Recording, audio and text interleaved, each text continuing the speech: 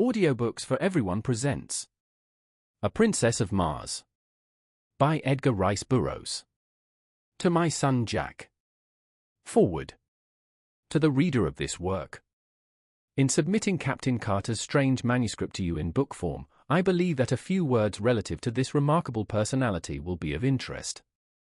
My first recollection of Captain Carter is of the few months he spent at my father's home in Virginia just prior to the opening of the Civil War. I was then a child of but 5 years, yet I well remember the tall, dark, smooth-faced, athletic man whom I called Uncle Jack. He seemed always to be laughing, and he entered into the sports of the children with the same hearty good fellowship he displayed toward those pastimes in which the men and women of his own age indulged, or he would sit for an hour at a time entertaining my old grandmother with stories of his strange, wild life in all parts of the world. We all loved him, and our slaves fairly worshipped the ground he trod. He was a splendid specimen of manhood, standing a good 2 inches over 6 feet, broad of shoulder and narrow of hip, with the carriage of the trained fighting man. His features were regular and clear-cut, his hair black and closely cropped, while his eyes were of a steel gray, reflecting a strong and loyal character, filled with fire and initiative. His manners were perfect, and his courtliness was that of a typical Southern gentleman of the highest type. His horsemanship, especially after hounds, was a marvel and delight even in that country of magnificent horsemen. I have often heard my father caution him against his wild recklessness, but he would only laugh, and say that the tumble that killed him would be from the back of a horse yet unfoaled. When the war broke out he left us, nor did I see him again for some 15 or 16 years. When he returned it was without warning, and I was much surprised to note that he had not aged apparently a moment, nor had he changed in any other outward way. He was, when others were with him, the same genial, happy fellow we had known of old, but when he thought himself alone I have seen him sit for hours gazing off into space, his face set in a look of wistful longing and hopeless misery, and at night he would sit thus looking up into the heavens, at what I did not know until I read his manuscript years afterward. He told us that he had been prospecting and mining in Arizona part of the time since the war, and that he had been very successful was evidenced by the unlimited amount of money with which he was supplied. As to the details of his life during these years he was very reticent, in fact he would not talk of them at all. He remained with us for about a year and then went to New York, where he purchased a little place on the Hudson, where I visited him once a year on the occasions of my trips to the New York market, my father and I owning and operating a string of general stores throughout Virginia at that time.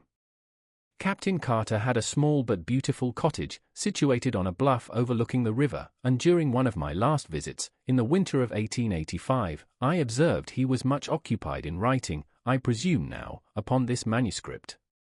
He told me at this time that if anything should happen to him he wished me to take charge of his estate, and he gave me a key to a compartment in the safe which stood in his study, telling me I would find his will there and some personal instructions which he had me pledge myself to carry out with absolute fidelity. After I had retired for the night I have seen him from my window standing in the moonlight on the brink of the bluff overlooking the Hudson with his arms stretched out to the heavens as though in appeal. I thought at the time that he was praying, although I never understood that he was in the strict sense of the term a religious man. Several months after I had returned home from my last visit, the 1st of March, 1886, I think, I received a telegram from him asking me to come to him at once.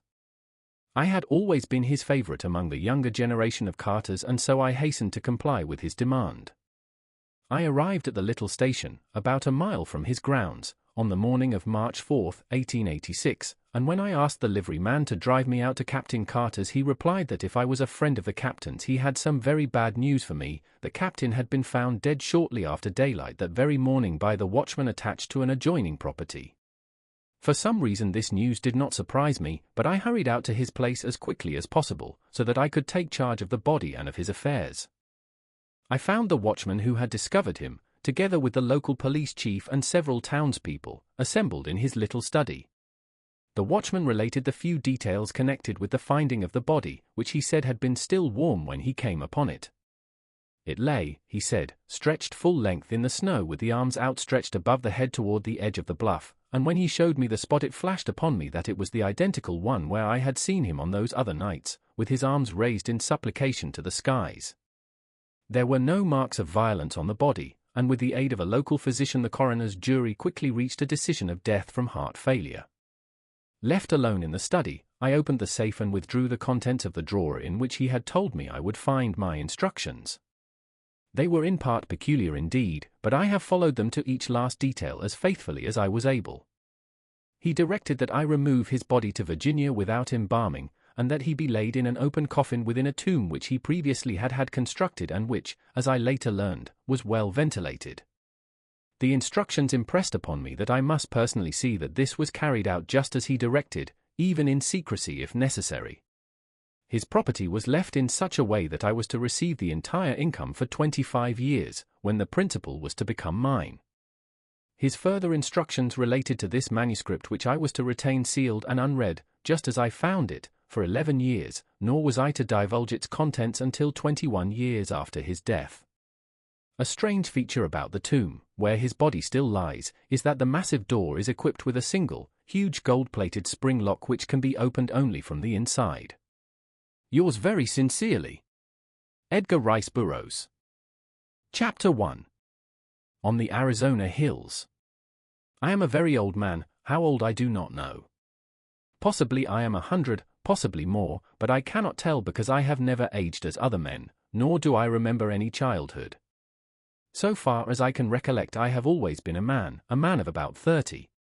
I appear today as I did 40 years and more ago, and yet I feel that I cannot go on living forever, that some day I shall die the real death from which there is no resurrection. I do not know why I should fear death, I who have died twice and am still alive, but yet I have the same horror of it as you who have never died, and it is because of this terror of death, I believe, that I am so convinced of my mortality. And because of this conviction I have determined to write down the story of the interesting periods of my life and of my death. I cannot explain the phenomena, I can only set down here in the words of an ordinary soldier of fortune a chronicle of the strange events that befell me during the 10 years that my dead body lay undiscovered in an Arizona cave.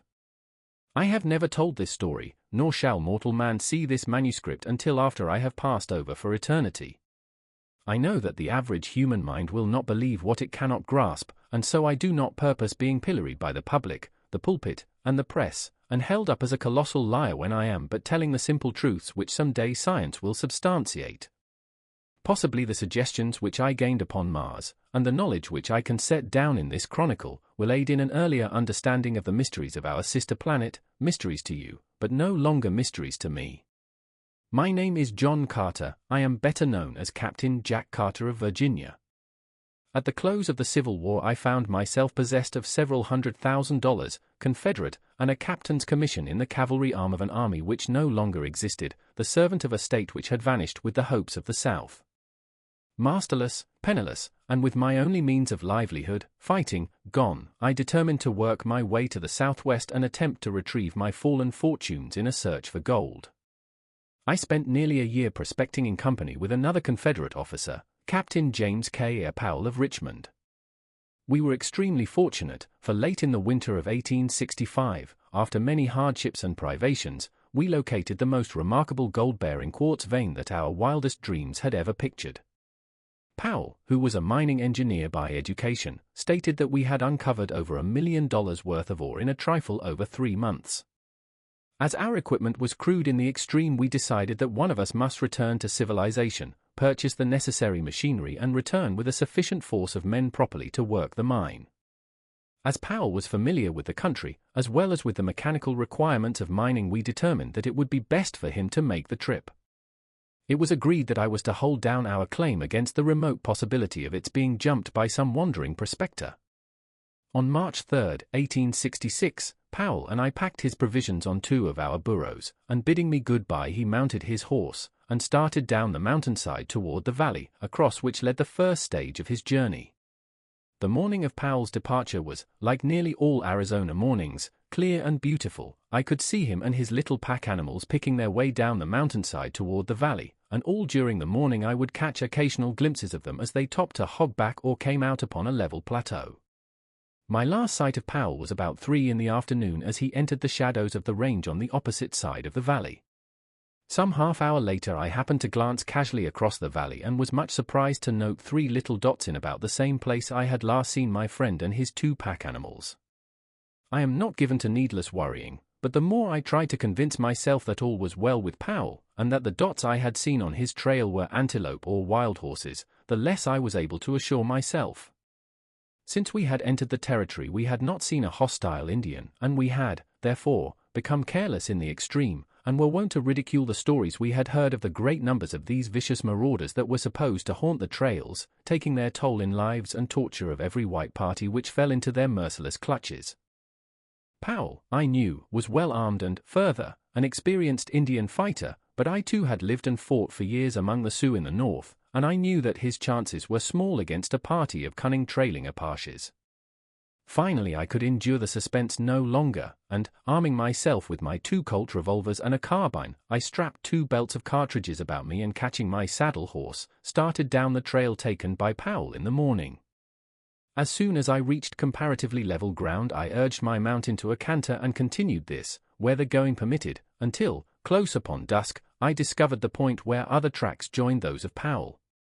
They were the tracks of unshod ponies, 3 of them, and the ponies had been galloping.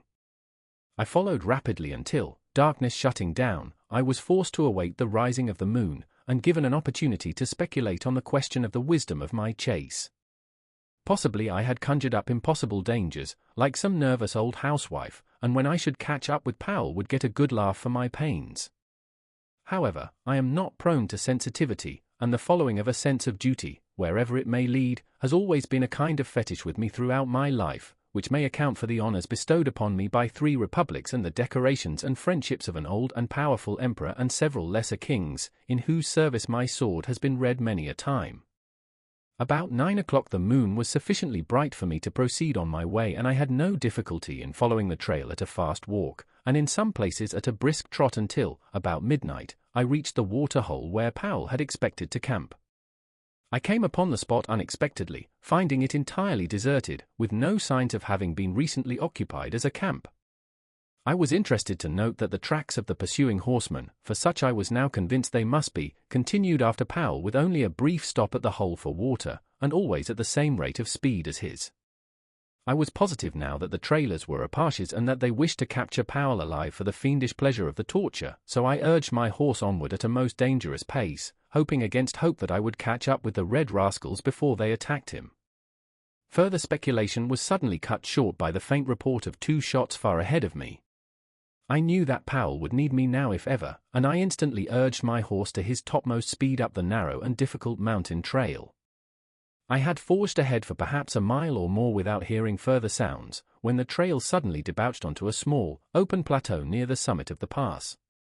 I had passed through a narrow, overhanging gorge just before entering suddenly upon this tableland, and the sight which met my eyes filled me with consternation and dismay. The little stretch of level land was white with Indian teepees, and there were probably 1,000 red warriors clustered around some object near the center of the camp.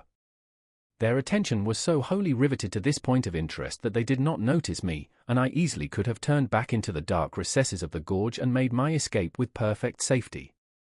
The fact, however, that this thought did not occur to me until the following day removes any possible right to a claim to heroism to which the narration of this episode might possibly otherwise entitle me. I do not believe that I am made of the stuff which constitutes heroes, because, in all of the hundreds of instances that my voluntary acts have placed me face to face with death, I cannot recall a single one where any alternative step to that I took occurred to me until many hours later. My mind is evidently so constituted that I am subconsciously forced into the path of duty without recourse to tiresome mental processes. However that may be, I have never regretted that cowardice is not optional with me. In this instance I was, of course, positive that Powell was the center of attraction, but whether I thought or acted first I do not know. But within an instant from the moment the scene broke upon my view I had whipped out my revolvers and was charging down upon the entire army of warriors, shooting rapidly, and whooping at the top of my lungs. Single-handed, I could not have pursued better tactics, for the red men, convinced by sudden surprise that not less than a regiment of regulars was upon them, turned and fled in every direction for their bows, arrows, and rifles. The view which their hurried routing disclosed filled me with apprehension and with rage. Under the clear rays of the Arizona moon lay Powell, his body fairly bristling with the hostile arrows of the braves. That he was already dead I could not but be convinced, and yet I would have saved his body from mutilation at the hands of the Apaches as quickly as I would have saved the man himself from death. Riding close to him I reached down from the saddle, and grasping his cartridge belt drew him up across the withers of my mount. A backward glance convinced me that to return by the way I had come would be more hazardous than to continue across the plateau, so, putting spurs to my poor beast, I made a dash for the opening to the pass which I could distinguish on the far side of the tableland. The Indians had by this time discovered that I was alone, and I was pursued with imprecations, arrows, and rifle balls. The fact that it is difficult to aim anything but imprecations accurately by moonlight, that they were upset by the sudden and unexpected manner of my advent, and that I was a rather rapidly moving target saved me from the various deadly projectiles of the enemy and permitted me to reach the shadows of the surrounding peaks before an orderly pursuit could be organized. My horse was traveling practically unguided, as I knew that I had probably less knowledge of the exact location of the trail to the pass than he, and thus it happened that he entered a defile which led to the summit of the range and not to the pass which I had hoped would carry me to the valley and to safety. It is probable, however, that to this fact I owe my life and the remarkable experiences and adventures which befell me during the following 10 years. My first knowledge that I was on the wrong trail came when I heard the yells of the pursuing savages suddenly grow fainter and fainter far off to my left. I knew then that they had passed to the left of the jagged rock formation at the edge of the plateau, to the right of which my horse had borne me and the body of Powell. I drew rein on a little level promontory overlooking the trail below and to my left, and saw the party of pursuing savages disappearing around the point of a neighboring peak. I knew the Indians would soon discover that they were on the wrong trail and that the search for me would be renewed in the right direction as soon as they located my tracks. I had gone but a short distance further when what seemed to be an excellent trail opened up around the face of a high cliff. The trail was level and quite broad and led upward and in the general direction I wished to go. The cliff arose for several hundred feet on my right, and on my left was an equal and nearly perpendicular drop to the bottom of a rocky ravine. I had followed this trail for perhaps 100 yards when a sharp turn to the right brought me to the mouth of a large cave. The opening was about 4 feet in height and 3 to 4 feet wide, and at this opening the trail ended. It was now morning, and, with the customary lack of dawn which is a startling characteristic of Arizona, it had become daylight almost without warning. Dismounting, I laid Powell upon the ground, but the most painstaking examination failed to reveal the faintest spark of life. I forced water from my canteen between his dead lips, bathed his face and rubbed his hands, working over him continuously for the better part of an hour in the face of the fact that I knew him to be dead. I was very fond of Powell. He was thoroughly a man in every respect, the polished Southern gentleman, a staunch and true friend, and it was with a feeling of the deepest grief that I finally gave up my crude endeavors at resuscitation. Leaving Powell's body where it lay on the ledge, I crept into the cave to reconnoiter. I found a large chamber, possibly 100 feet in diameter and 30 or 40 feet in height, a smooth and well-worn floor, and many other evidences that the cave had, at some remote period, been inhabited. The back of the cave was so lost in dense shadow that I could not distinguish whether there were openings into other apartments or not. As I was continuing my examination, I commenced to feel a pleasant drowsiness creeping over me, which I attributed to the fatigue of my long and strenuous ride, and the reaction from the excitement of the fight and the pursuit. I felt comparatively safe in my present location, as I knew that one man could defend the trail to the cave against an army.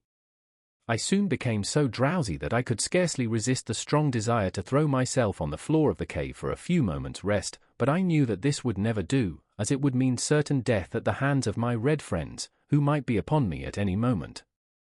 With an effort I started toward the opening of the cave, only to reel drunkenly against a side wall, and from there slip prone upon the floor. Chapter 2. The Escape of the Dead. A sense of delicious dreaminess overcame me, my muscles relaxed, and I was on the point of giving way to my desire to sleep when the sound of approaching horses reached my ears. I attempted to spring to my feet, but was horrified to discover that my muscles refused to respond to my will. I was now thoroughly awake, but as unable to move a muscle as though turned to stone. It was then, for the first time, that I noticed a slight vapor filling the cave. It was extremely tenuous and only noticeable against the opening which led to daylight. There also came to my nostrils a faintly pungent odor, and I could only assume that I had been overcome by some poisonous gas, but why I should retain my mental faculties and yet be unable to move I could not fathom. I lay facing the opening of the cave and where I could see the short stretch of trail which lay between the cave and the turn of the cliff around which the trail led. The noise of the approaching horses had ceased, and I judged the Indians were creeping stealthily upon me along the little ledge which led to my living tomb. I remember that I hoped they would make short work of me, as I did not particularly relish the thought of the innumerable things they might do to me if the spirit prompted them. I had not long to wait before a stealthy sound apprised me of their nearness, and then a war-bonneted, paint-streaked face was thrust cautiously around the shoulder of the cliff, and savage eyes looked into mine. That he could see me in the dim light of the cave I was sure, for the early morning sun was falling full upon me through the opening. The fellow, instead of approaching, merely stood and stared, his eyes bulging and his jaw dropped. And then another savage face appeared, and a third and fourth and fifth, craning their necks over the shoulders of their fellows whom they could not pass upon the narrow ledge. Each face was the picture of awe and fear, but for what reason I did not know, nor did I learn until 10 years later.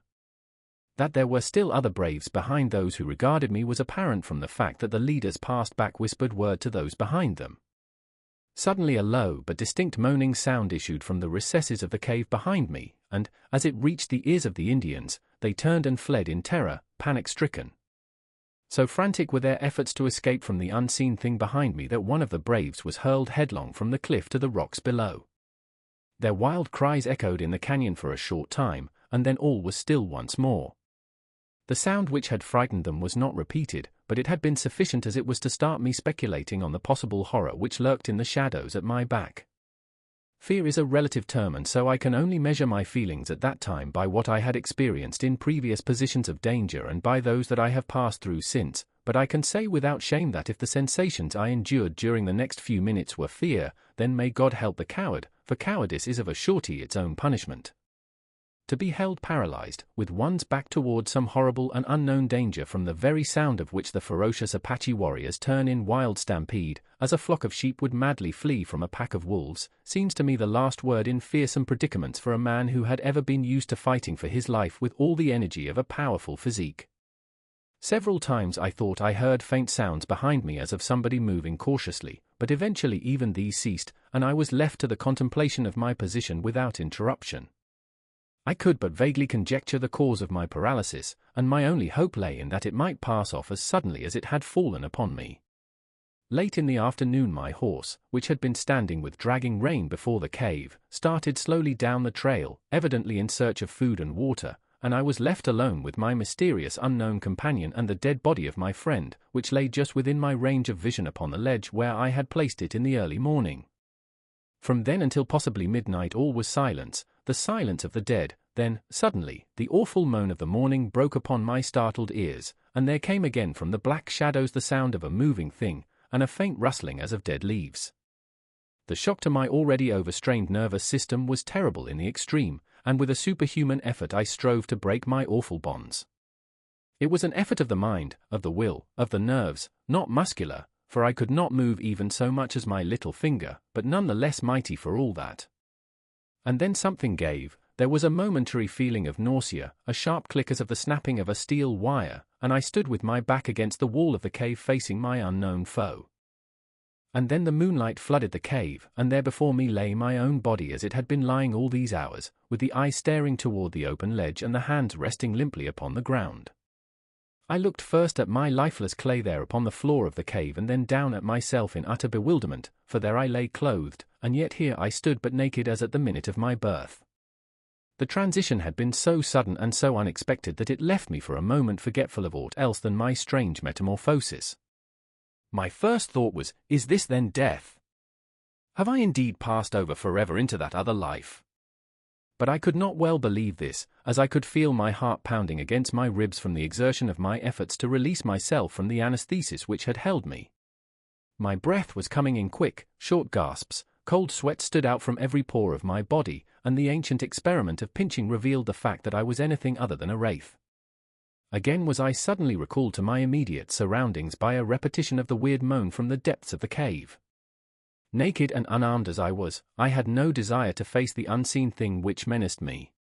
My revolvers were strapped to my lifeless body which, for some unfathomable reason, I could not bring myself to touch. My carbine was in its boot, strapped to my saddle, and as my horse had wandered off I was left without means of defense. My only alternative seemed to lie in flight, and my decision was crystallized by a recurrence of the rustling sound from the thing which now seemed, in the darkness of the cave and to my distorted imagination, to be creeping stealthily upon me.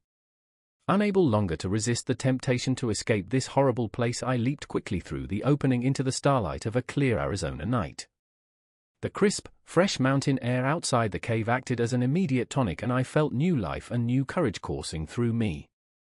Pausing upon the brink of the ledge, I upbraided myself for what now seemed to me wholly unwarranted apprehension. I reasoned with myself that I had lain helpless for many hours within the cave, yet nothing had molested me, and my better judgment, when permitted the direction of clear and logical reasoning, convinced me that the noises I had heard must have resulted from purely natural and harmless causes. Probably the conformation of the cave was such that a slight breeze had caused the sounds I heard. I decided to investigate, but first I lifted my head to fill my lungs with the pure, invigorating night air of the mountains. As I did so, I saw stretching far below me the beautiful vista of rocky gorge, and level, cacti-studded flat, wrought by the moonlight into a miracle of soft splendor and wondrous enchantment. Few Western wonders are more inspiring than the beauties of an Arizona moonlit landscape, the silvered mountains in the distance, the strange lights and shadows upon Hogback and Arroyo, and the grotesque details of the stiff, yet beautiful cacti form a picture at once enchanting and inspiring, as though one were catching for the first time a glimpse of some dead and forgotten world, so different is it from the aspect of any other spot upon our earth. As I stood thus meditating, I turned my gaze from the landscape to the heavens, where the myriad stars formed a gorgeous and fitting canopy for the wonders of the earthly scene. My attention was quickly riveted by a large red star close to the distant horizon. As I gazed upon it, I felt a spell of overpowering fascination. It was Mars, the god of war, and for me, the fighting man, it had always held the power of irresistible enchantment. As I gazed at it on that far-gone night, it seemed to call across the unthinkable void, to lure me to it, to draw me as the lodestone attracts a particle of iron. My longing was beyond the power of opposition. I closed my eyes, stretched out my arms toward the god of my vocation, and felt myself drawn with the suddenness of thought through the trackless immensity of space. There was an instant of extreme cold and utter darkness. Chapter 3. My Advent on Mars. I opened my eyes upon a strange and weird landscape. I knew that I was on Mars. Not once did I question either my sanity or my wakefulness. I was not asleep, no need for pinching here. My inner consciousness told me as plainly that I was upon Mars as your conscious mind tells you that you are upon Earth. You do not question the fact, neither did I. I found myself lying prone upon a bed of yellowish, moss-like vegetation which stretched around me in all directions for interminable miles. I seemed to be lying in a deep, circular basin, along the outer verge of which I could distinguish the irregularities of low hills. It was midday, the sun was shining full upon me, and the heat of it was rather intense upon my naked body, yet no greater than would have been true under similar conditions on an Arizona desert. Here and there were slight outcroppings of quartz-bearing rock which glistened in the sunlight, and a little to my left, perhaps 100 yards, appeared a low, walled enclosure about 4 feet in height. No water, and no other vegetation than the moss was in evidence, and as I was somewhat thirsty I determined to do a little exploring. Springing to my feet, I received my first Martian surprise, for the effort, which on Earth would have brought me standing upright, carried me into the Martian air to the height of about 3 yards. I alighted softly upon the ground, however, without appreciable shock or jar. Now commenced a series of evolutions which even then seemed ludicrous in the extreme. I found that I must learn to walk all over again, as the muscular exertion which carried me easily and safely upon Earth played strange antics with me upon Mars. Instead of progressing in a sane and dignified manner, my attempts to walk resulted in a variety of hops which took me clear of the ground a couple of feet at each step and landed me sprawling upon my face or back at the end of each second or third hop. My muscles, perfectly attuned and accustomed to the force of gravity on Earth, played the mischief with me in attempting for the first time to cope with the lesser gravitation and lower air pressure on Mars. I was determined, however, to explore the low structure which was the only evidence of habitation in sight, and so I hit upon the unique plan of reverting to first principles in locomotion, creeping. I did fairly well at this and in a few moments had reached the low, encircling wall of the enclosure. There appeared to be no doors or windows upon the side nearest me, but as the wall was but about 4 feet high, I cautiously gained my feet and peered over the top upon the strangest sight it had ever been given me to see. The roof of the enclosure was of solid glass about 4 or 5 inches in thickness, and beneath this were several hundred large eggs, perfectly round and snowy white. The eggs were nearly uniform in size, being about 2½ feet in diameter. 5 or 6 had already hatched, and the grotesque caricatures which sat blinking in the sunlight were enough to cause me to doubt my sanity.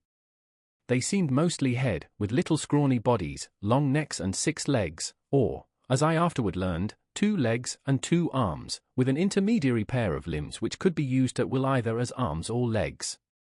Their eyes were set at the extreme sides of their heads a trifle above the center and protruded in such a manner that they could be directed either forward or back, and also independently of each other, thus permitting this queer animal to look in any direction, or in 2 directions at once, without the necessity of turning the head.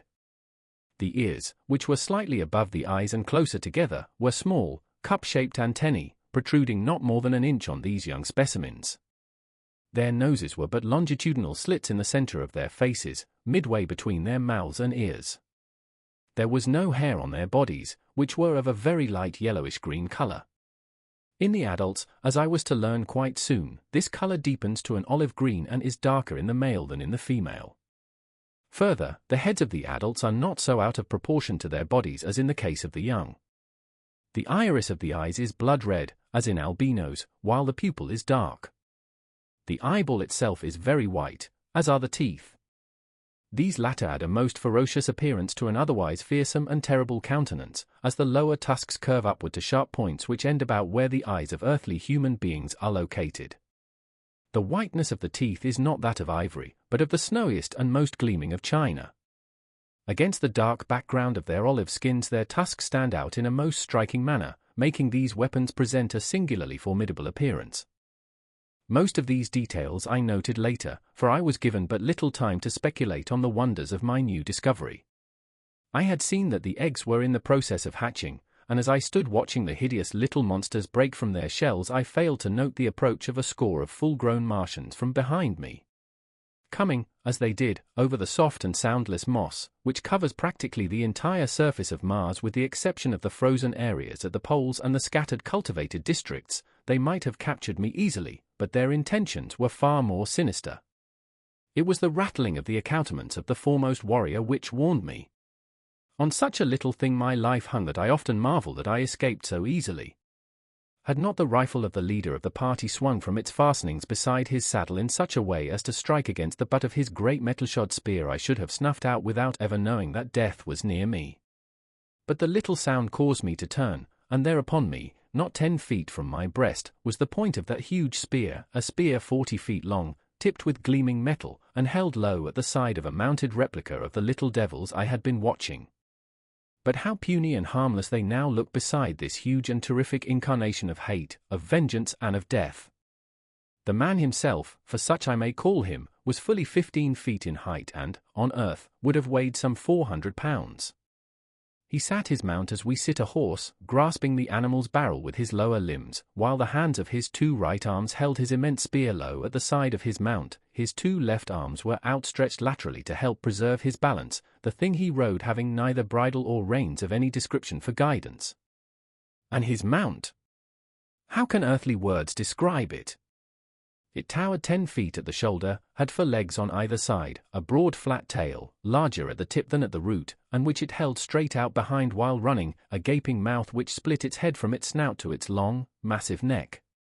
Like its master, it was entirely devoid of hair, but was of a dark slate color and exceeding smooth and glossy. Its belly was white, and its legs shaded from the slate of its shoulders and hips to a vivid yellow at the feet.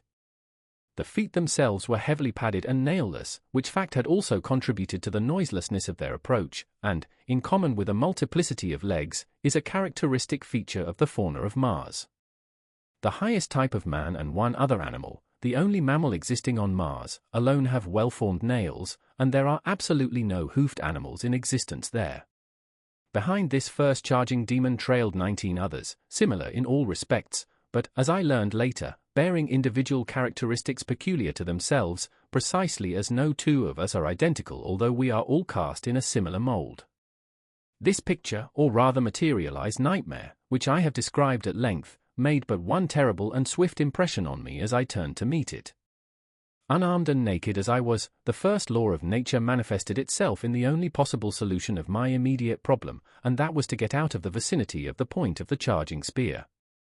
Consequently, I gave a very earthly and at the same time superhuman leap to reach the top of the Martian incubator, for such I had determined it must be. My effort was crowned with a success which appalled me no less than it seemed to surprise the Martian warriors, for it carried me fully 30 feet into the air and landed me 100 feet from my pursuers and on the opposite side of the enclosure. I alighted upon the soft moss easily and without mishap, and turning saw my enemies lined up along the further wall. Some were surveying me with expressions which I afterward discovered marked extreme astonishment, and the others were evidently satisfying themselves that I had not molested their young. They were conversing together in low tones, and gesticulating and pointing toward me. Their discovery that I had not harmed the little Martians, and that I was unarmed, must have caused them to look upon me with less ferocity, but, as I was to learn later, the thing which weighed most in my favor was my exhibition of hurdling. While the Martians are immense, their bones are very large and they are muscled only in proportion to the gravitation which they must overcome. The result is that they are infinitely less agile and less powerful, in proportion to their weight, than an Earthman, and I doubt that were one of them suddenly to be transported to Earth he could lift his own weight from the ground. In fact, I am convinced that he could not do so. My feat then was as marvelous upon Mars as it would have been upon Earth, and from desiring to annihilate me they suddenly looked upon me as a wonderful discovery to be captured and exhibited among their fellows. The respite my unexpected agility had given me permitted me to formulate plans for the immediate future and to note more closely the appearance of the warriors, for I could not disassociate these people in my mind from those other warriors who, only the day before, had been pursuing me.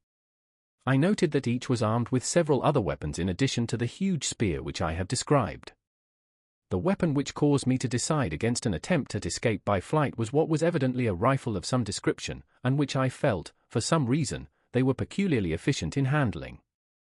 These rifles were of a white metal stocked with wood, which I learned later was a very light and intensely hard growth much prized on Mars, and entirely unknown to us denizens of Earth. The metal of the barrel is an alloy composed principally of aluminum and steel which they have learned to temper to a hardness far exceeding that of the steel with which we are familiar. The weight of these rifles is comparatively little, and with the small caliber, explosive, radium projectiles which they use, and the great length of the barrel, they are deadly in the extreme and at ranges which would be unthinkable on Earth. The theoretic effective radius of this rifle is 300 miles, but the best they can do in actual service when equipped with their wireless finders and sighters is but a trifle over 200 miles.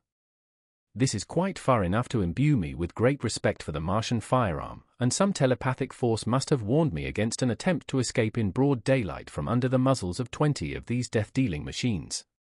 The Martians, after conversing for a short time, turned and rode away in the direction from which they had come, leaving one of their number alone by the enclosure. When they had covered perhaps 200 yards they halted, and turning their mounts toward us sat watching the warrior by the enclosure.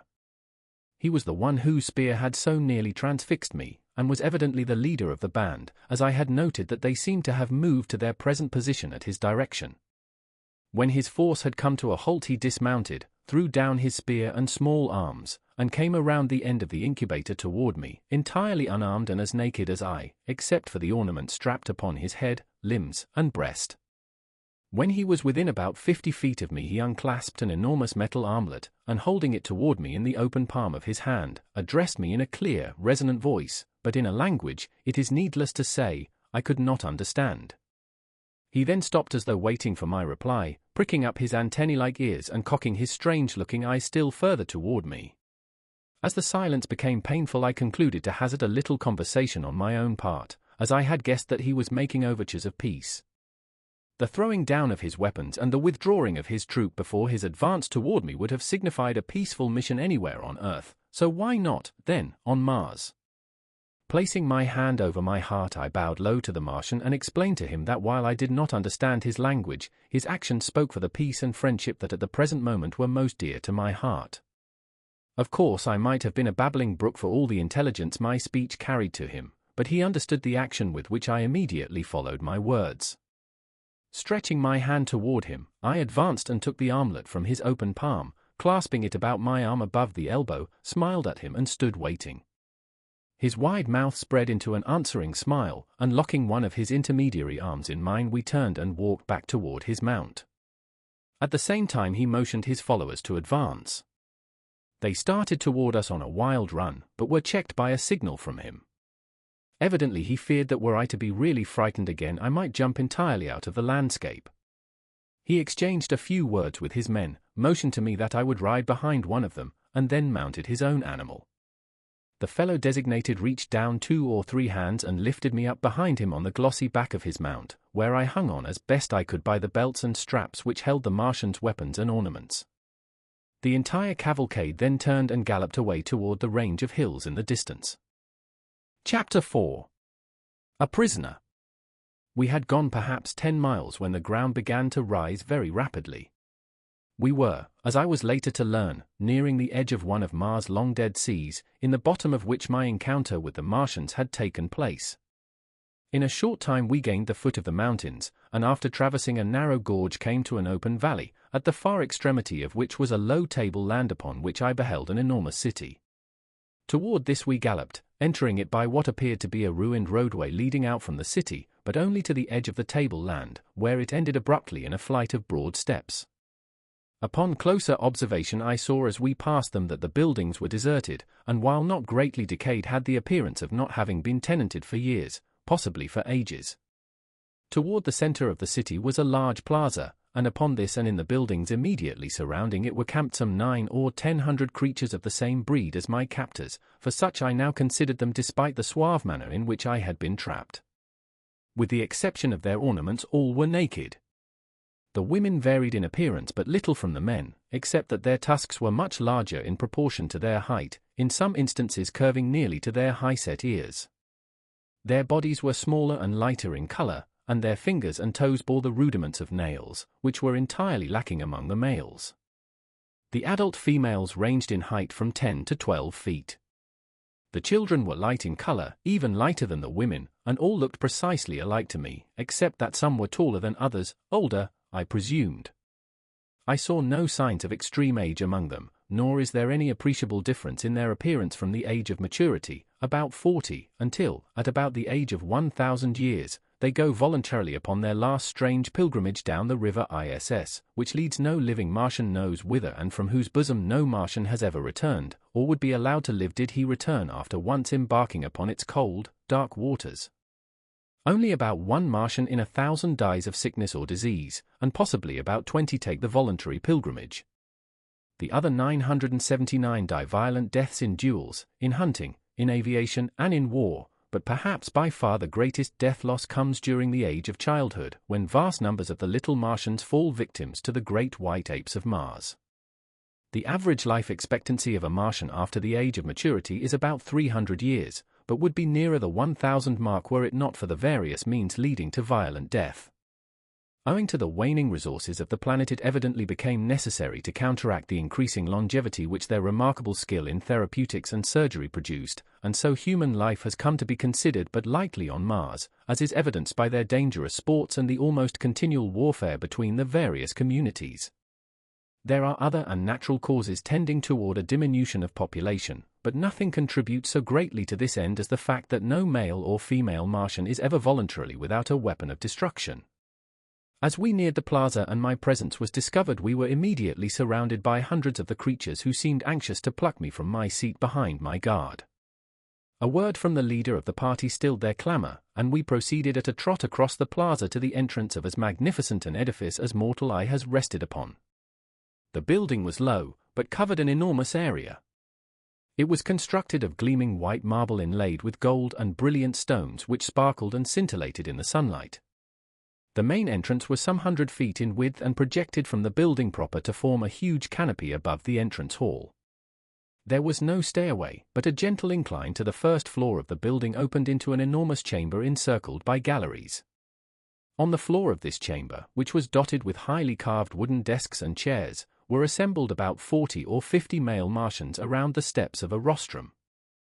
On the platform proper squatted an enormous warrior heavily loaded with metal ornaments, gay-colored feathers, and beautifully wrought leather trappings ingeniously set with precious stones. From his shoulders depended a short cape of white fur lined with brilliant scarlet silk. What struck me as most remarkable about this assemblage and the hall in which they were congregated was the fact that the creatures were entirely out of proportion to the desks, chairs, and other furnishings, these being of a size adapted to human beings such as I, whereas the great bulks of the Martians could scarcely have squeezed into the chairs, nor was there room beneath the desks for their long legs. Evidently, then, there were other denizens on Mars than the wild and grotesque creatures into whose hands I had fallen, but the evidences of extreme antiquity which showed all around me indicated that these buildings might have belonged to some long extinct and forgotten race in the dim antiquity of Mars. Our party had halted at the entrance to the building, and at a sign from the leader I had been lowered to the ground. Again locking his arm in mine, we had proceeded into the audience chamber. There were few formalities observed in approaching the Martian chieftain. My captor merely strode up to the rostrum, the others making way for him as he advanced. The chieftain rose to his feet and uttered the name of my escort who, in turn, halted and repeated the name of the ruler followed by his title. At the time, this ceremony and the words they uttered meant nothing to me, but later I came to know that this was the customary greeting between green Martians. Had the men been strangers, and therefore unable to exchange names, they would have silently exchanged ornaments, had their missions been peaceful. Otherwise they would have exchanged shots, or have fought out their introduction with some other of their various weapons. My captor, whose name was Tarkas, was virtually the vice-chieftain of the community, and a man of great ability as a statesman and warrior. He evidently explained briefly the incidents connected with his expedition, including my capture, and when he had concluded the chieftain addressed me at some length. I replied in our good old English tongue merely to convince him that neither of us could understand the other, but I noticed that when I smiled slightly on concluding, he did likewise. This fact, and the similar occurrence during my first talk with Tarkas, convinced me that we had at least something in common, the ability to smile, therefore to laugh, denoting a sense of humor.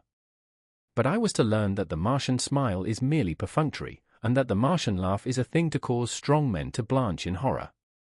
The ideas of humor among the green men of Mars are widely at variance with our conceptions of incitants to merriment. The death agonies of a fellow being are, to these strange creatures, provocative of the wildest hilarity, while their chief form of commonest amusement is to inflict death on their prisoners of war in various ingenious and horrible ways.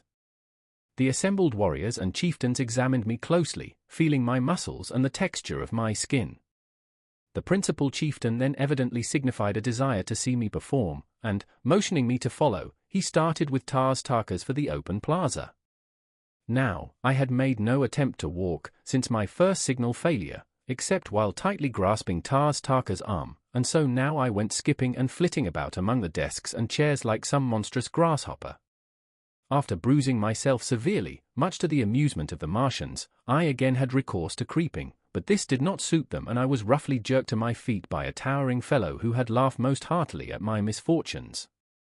As he banged me down upon my feet his face was bent close to mine and I did the only thing a gentleman might do under the circumstances of brutality, boorishness, and lack of consideration for a stranger's rights. I swung my fist squarely to his jaw and he went down like a felled ox.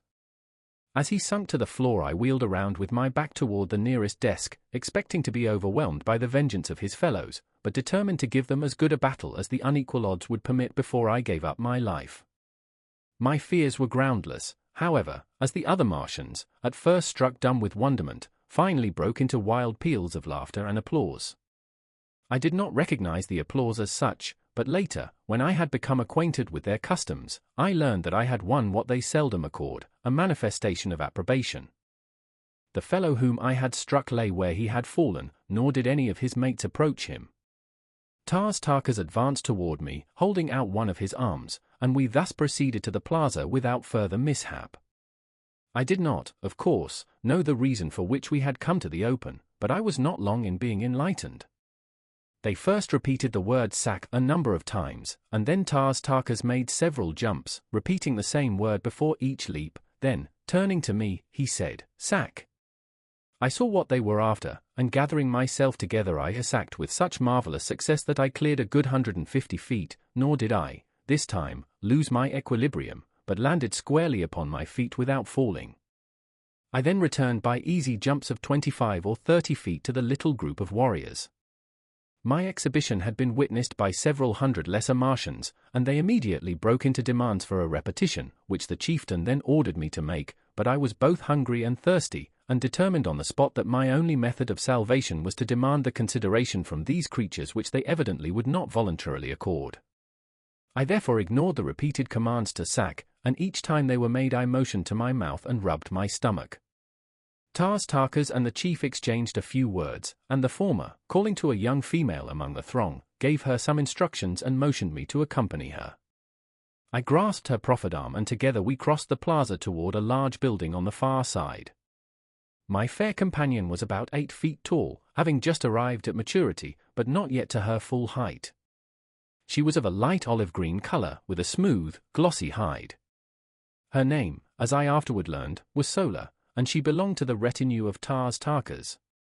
She conducted me to a spacious chamber in one of the buildings fronting on the plaza, and which, from the litter of silks and furs upon the floor, I took to be the sleeping quarters of several of the natives.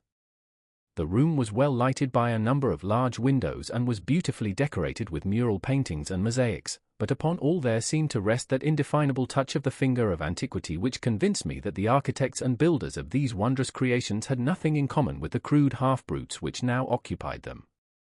Sola motioned me to be seated upon a pile of silks near the center of the room, and, turning, made a peculiar hissing sound, as though signaling to someone in an adjoining room. In response to her call I obtained my first sight of a new Martian wonder. It waddled in on its 10 short legs, and squatted down before the girl like an obedient puppy.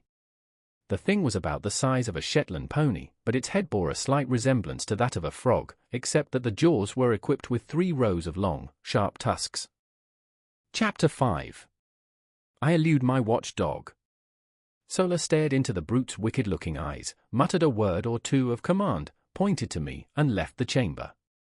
I could not but wonder what this ferocious-looking monstrosity might do when left alone in such close proximity to such a relatively tender morsel of meat, but my fears were groundless, as the beast, after surveying me intently for a moment, crossed the room to the only exit which led to the street, and lay down full length across the threshold. This was my first experience with a Martian watchdog, but it was destined not to be my last, for this fellow guarded me carefully during the time I remained a captive among these green men, twice saving my life, and never voluntarily being away from me a moment. While Sola was away I took occasion to examine more minutely the room in which I found myself captive. The mural painting depicted scenes of rare and wonderful beauty in mountains, rivers, lake, ocean, meadow, trees, and flowers, winding roadways, sun-kissed gardens, scenes which might have portrayed earthly views but for the different colorings of the vegetation. The work had evidently been wrought by a master hand, so subtle the atmosphere, so perfect the technique, yet nowhere was there a representation of a living animal, either human or brute, by which I could guess at the likeness of these other and perhaps extinct denizens of Mars. While I was allowing my fancy to run riot in wild conjecture on the possible explanation of the strange anomalies which I had so far met with on Mars, Sola returned bearing both food and drink. These she placed on the floor beside me, and seating herself a short ways off regarded me intently. The food consisted of about a pound of some solid substance of the consistency of cheese and almost tasteless, while the liquid was apparently milk from some animal. It was not unpleasant to the taste, though slightly acid, and I learned in a short time to prize it very highly.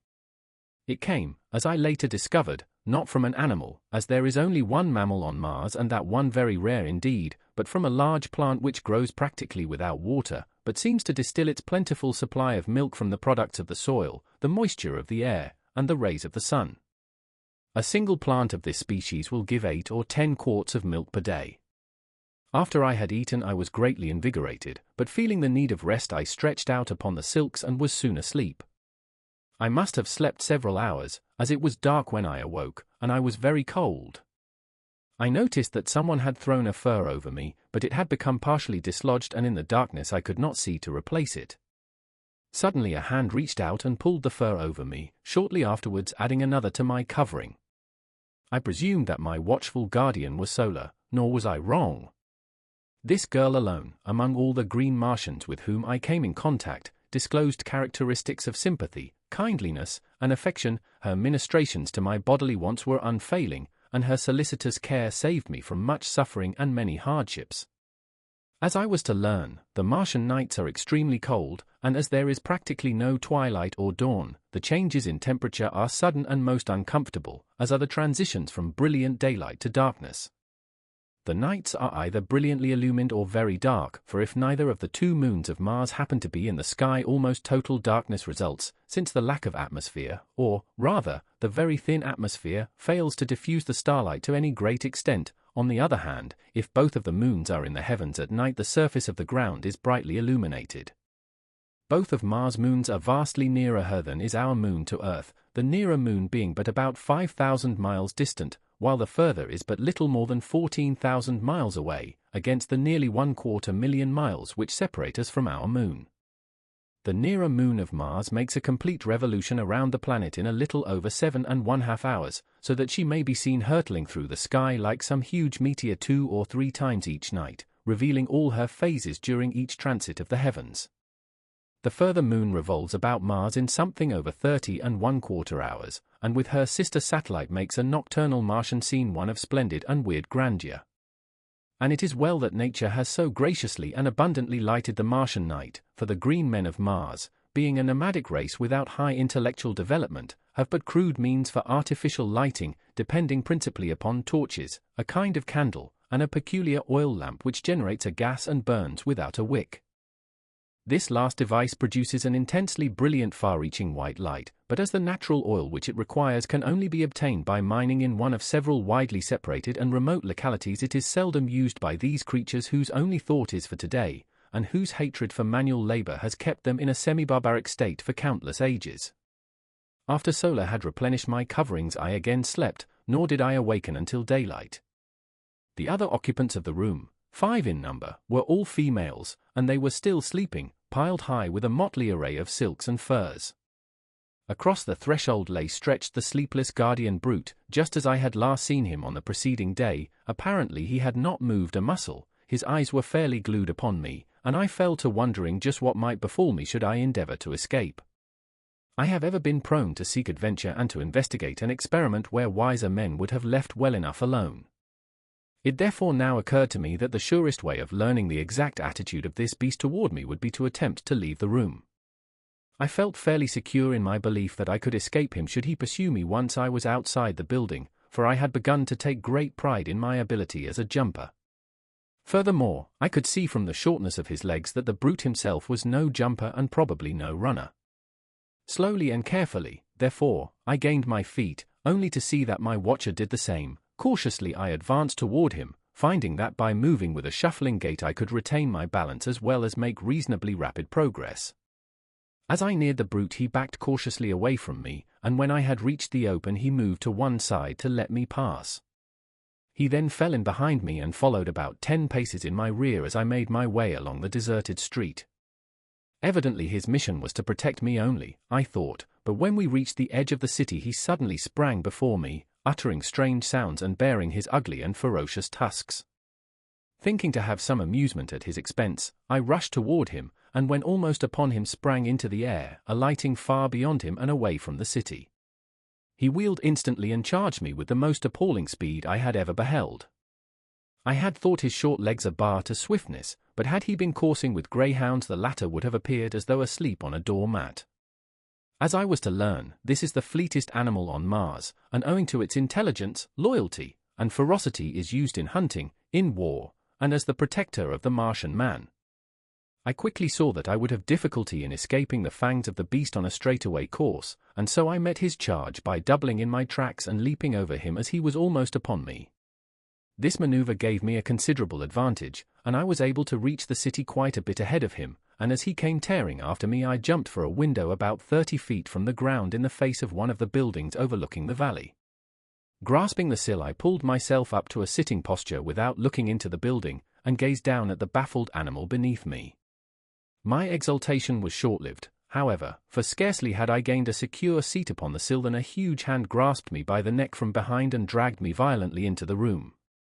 Here I was thrown upon my back, and beheld standing over me a colossal ape-like creature, white and hairless except for an enormous shock of bristly hair upon its head. Chapter 6. A Fight That Won Friends. The thing, which more nearly resembled our earthly men than it did the Martians I had seen, held me pinioned to the ground with one huge foot, while it jabbered and gesticulated at some answering creature behind me. This other, which was evidently its mate, soon came toward us, bearing a mighty stone cudgel with which it evidently intended to brain me. The creatures were about 10 or 15 feet tall, standing erect, and had, like the green Martians, an intermediary set of arms or legs, midway between their upper and lower limbs. Their eyes were close together and non-protruding, their ears were high-set, but more laterally located than those of the Martians, while their snouts and teeth were strikingly like those of our African gorilla. Altogether they were not unlovely when viewed in comparison with the green Martians. The cudgel was swinging in the arc which ended upon my upturned face when a bolt of myriad-legged horror hurled itself through the doorway full upon the breast of my executioner. With a shriek of fear the ape which held me leaped through the open window, but its mate closed in a terrific death struggle with my preserver, which was nothing less than my faithful watch-thing. I cannot bring myself to call so hideous a creature a dog.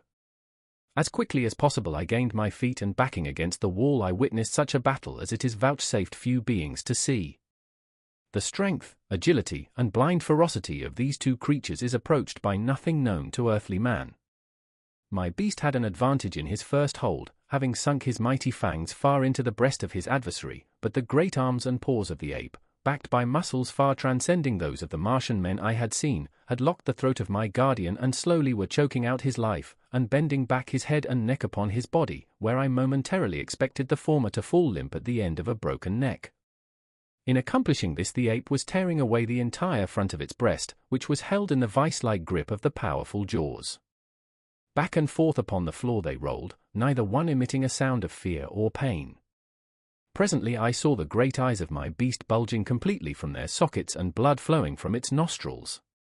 That he was weakening perceptibly was evident, but so also was the ape, whose struggles were growing momentarily less. Suddenly I came to myself and, with that strange instinct which seems ever to prompt me to my duty, I seized the cudgel, which had fallen to the floor at the commencement of the battle, and swinging it with all the power of my earthly arms I crashed it full upon the head of the ape, crushing his skull as though it had been an eggshell. Scarcely had the blow descended when I was confronted with a new danger. The ape's mate, recovered from its first shock of terror, had returned to the scene of the encounter by way of the interior of the building. I glimpsed him just before he reached the doorway, and the sight of him, now roaring as he perceived his lifeless fellow stretched upon the floor, and frothing at the mouth, in the extremity of his rage, filled me, I must confess, with dire forebodings. I am ever willing to stand and fight when the odds are not too overwhelmingly against me, but in this instance I perceived neither glory nor profit in pitting my relatively puny strength against the iron muscles and brutal ferocity of this enraged denizen of an unknown world. In fact, the only outcome of such an encounter, so far as I might be concerned, seemed sudden death. I was standing near the window, and I knew that once in the street I might gain the plaza and safety before the creature could overtake me. At least there was a chance for safety in flight, against almost certain death should I remain and fight however desperately. It is true I held the cudgel, but what could I do with it against his great arms? Even should I break one of them with my first blow, for I figured that he would attempt to ward off the cudgel, he could reach out and annihilate me with the others before I could recover for a second attack. In the instant that these thoughts passed through my mind I had turned to make for the window, but my eyes alighting on the form of my erstwhile guardian threw all thoughts of flight to the four winds. He lay gasping upon the floor of the chamber, his great eyes fastened upon me in what seemed a pitiful appeal for protection. I could not withstand that look, nor could I, on second thought, have deserted my rescuer without giving as good an account of myself in his behalf as he had in mine. Without more ado, therefore, I turned to meet the charge of the infuriated bull ape. He was now too close upon me for the cudgel to prove of any effective assistance, so I merely threw it as heavily as I could at his advancing bulk. It struck him just below the knees, eliciting a howl of pain and rage, and so throwing him off his balance that he lunged full upon me with arms wide stretched to ease his fall. Again, as on the preceding day, I had recourse to earthly tactics, and swinging my right fist full upon the point of his chin I followed it with a smashing left to the pit of his stomach. The effect was marvelous, for, as I lightly sidestepped, after delivering the second blow, he reeled and fell upon the floor doubled up with pain and gasping for wind. Leaping over his prostrate body, I seized the cudgel and finished the monster before he could regain his feet. As I delivered the blow, a low laugh rang out behind me, and, turning, I beheld Tarkas, Sola, and 3 or 4 warriors standing in the doorway of the chamber. As my eyes met theirs, I was, for the second time, the recipient of their zealously guarded applause. My absence had been noted by Sola on her awakening, and she had quickly informed Tarkas, who had set out immediately with a handful of warriors to search for me. As they had approached the limits of the city, they had witnessed the actions of the bull ape as he bolted into the building, frothing with rage. They had followed immediately behind him, thinking it barely possible that his actions might prove a clue to my whereabouts, and had witnessed my short but decisive battle with him. This encounter, together with my set-to with the Martian warrior on the previous day and my feats of jumping, placed me upon a high pinnacle in their regard. Evidently devoid of all the finer sentiments of friendship, love, or affection, these people fairly worship physical prowess and bravery, and nothing is too good for the object of their adoration as long as he maintains his position by repeated examples of his skill, strength, and courage. Sola, who had accompanied the searching party of her own volition, was the only one of the Martians whose face had not been twisted in laughter as I battled for my life. She, on the contrary, was sober with apparent solicitude and, as soon as I had finished the monster, rushed to me and carefully examined my body for possible wounds or injuries. Satisfying herself that I had come off unscathed, she smiled quietly, and, taking my hand, started toward the door of the chamber. Tarkas and the other warriors had entered and were standing over the now rapidly reviving brute which had saved my life, and whose life I, in turn, had rescued. They seemed to be deep in argument, and finally one of them addressed me, but remembering my ignorance of his language, turned back to Tarkas, who, with a word and gesture, gave some command to the fellow and turned to follow us from the room. There seemed something menacing in their attitude toward my beast, and I hesitated to leave until I had learned the outcome. It was well I did so, for the warrior drew an evil-looking pistol from its holster and was on the point of putting an end to the creature when I sprang forward and struck up his arm. The bullet, striking the wooden casing of the window, exploded, blowing a hole completely through the wood and masonry. I then knelt down beside the fearsome-looking thing, and raising it to its feet, motioned for it to follow me. The looks of surprise which my actions elicited from the Martians were ludicrous. They could not understand, except in a feeble and childish way, such attributes as gratitude and compassion. The warrior whose gun I had struck up looked inquiringly at Tarkas, but the latter signed that I be left to my own devices, and so we returned to the plaza with my great beast following close at heel, and Sola grasping me tightly by the arm. I had at least 2 friends on Mars, a young woman who watched over me with motherly solicitude, and a dumb brute which, as I later came to know, held in its poor ugly carcass more love, more loyalty, more gratitude than could have been found in the entire 5 million green Martians who rove the deserted cities and dead sea bottoms of Mars. Chapter 7. Child Raising on Mars.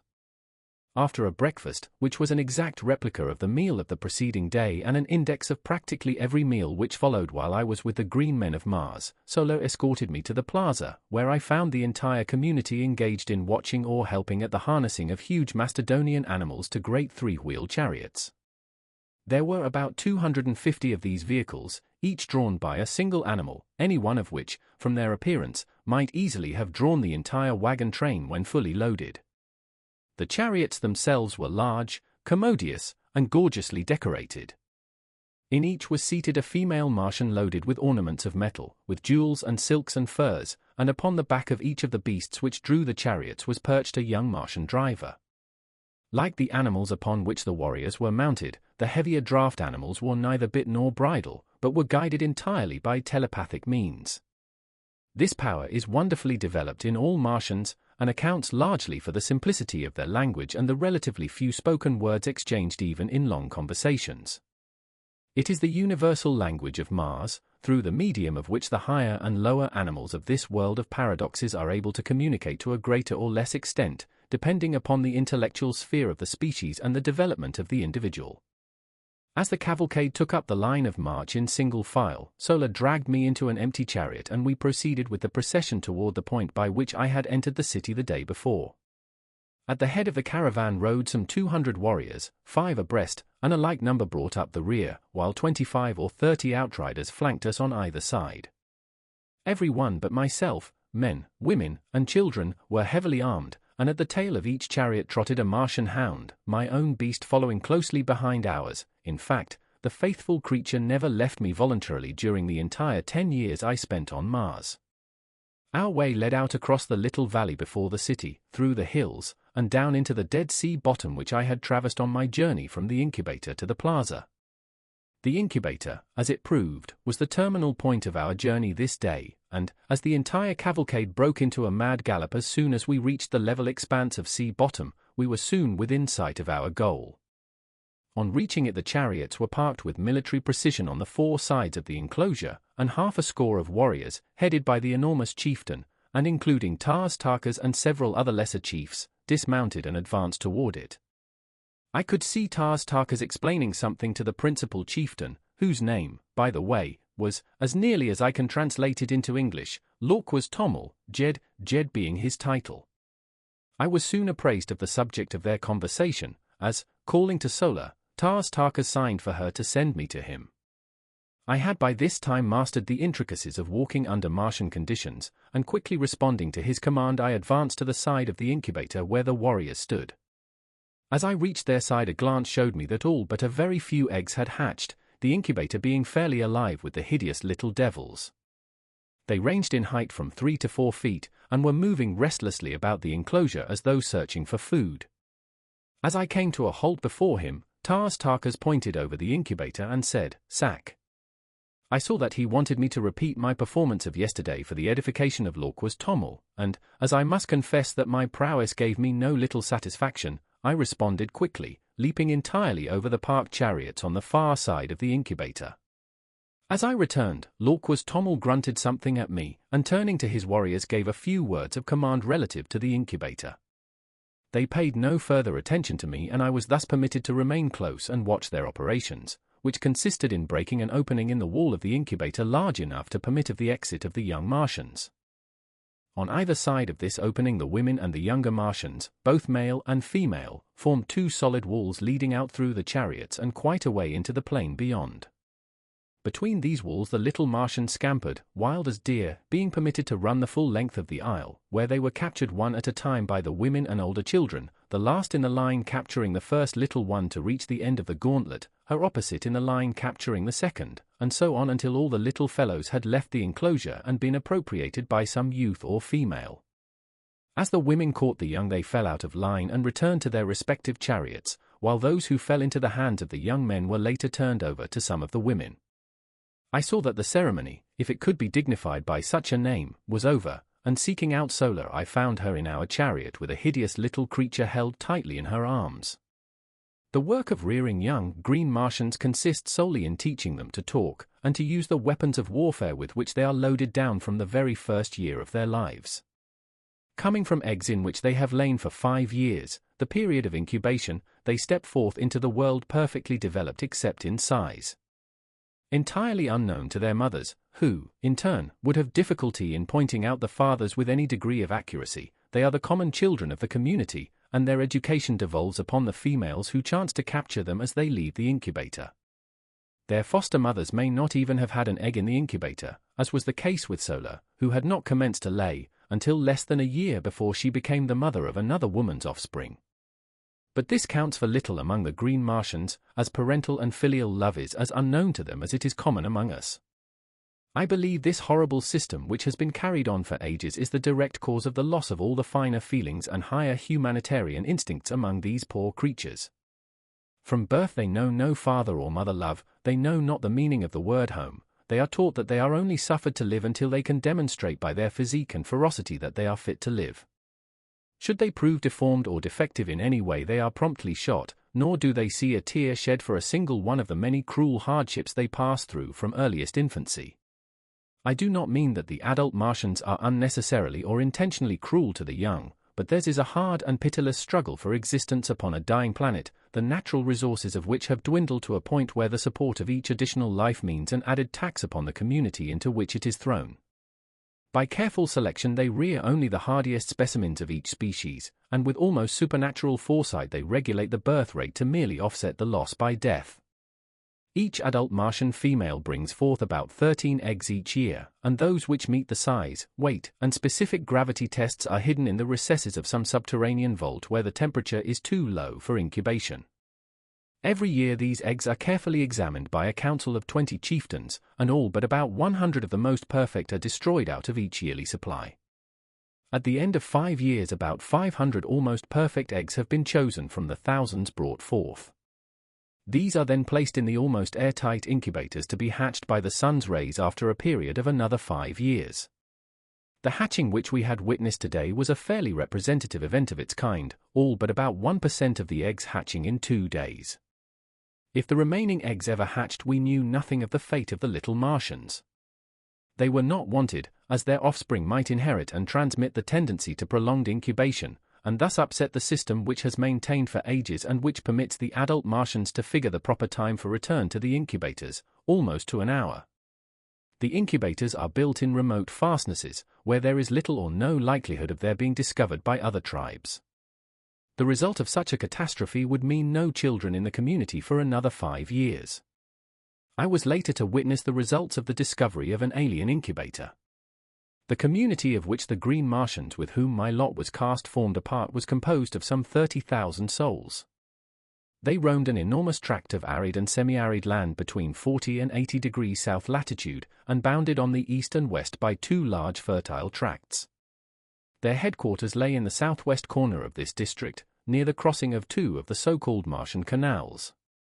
As the incubator had been placed far north of their own territory in a supposedly uninhabited and unfrequented area, we had before us a tremendous journey, concerning which I, of course, knew nothing. After our return to the dead city I passed several days in comparative idleness. On the day following our return all the warriors had ridden forth early in the morning and had not returned until just before darkness fell. As I later learned, they had been to the subterranean vaults in which the eggs were kept and had transported them to the incubator, which they had then walled up for another 5 years, and which, in all probability, would not be visited again during that period. The vaults which hid the eggs until they were ready for the incubator were located many miles south of the incubator, and would be visited yearly by the council of 20 chieftains. Why they did not arrange to build their vaults and incubators nearer home has always been a mystery to me, and, like many other Martian mysteries, unsolved and unsolvable by earthly reasoning and customs. Sola's duties were now doubled, as she was compelled to care for the young Martian as well as for me, but neither one of us required much attention, and as we were both about equally advanced in Martian education, Sola took it upon herself to train us together. Her prize consisted in a male about 4 feet tall, very strong and physically perfect. Also, he learned quickly, and we had considerable amusement, at least I did, over the keen rivalry we displayed. The Martian language, as I have said, is extremely simple, and in a week I could make all my wants known and understand nearly everything that was said to me. Likewise, under Sola's tutelage, I developed my telepathic powers so that I shortly could sense practically everything that went on around me. What surprised Sola most in me was that while I could catch telepathic messages easily from others, and often when they were not intended for me, no one could read a jot from my mind under any circumstances. At first this vexed me, but later I was very glad of it, as it gave me an undoubted advantage over the Martians. Chapter 8. A Fair Captive from the Sky. The 3rd day after the incubator ceremony we set forth toward home, but scarcely had the head of the procession debouched into the open ground before the city than orders were given for an immediate and hasty return. As though trained for years in this particular evolution, the green Martians melted like mist into the spacious doorways of the nearby buildings, until, in less than 3 minutes, the entire cavalcade of chariots, mastodons, and mounted warriors was nowhere to be seen. Sola and I had entered a building upon the front of the city, in fact, the same one in which I had had my encounter with the apes, and, wishing to see what had caused the sudden retreat, I mounted to an upper floor and peered from the window out over the valley and the hills beyond, and there I saw the cause of their sudden scurrying to cover. A huge craft, long, low, and grey-painted, swung slowly over the crest of the nearest hill. Following it came another, and another, and another, until 20 of them, swinging low above the ground, sailed slowly and majestically toward us.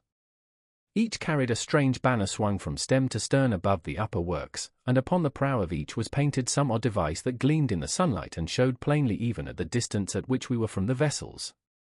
I could see figures crowding the forward decks and upper works of the aircraft. Whether they had discovered us or simply were looking at the deserted city I could not say, but in any event they received a rude reception, for suddenly and without warning the green Martian warriors fired a terrific volley from the windows of the buildings facing the little valley across which the great ships were so peacefully advancing. Instantly the scene changed as by magic. The foremost vessel swung broadside toward us, and bringing her guns into play returned our fire, at the same time moving parallel to our front for a short distance and then turning back with the evident intention of completing a great circle which would bring her up to position once more opposite our firing line. The other vessels followed in her wake, each one opening upon us as she swung into position. Our own fire never diminished, and I doubt if 25% of our shots went wild. It had never been given me to see such deadly accuracy of aim, and it seemed as though a little figure on one of the craft dropped at the explosion of each bullet, while the banners and upper works dissolved in spurts of flame as the irresistible projectiles of our warriors mowed through them. The fire from the vessels was most ineffectual, owing, as I afterward learned, to the unexpected suddenness of the first volley, which caught the ship's crews entirely unprepared and the sighting apparatus of the guns unprotected from the deadly aim of our warriors. It seems that each green warrior has certain objective points for his fire under relatively identical circumstances of warfare. For example, a proportion of them, always the best marksmen, direct their fire entirely upon the wireless finding and sighting apparatus of the big guns of an attacking naval force. Another detail attends to the smaller guns in the same way. Others pick off the gunners, still others the officers, while certain other quotas concentrate their attention upon the other members of the crew, upon the upper works, and upon the steering gear and propellers. 20 minutes after the first volley the great fleet swung trailing off in the direction from which it had first appeared. Several of the craft were limping perceptibly, and seemed but barely under the control of their depleted crews. Their fire had ceased entirely and all their energies seemed focused upon escape. Our warriors then rushed up to the roofs of the buildings which we occupied and followed the retreating armada with a continuous fusillade of deadly fire. One by one, however, the ships managed to dip below the crests of the outlying hills until only one barely moving craft was in sight. This had received the brunt of our fire and seemed to be entirely unmanned, as not a moving figure was visible upon her decks. Slowly she swung from her course, circling back toward us in an erratic and pitiful manner. Instantly the warriors ceased firing, for it was quite apparent that the vessel was entirely helpless, and, far from being in a position to inflict harm upon us, she could not even control herself sufficiently to escape. As she neared the city the warriors rushed out upon the plain to meet her, but it was evident that she still was too high for them to hope to reach her decks. From my vantage point in the window I could see the bodies of her crew strewn about, although I could not make out what manner of creatures they might be. Not a sign of life was manifest upon her as she drifted slowly with the light breeze in a southeasterly direction. She was drifting some 50 feet above the ground, followed by all but some 100 of the warriors who had been ordered back to the roofs to cover the possibility of a return of the fleet, or of reinforcements. It soon became evident that she would strike the face of the buildings about a mile south of our position, and as I watched the progress of the chase I saw a number of warriors gallop ahead, dismount and enter the building she seemed destined to touch. As the craft neared the building, and just before she struck, the Martian warriors swarmed upon her from the windows, and with their great spears eased the shock of the collision, and in a few moments they had thrown out grappling hooks and the big boat was being hauled to ground by their fellows below. After making her fast, they swarmed the sides and searched the vessel from stem to stern. I could see them examining the dead sailors, evidently for signs of life, and presently a party of them appeared from below dragging a little figure among them. The creature was considerably less than half as tall as the green Martian warriors, and from my balcony I could see that it walked erect upon two legs and surmised that it was some new and strange Martian monstrosity with which I had not as yet become acquainted. They removed their prisoner to the ground and then commenced a systematic rifling of the vessel. This operation required several hours, during which time a number of the chariots were requisitioned to transport the loot, which consisted in arms, ammunition, silks, furs, jewels, strangely carved stone vessels, and a quantity of solid foods and liquids, including many casks of water, the first I had seen since my advent upon Mars. After the last load had been removed the warriors made lines fast to the craft and towed her far out into the valley in a southwesterly direction. A few of them then boarded her and were busily engaged in what appeared, from my distant position, as the emptying of the contents of various carboys upon the dead bodies of the sailors and over the decks and works of the vessel. This operation concluded, they hastily clambered over her sides, sliding down the guy ropes to the ground. The last warrior to leave the deck turned and threw something back upon the vessel, waiting an instant to note the outcome of his act. As a faint spurt of flame rose from the point where the missile struck, he swung over the side and was quickly upon the ground. Scarcely had he alighted than the guy ropes were simultaneously released, and the great warship, lightened by the removal of the loot, soared majestically into the air, her decks and upper works a mass of roaring flames. Slowly she drifted to the southeast, rising higher and higher as the flames ate away her wooden parts and diminished the weight upon her. Ascending to the roof of the building, I watched her for hours, until finally she was lost in the dim vistas of the distance. The sight was awe-inspiring in the extreme as one contemplated this mighty floating funeral pyre, drifting unguided and unmanned through the lonely wastes of the Martian heavens, a derelict of death and destruction, typifying the life story of these strange and ferocious creatures into whose unfriendly hands fate had carried it. Much depressed, and, to me, unaccountably so, I slowly descended to the street. The scene I had witnessed seemed to mark the defeat and annihilation of the forces of a kindred people, rather than the routing by our green warriors of a horde of similar, though unfriendly, creatures. I could not fathom the seeming hallucination, nor could I free myself from it, but somewhere in the innermost recesses of my soul I felt a strange yearning toward these unknown foemen, and a mighty hope surged through me that the fleet would return and demand a reckoning from the green warriors who had so ruthlessly and wantonly attacked it. Close at my heel, in his now accustomed place, followed Wooler, the hound, and as I emerged upon the street Sola rushed up to me as though I had been the object of some search on her part. The cavalcade was returning to the plaza, the homeward march having been given up for that day, nor, in fact, was it recommenced for more than a week, owing to the fear of a return attack by the aircraft. Lorquas Tommel was too astute an old warrior to be caught upon the open plains with a caravan of chariots and children, and so we remained at the deserted city until the danger seemed past. As Sola and I entered the plaza, a sight met my eyes which filled my whole being with a great surge of mingled hope, fear, exultation, and depression, and yet most dominant was a subtle sense of relief and happiness, for just as we neared the throng of Martians I caught a glimpse of the prisoner from the battle craft who was being roughly dragged into a nearby building by a couple of green Martian females. And the sight which met my eyes was that of a slender, girlish figure, similar in every detail to the earthly women of my past life. She did not see me at first, but just as she was disappearing through the portal of the building which was to be her prison she turned, and her eyes met mine. Her face was oval and beautiful in the extreme, her every feature was finely chiseled and exquisite, her eyes large and lustrous and her head surmounted by a mass of coal-black, waving hair, caught loosely into a strange yet becoming coiffure. Her skin was of a light reddish copper color, against which the crimson glow of her cheeks and the ruby of her beautifully molded lips shone with a strangely enhancing effect. She was as destitute of clothes as the green Martians who accompanied her, indeed, save for her highly wrought ornaments she was entirely naked, nor could any apparel have enhanced the beauty of her perfect and symmetrical figure.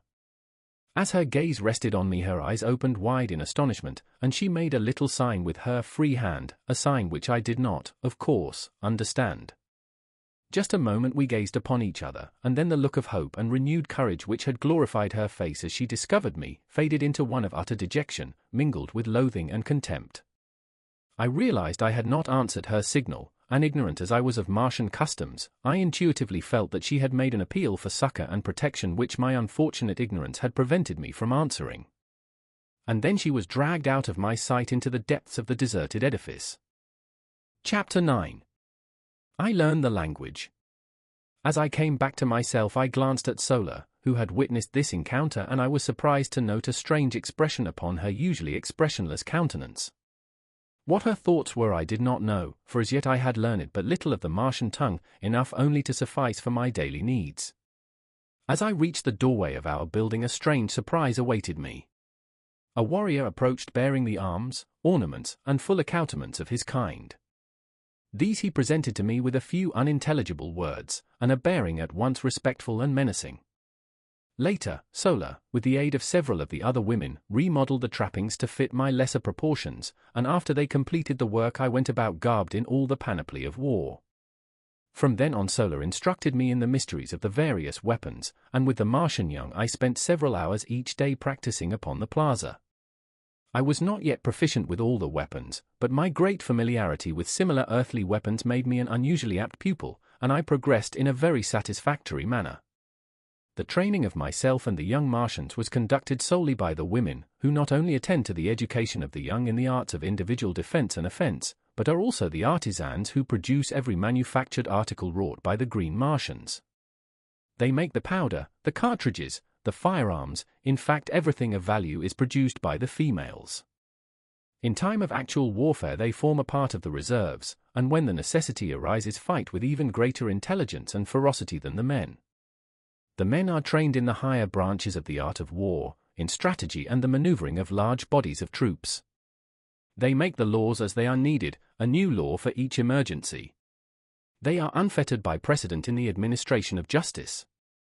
Customs have been handed down by ages of repetition, but the punishment for ignoring a custom is a matter for individual treatment by a jury of the culprit's peers, and I may say that justice seldom misses fire, but seems rather to rule in inverse ratio to the ascendancy of law. In one respect at least the Martians are a happy people, they have no lawyers. I did not see the prisoner again for several days subsequent to our first encounter, and then only to catch a fleeting glimpse of her as she was being conducted to the great audience chamber where I had had my first meeting with XVIII. I could not but note the unnecessary harshness and brutality with which her guards treated her, so different from the almost maternal kindliness which Sola manifested toward me, and the respectful attitude of the few green Martians who took the trouble to notice me at all. I had observed on the two occasions when I had seen her that the prisoner exchanged words with her guards, and this convinced me that they spoke, or at least could make themselves understood by a common language. With this added incentive I nearly drove Sola distracted by my importunities to hasten on my education, and within a few more days I had mastered the Martian tongue sufficiently well to enable me to carry on a passable conversation and to fully understand practically all that I heard. At this time our sleeping quarters were occupied by 3 or 4 females and a couple of the recently hatched young, besides Sola and her youthful ward, myself, and Wooler the hound. After they had retired for the night it was customary for the adults to carry on a desultory conversation for a short time before lapsing into sleep, and now that I could understand their language I was always a keen listener, although I never proffered any remarks myself. On the night following the prisoner's visit to the audience chamber the conversation finally fell upon this subject, and I was all ears on the instant. I had feared to question Sola relative to the beautiful captive, as I could not but recall the strange expression I had noted upon her face after my first encounter with the prisoner. That it denoted jealousy I could not say, and yet, judging all things by mundane standards as I still did, I felt it safer to affect indifference in the matter until I learned more surely Sola's attitude toward the object of my solicitude. Sarkoja, one of the older women who shared our domicile, had been present at the audience as one of the captive's guards, and it was toward her the question turned. "When," asked one of the women, "will we enjoy the death throes of the Red One? Or does XVIII, Jed, intend holding her for ransom?" "They have decided to carry her with us back to Thark, and exhibit her last agonies at the great games before Talharjas," replied Sarkoja. "What will be the manner of her going out?" inquired Sola. "She is very small and very beautiful. I had hoped that they would hold her for ransom." Sarkoja and the other women grunted angrily at this evidence of weakness on the part of Sola. "It is sad, Sola, that you were not born 1,000,000 years ago," snapped Sarkoja, "when all the hollows of the land were filled with water, and the peoples were as soft as the stuff they sailed upon. In our day we have progressed to a point where such sentiments mark weakness and atavism. It will not be well for you to permit Tarkas to learn that you hold such degenerate sentiments, as I doubt that he would care to entrust such as you with the grave responsibilities of maternity." "I see nothing wrong with my expression of interest in this red woman," retorted Sola. "She has never harmed us, nor would she should we have fallen into her hands. It is only the men of her kind who war upon us, and I have ever thought that their attitude toward us is but the reflection of ours toward them. They live at peace with all their fellows, except when duty calls upon them to make war, while we are at peace with none, forever warring among our own kind as well as upon the red men, and even in our own communities the individuals fight amongst themselves. Oh, it is one continual, awful period of bloodshed from the time we break the shell until we gladly embrace the bosom of the river of mystery, the dark and ancient ISS which carries us to an unknown, but at least no more frightful and terrible existence. Fortunate indeed is he who meets his end in an early death. Say what you please to Tarkas, he can mete out no worse fate to me than a continuation of the horrible existence we are forced to lead in this life. This wild outbreak on the part of Sola so greatly surprised and shocked the other women, that, after a few words of general reprimand, they all lapsed into silence and were soon asleep. One thing the episode had accomplished was to assure me of Sola's friendliness toward the poor girl, and also to convince me that I had been extremely fortunate in falling into her hands rather than those of some of the other females. I knew that she was fond of me, and now that I had discovered that she hated cruelty and barbarity, I was confident that I could depend upon her to aid me and the girl captive to escape, provided of course that such a thing was within the range of possibilities. I did not even know that there were any better conditions to escape to, but I was more than willing to take my chances among people fashioned after my own mold rather than to remain longer among the hideous and bloodthirsty green men of Mars. But where to go, and how, was as much of a puzzle to me as the age-old search for the spring of eternal life has been to earthly men since the beginning of time. I decided that at the first opportunity one would take Sola into my confidence and openly ask her to aid me, and with this resolution strong upon me I turned among my silks and furs and slept the dreamless and refreshing sleep of Mars. Chapter 10. Champion and Chief. Early the next morning I was astir. Considerable freedom was allowed me, as Sola had informed me that so long as I did not attempt to leave the city I was free to go and come as I pleased. She had warned me, however, against venturing forth unarmed, as this city, like all other deserted metropolises of an ancient Martian civilization, was peopled by the great white apes of my second day's adventure. In advising me that I must not leave the boundaries of the city, Sola had explained that Wooler would prevent this anyway should I attempt it, and she warned me most urgently not to arouse his fierce nature by ignoring his warnings should I venture too close to the forbidden territory. His nature was such, she said, that he would bring me back into the city dead or alive should I persist in opposing him, preferably dead, she added. On this morning I had chosen a new street to explore when suddenly I found myself at the limits of the city. Before me were low hills pierced by narrow and inviting ravines. I longed to explore the country before me, and, like the pioneer stock from which I sprang, to view what the landscape beyond the encircling hills might disclose from the summits which shut out my view. It also occurred to me that this would prove an excellent opportunity to test the qualities of Wooler. I was convinced that the brute loved me. I had seen more evidences of affection in him than in any other Martian animal, man or beast, and I was sure that gratitude for the acts that had twice saved his life would more than outweigh his loyalty to the duty imposed upon him by cruel and loveless masters. As I approached the boundary line, Wooler ran anxiously before me, and thrust his body against my legs.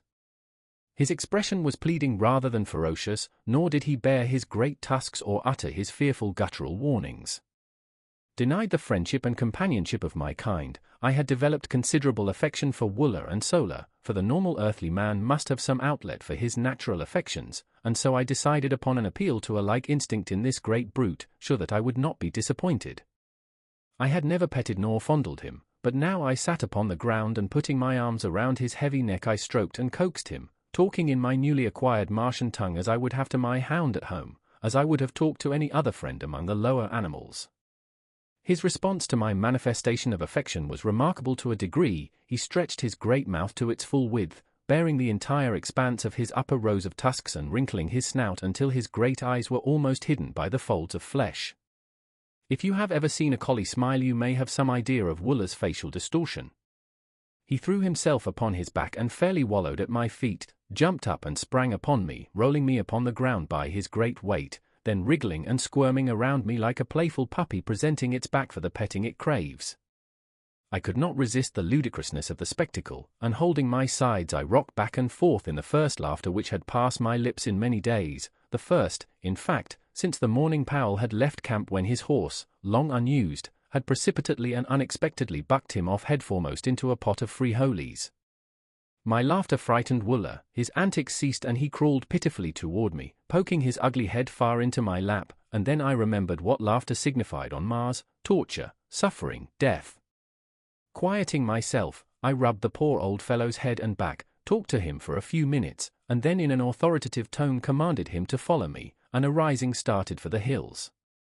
There was no further question of authority between us. Wooler was my devoted slave from that moment hence, and I his only and undisputed master.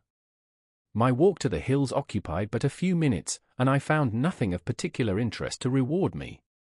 Numerous brilliantly colored and strangely formed wild flowers dotted the ravines, and from the summit of the first hill I saw still other hills stretching off toward the north, and rising, one range above another, until lost in mountains of quite respectable dimensions, though I afterward found that only a few peaks on all Mars exceed 4,000 feet in height. The suggestion of magnitude was merely relative.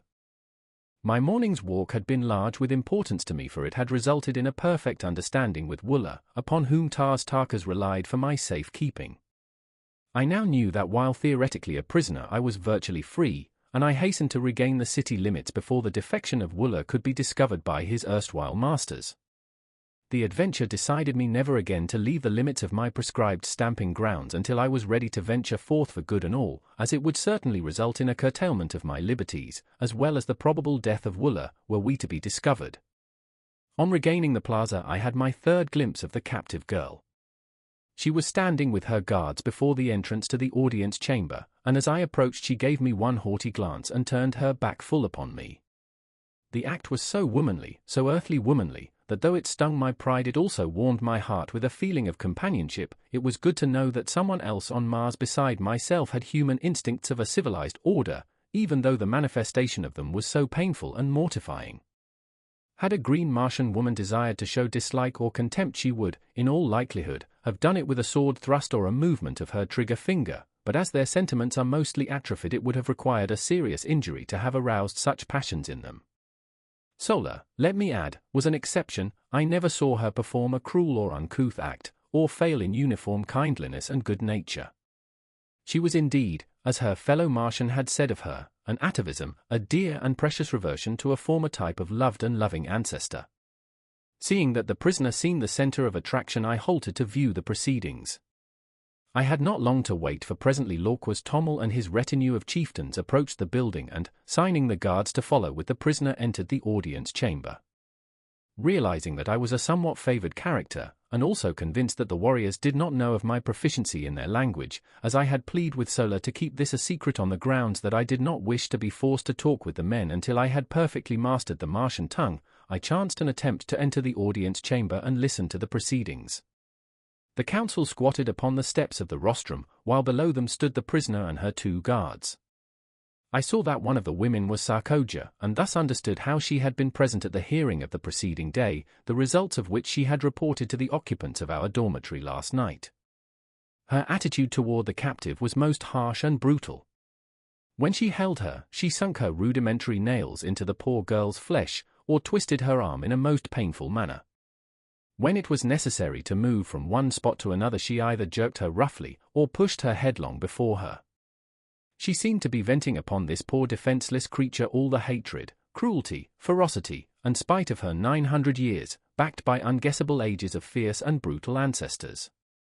The other woman was less cruel because she was entirely indifferent. If the prisoner had been left to her alone, unfortunately she was at night, she would have received no harsh treatment, nor, by the same token, would she have received any attention at all.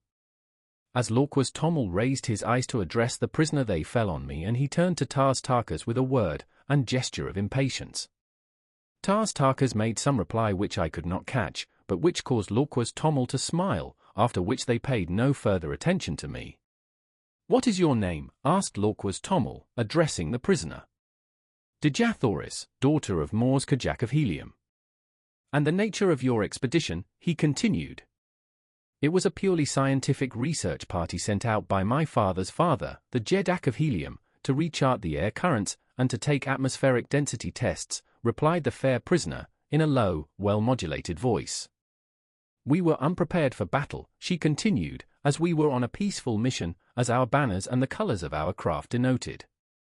The work we were doing was as much in your interests as in ours, for you know full well that were it not for our labors and the fruits of our scientific operations, there would not be enough air or water on Mars to support a single human life. For ages we have maintained the air and water supply at practically the same point without an appreciable loss, and we have done this in the face of the brutal and ignorant interference of you green men.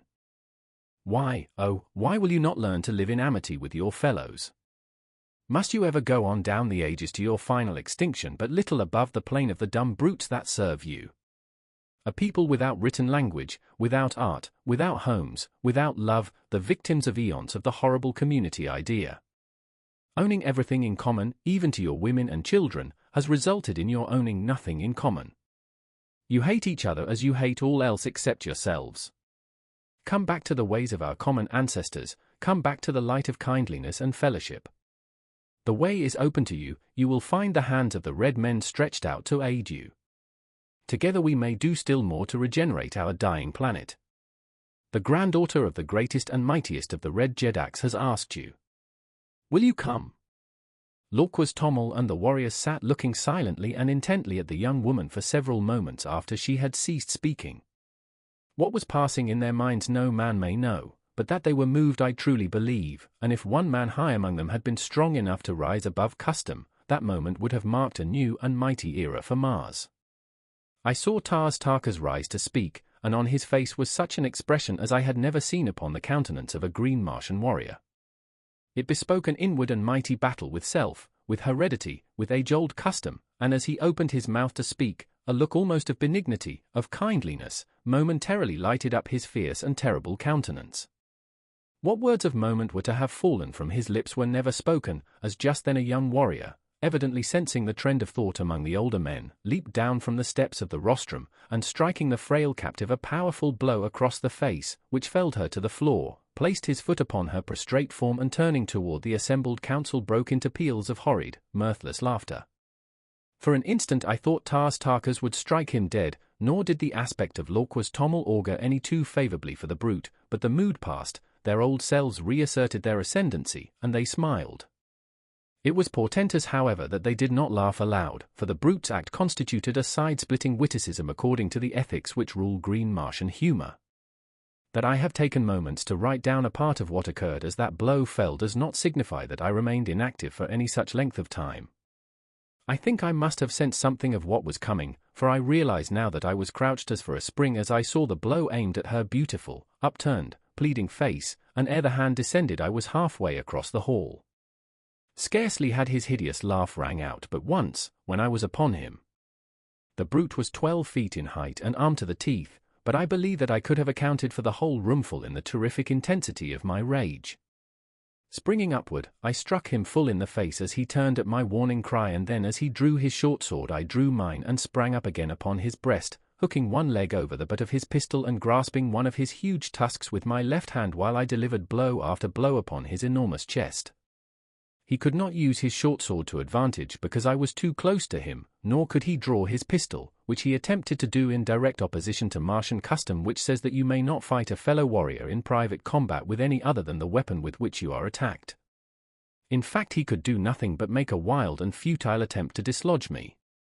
With all his immense bulk he was little if any stronger than I, and it was but the matter of a moment or two before he sank, bleeding and lifeless, to the floor. Dejah Thoris had raised herself upon one elbow and was watching the battle with wide, staring eyes. When I had regained my feet I raised her in my arms and bore her to one of the benches at the side of the room. Again no Martian interfered with me, and tearing a piece of silk from my cape I endeavored to staunch the flow of blood from her nostrils. I was soon successful as her injuries amounted to little more than an ordinary nosebleed, and when she could speak she placed her hand upon my arm and looking up into my eyes, said, "Why did you do it? You who refused me even friendly recognition in the first hour of my peril. And now you risk your life and kill one of your companions for my sake. I cannot understand. What strange manner of man are you, that you consort with the green men, though your form is that of my race, while your color is little darker than that of the white ape? Tell me, are you human, or are you more than human?" "It is a strange tale," I replied, "too long to attempt to tell you now, and one which I so much doubt the credibility of myself that I fear to hope that others will believe it. Suffice it, for the present, that I am your friend, and, so far as our captors will permit, your protector and your servant." "Then you too are a prisoner?" But why, then, those arms and the regalia of a Tarkian chieftain? What is your name? Where your country? Yes, Dejah Thoris, I too am a prisoner. My name is John Carter, and I claim Virginia, one of the United States of America, Earth, as my home. But why I am permitted to wear arms I do not know, nor was I aware that my regalia was that of a chieftain. We were interrupted at this juncture by the approach of one of the warriors, bearing arms, accoutrements and ornaments, and in a flash one of her questions was answered and a puzzle cleared up for me. I saw that the body of my dead antagonist had been stripped, and I read in the menacing yet respectful attitude of the warrior who had brought me these trophies of the kill the same demeanor as that evinced by the other who had brought me my original equipment, and now for the first time I realized that my blow, on the occasion of my first battle in the audience chamber, had resulted in the death of my adversary. The reason for the whole attitude displayed toward me was now apparent. I had won my spurs, so to speak, and in the crude justice, which always marks Martian dealings, and which, among other things, has caused me to call her the planet of paradoxes, I was accorded the honors due a conqueror, the trappings and the position of the man I killed. In truth, I was a Martian chieftain, and this I learned later was the cause of my great freedom and my toleration in the audience chamber. As I had turned to receive the dead warrior's chattels, I had noticed that Tarkas and several others had pushed forward toward us, and the eyes of the former rested upon me in a most quizzical manner.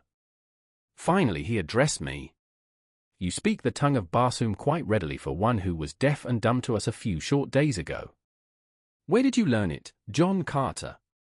You, yourself, are responsible, Tarkas, I replied, in that you furnished me with an instructress of remarkable ability. I have to thank Sola for my learning.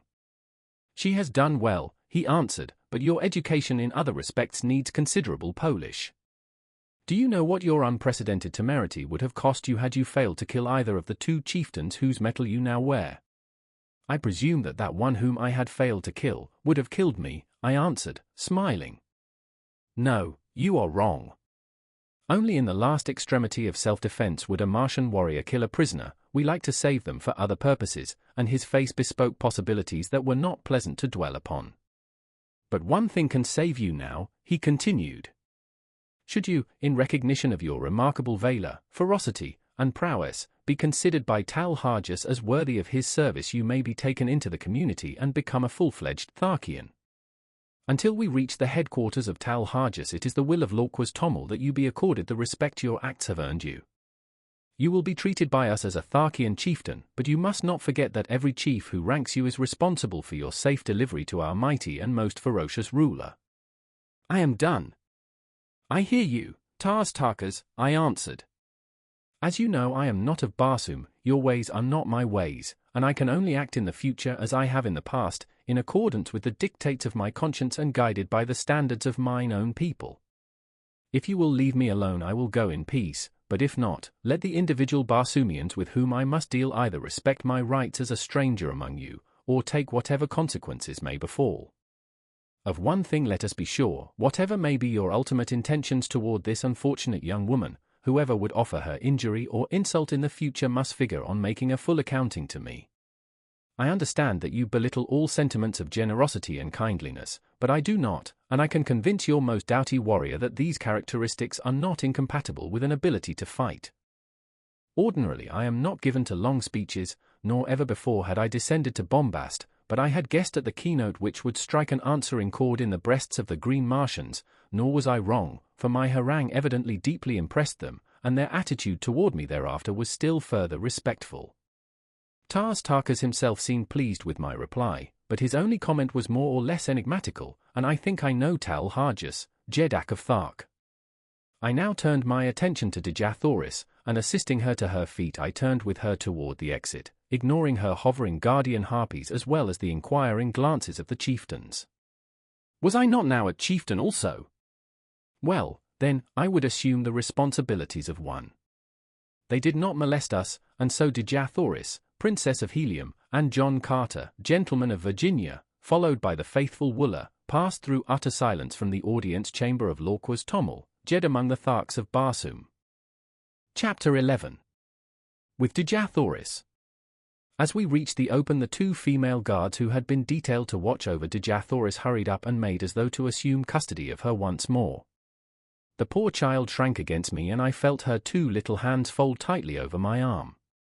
Waving the women away, I informed them that Sola would attend the captive hereafter, and I further warned Sarkoja that any more of her cruel attentions bestowed upon Dejah Thoris would result in Sarkoja's sudden and painful demise. My threat was unfortunate and resulted in more harm than good to Dejah Thoris, for, as I learned later, men do not kill women upon Mars, nor women, men. So Sarkoja merely gave us an ugly look and departed to hatch up deviltries against us. I soon found Sola and explained to her that I wished her to guard Dejah Thoris as she had guarded me, that I wished her to find other quarters where they would not be molested by Sarkoja, and I finally informed her that I myself would take up my quarters among the men. Sola glanced at the accoutrements which were carried in my hand and slung across my shoulder. "You are a great chieftain now, John Carter," she said, "and I must do your bidding, though indeed I am glad to do it under any circumstances. The man whose metal you carry was young, but he was a great warrior, and had by his promotions and kills won his way close to the rank of Tarkas, who, as you know, is second to XVIII only. You are 11th, there are but 10 chieftains in this community who rank you in prowess." "And if I should kill XVIII?" I asked. "You would be first, John Carter, but you may only win that honor by the will of the entire council that XVIII meet you in combat, or should he attack you, you may kill him in self-defense, and thus win first place." I laughed, and changed the subject. I had no particular desire to kill XVIII, and less to be a Jed among the Tarks. I accompanied Sola and Dejah Thoris in a search for new quarters, which we found in a building nearer the audience chamber and of far more pretentious architecture than our former habitation. We also found in this building real sleeping apartments with ancient beds of highly wrought metal swinging from enormous gold chains depending from the marble ceilings. The decoration of the walls was most elaborate, and, unlike the frescoes in the other buildings I had examined, portrayed many human figures in the compositions.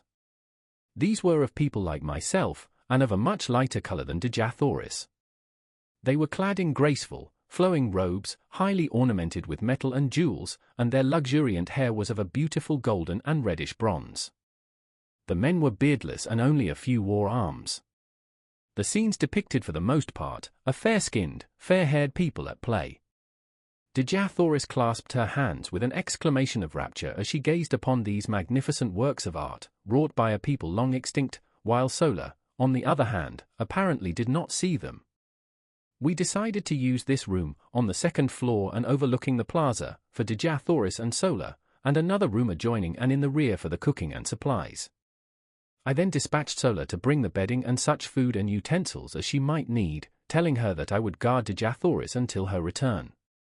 As Sola departed, Dejah Thoris turned to me with a faint smile.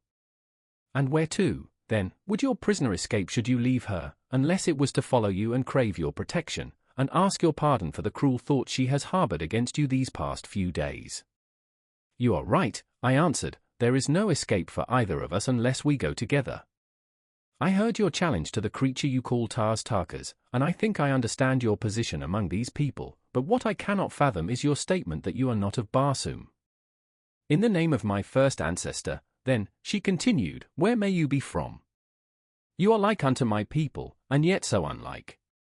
You speak my language, and yet I heard you tell Tarkas that you had but learned it recently. All Barsoomians speak the same tongue from the ice-clad south to the ice-clad north, though their written languages differ. Only in the Valley Door, where the river Iss empties into the lost sea of Chorus, is there supposed to be a different language spoken, and, except in the legends of our ancestors, there is no record of a Barsoomian returning up the river Iss from the shores of Chorus in the Valley of Door. Do not tell me that you have thus returned. They would kill you horribly anywhere upon the surface of Barsoom if that were true. Tell me it is not." Her eyes were filled with a strange, weird light, her voice was pleading, and her little hands, reached up upon my breast, were pressed against me as though to wring a denial from my very heart. "I do not know your customs, Dejah Thoris, but in my own Virginia a gentleman does not lie to save himself. I am not of Dor, I have never seen the mysterious Iss, the lost sea of Chorus is still lost, so far as I am concerned. Do you believe me?" And then it struck me suddenly that I was very anxious that she should believe me. It was not that I feared the results which would follow a general belief that I had returned from the Barsoomian heaven or hell, or whatever it was. Why was it, then? Why should I care what she thought? I looked down at her, her beautiful face upturned, and her wonderful eyes opening up the very depth of her soul, and as my eyes met hers I knew why, and I shuddered. A similar wave of feeling seemed to stir her. She drew away from me with a sigh, and with her earnest, beautiful face turned up to mine, she whispered, "I believe you, John Carter. I do not know what a gentleman is, nor have I ever heard before of Virginia, but on Barsoom no man lies. If he does not wish to speak the truth he is silent." "Where is this Virginia, your country, John Carter?" she asked, and it seemed that this fair name of my fair land had never sounded more beautiful than as it fell from those perfect lips on that far-gone day. "I am of another world," I answered, "the great planet Earth, which revolves about our common sun and next within the orbit of your Barsoom, which we know as Mars. How I came here I cannot tell you, for I do not know, but here I am, and since my presence has permitted me to serve Dejah Thoris I am glad that I am here." She gazed at me with troubled eyes, long and questioningly. That it was difficult to believe my statement I well knew, nor could I hope that she would do so however much I craved her confidence and respect. I would much rather not have told her anything of my antecedents, but no man could look into the depth of those eyes and refuse her slightest behest. Finally she smiled, and, rising, said, "I shall have to believe even though I cannot understand. I can readily perceive that you are not of the Barsoom of today. You are like us, yet different, but why should I trouble my poor head with such a problem, when my heart tells me that I believe because I wish to believe?" It was good logic, good, earthly, feminine logic, and if it satisfied her I certainly could pick no flaws in it. As a matter of fact it was about the only kind of logic that could be brought to bear upon my problem. We fell into a general conversation then, asking and answering many questions on each side. She was curious to learn of the customs of my people and displayed a remarkable knowledge of events on earth. When I questioned her closely on this seeming familiarity with earthly things she laughed, and cried out, "Why, every schoolboy on Barsoom knows the geography, and much concerning the fauna and flora, as well as the history of your planet fully as well as of his own. Can we not see everything which takes place upon earth, as you call it, is it not hanging there in the heavens in plain sight?" This baffled me, I must confess, fully as much as my statements had confounded her, and I told her so. She then explained in general the instruments her people had used and been perfecting for ages, which permit them to throw upon a screen a perfect image of what is transpiring upon any planet and upon many of the stars. These pictures are so perfect in detail that, when photographed and enlarged, objects no greater than a blade of grass may be distinctly recognized. I afterward, in helium, saw many of these pictures, as well as the instruments which produced them. "If, then, you are so familiar with earthly things," I asked, "why is it that you do not recognize me as identical with the inhabitants of that planet?" She smiled again as one might in bored indulgence of a questioning child. "Because, John Carter," she replied, "nearly every planet and star having atmospheric conditions at all approaching those of Barsoom, shows forms of animal life almost identical with you and me, and, further, Earthmen, almost without exception, cover their bodies with strange, unsightly pieces of cloth, and their heads with hideous contraptions the purpose of which we have been unable to conceive, while you, when found by the Tharkian warriors, were entirely undisfigured and unadorned. The fact that you wore no ornaments is a strong proof of your Barsoomian origin, while the absence of grotesque coverings might cause a doubt as to your earthliness."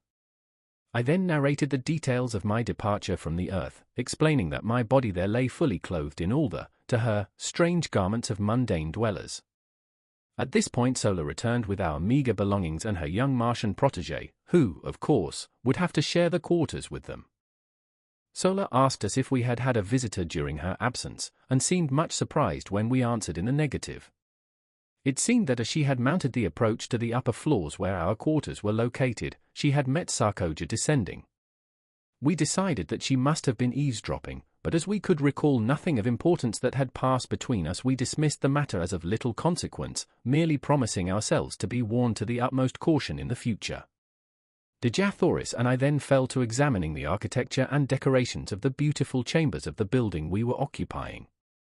She told me that these people had presumably flourished over 100,000 years before. They were the early progenitors of her race, but had mixed with the other great race of early Martians, who were very dark, almost black, and also with the reddish-yellow race which had flourished at the same time.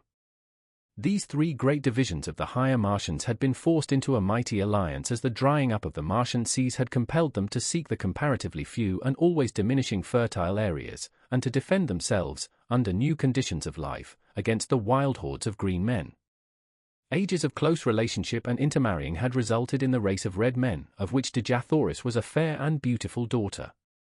During the ages of hardships and incessant warring between their own various races, as well as with the green men, and before they had fitted themselves to the changed conditions, much of the high civilization and many of the arts of the fair-haired Martians had become lost. But the red race of today has reached a point where it feels that it has made up in new discoveries and in a more practical civilization for all that lies irretrievably buried with the ancient Barsoomians, beneath the countless intervening ages.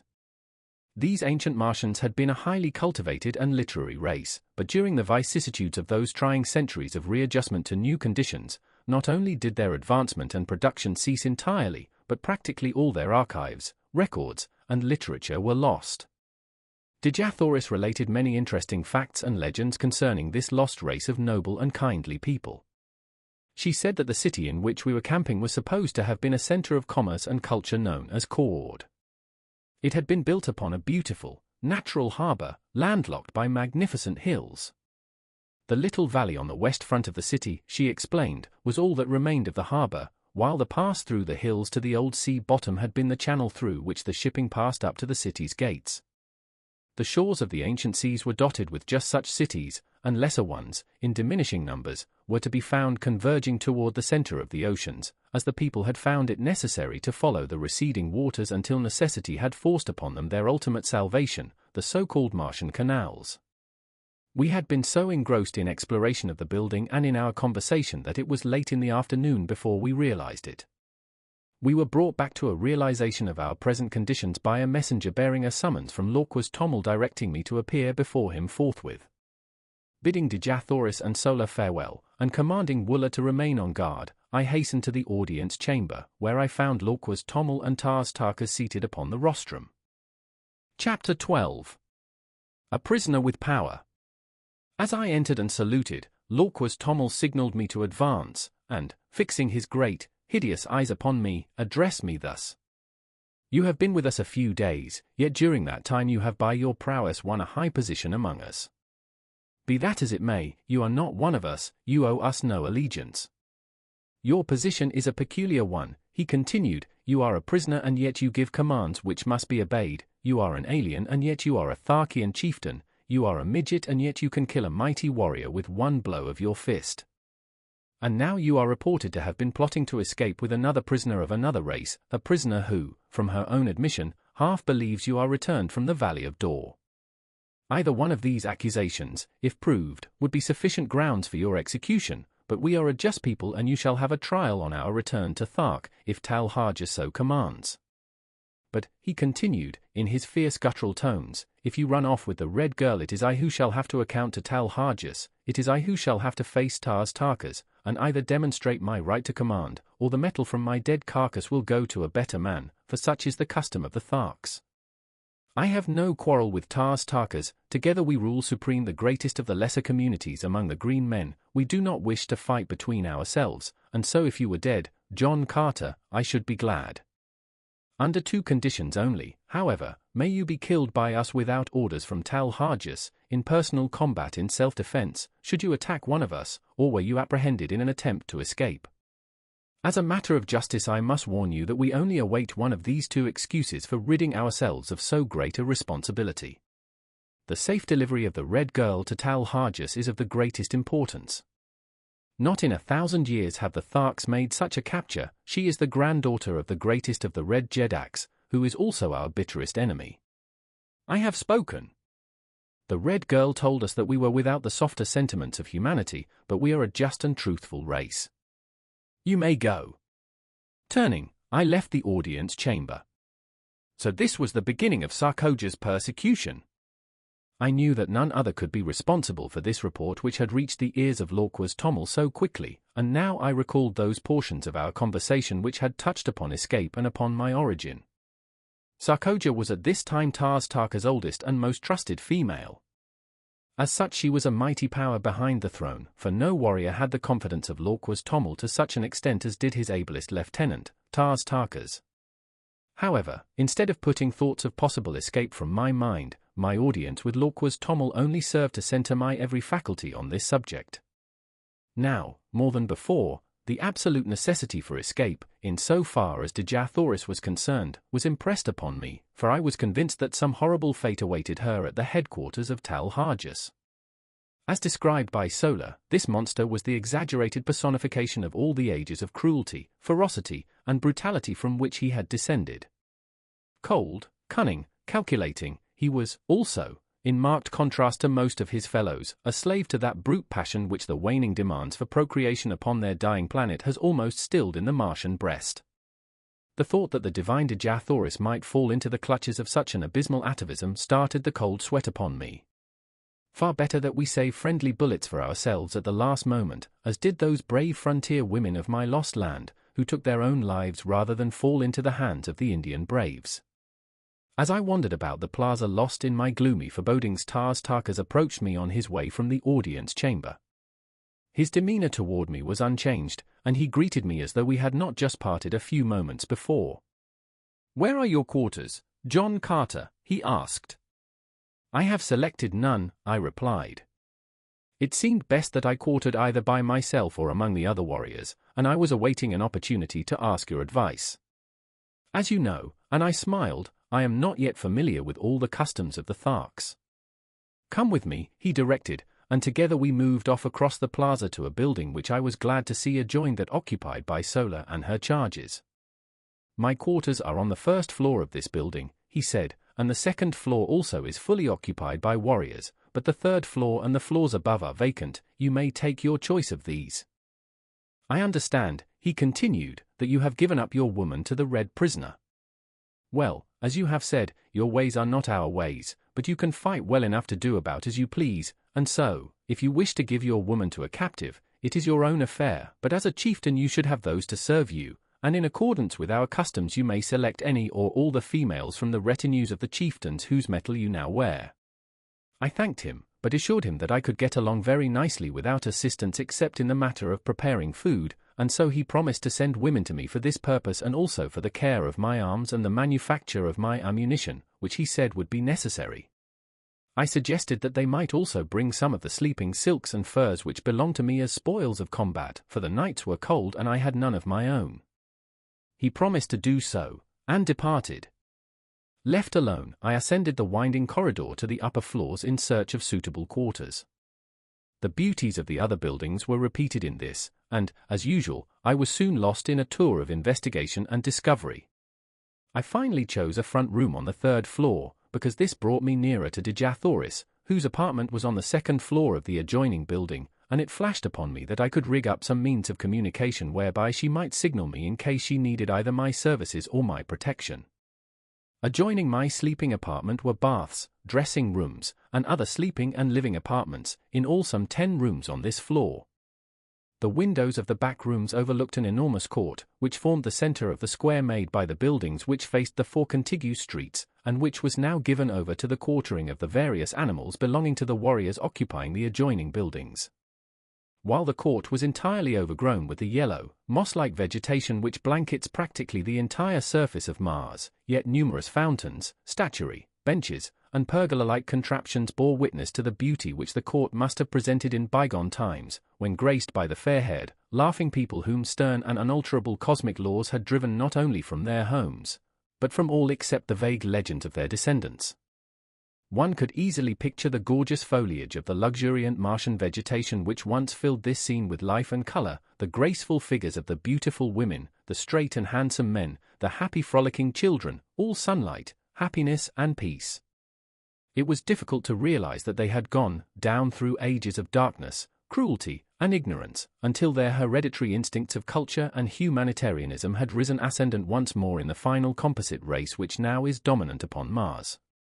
My thoughts were cut short by the advent of several young females bearing loads of weapons, silks, furs, jewels, cooking utensils, and casks of food and drink, including considerable loot from the aircraft. All this, it seemed, had been the property of the 2 chieftains I had slain, and now, by the customs of the Tarkas, it had become mine. At my direction they placed the stuff in one of the back rooms, and then departed, only to return with a second load, which they advised me constituted the balance of my goods. On the second trip they were accompanied by 10 or 15 other women and youths, who, it seemed, formed the retinues of the 2 chieftains. They were not their families, nor their wives, nor their servants. The relationship was peculiar, and so unlike anything known to us that it is most difficult to describe. All property among the Green Martians is owned in common by the community, except the personal weapons, ornaments and sleeping silks and furs of the individuals. These alone can one claim undisputed right to, nor may he accumulate more of these than are required for his actual needs. The surplus he holds merely as custodian, and it is passed on to the younger members of the community as necessity demands. The women and children of a man's retinue may be likened to a military unit for which he is responsible in various ways, as in matters of instruction, discipline, sustenance, and the exigencies of their continual roamings and their unending strife with other communities and with the Red Martians. His women are in no sense wives. The Green Martians use no word corresponding in meaning with this earthly word.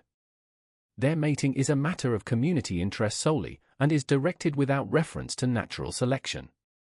The council of chieftains of each community control the matter as surely as the owner of a Kentucky racing stud directs the scientific breeding of his stock for the improvement of the whole. In theory it may sound well, as is often the case with theories, but the results of ages of this unnatural practice, coupled with the community interest in the offspring being held paramount to that of the mother, is shown in the cold, cruel creatures, and their gloomy, loveless, mirthless existence.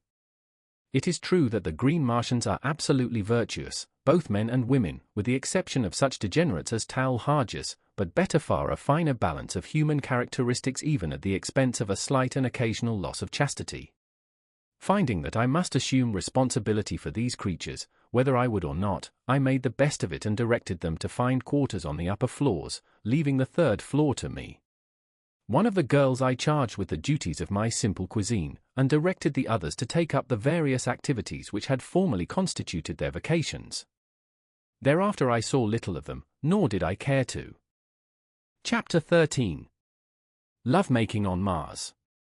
Following the battle with the airships, the community remained within the city for several days, abandoning the homeward march until they could feel reasonably assured that the ships would not return, for to be caught on the open plains with a cavalcade of chariots and children was far from the desire of even so warlike a people as the Green Martians. During our period of inactivity, Tarkas had instructed me in many of the customs and arts of war familiar to the Tarkas, including lessons in riding and guiding the great beasts which bore the warriors. These creatures, which are known as Thoris, are as dangerous and vicious as their masters, but when once subdued are sufficiently tractable for the purposes of the Green Martians. 2 of these animals had fallen to me from the warriors whose metal I wore, and in a short time I could handle them quite as well as the native warriors. The method was not at all complicated. If the Thoris did not respond with sufficient celerity to the telepathic instructions of their riders, they were dealt a terrific blow between the ears with the butt of a pistol, and if they showed fight, this treatment was continued until the brutes either were subdued, or had unseated their riders. In the latter case it became a life-and-death struggle between the man and the beast. If the former were quick enough with his pistol he might live to ride again, though upon some other beast; if not, his torn and mangled body was gathered up by his women and burned in accordance with Tarkian custom. My experience with Wooler determined me to attempt the experiment of kindness in my treatment of my Thoris. First I taught them that they could not unseat me, and even rapped them sharply between the ears to impress upon them my authority and mastery. Then, by degrees, I won their confidence in much the same manner as I had adopted countless times with my many mundane mounts. I was ever a good hand with animals, and by inclination, as well as because it brought more lasting and satisfactory results, I was always kind and humane in my dealings with the lower orders.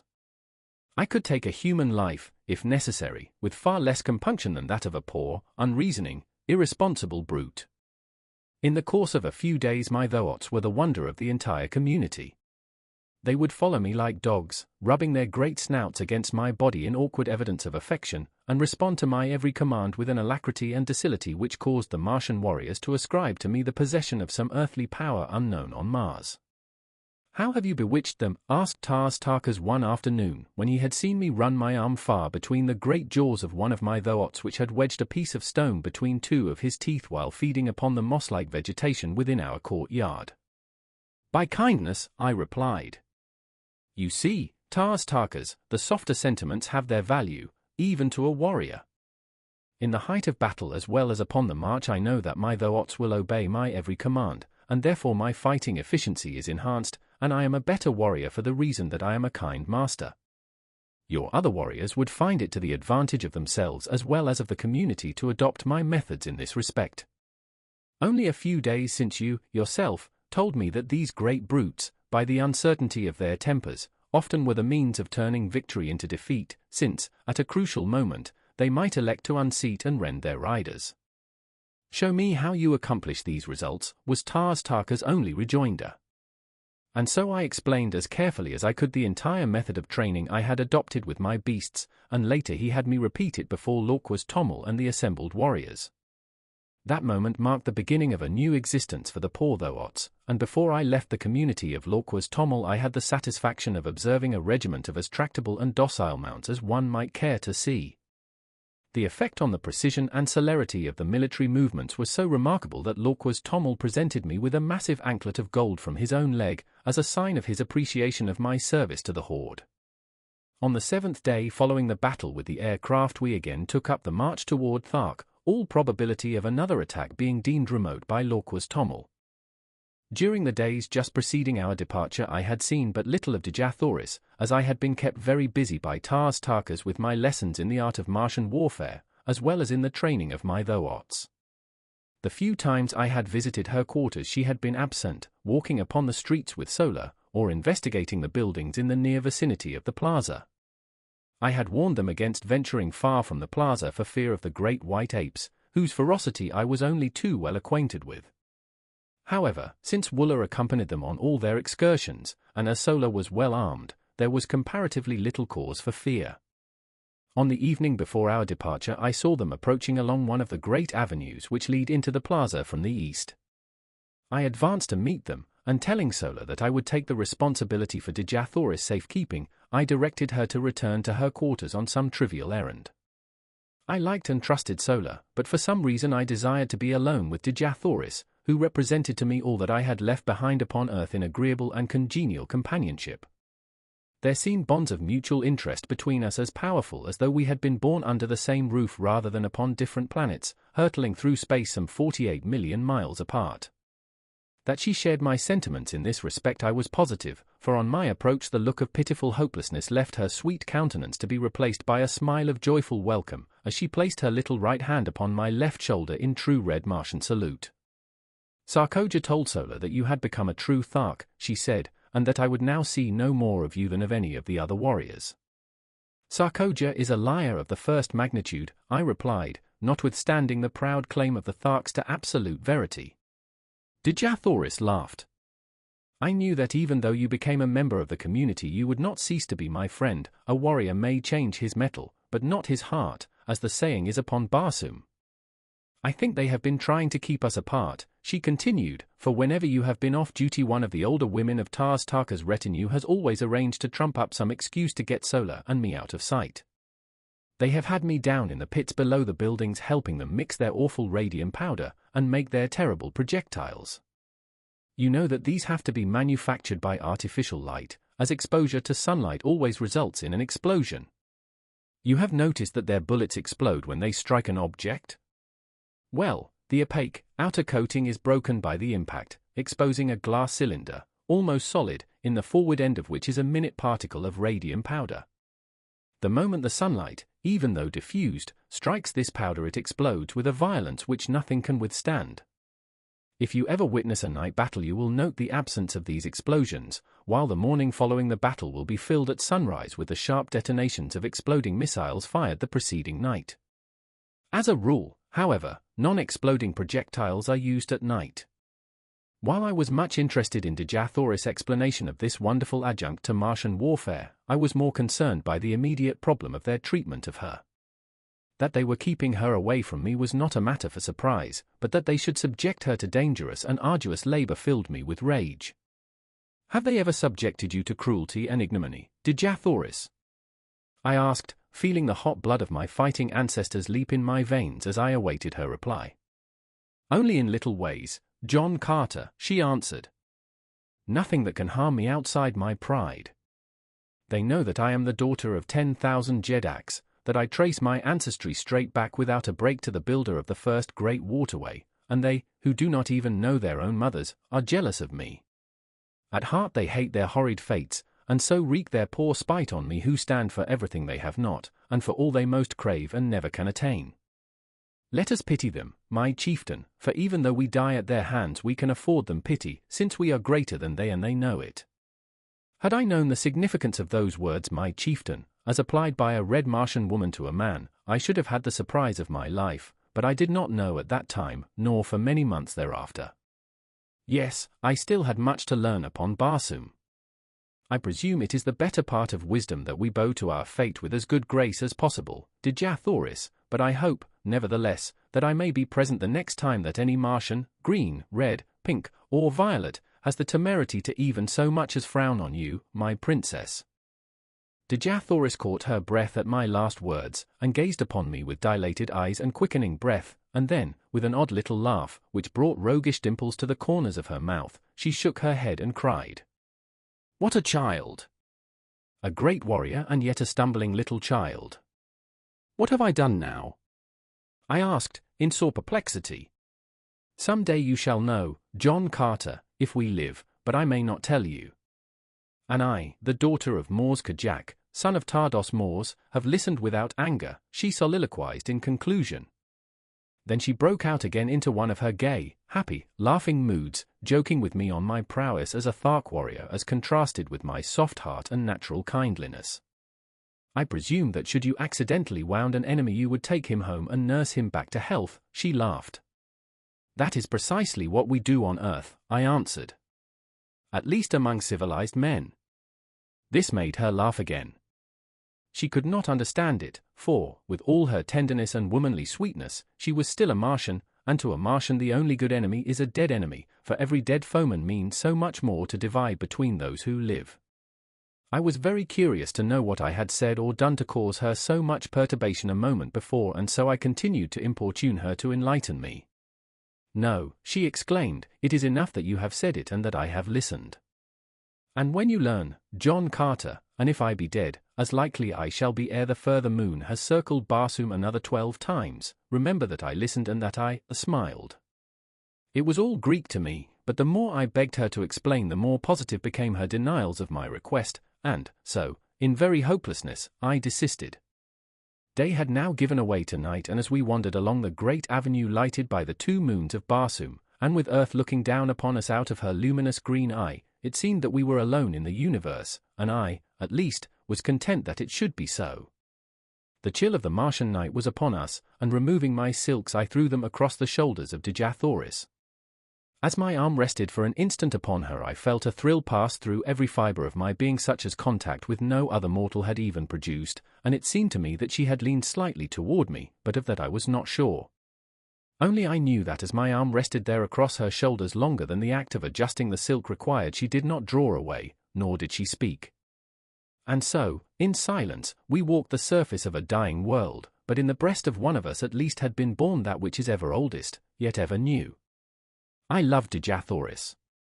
The touch of my arm upon her naked shoulder had spoken to me in words I would not mistake, and I knew that I had loved her since the first moment that my eyes had met hers that first time in the plaza of the dead city of Foreword.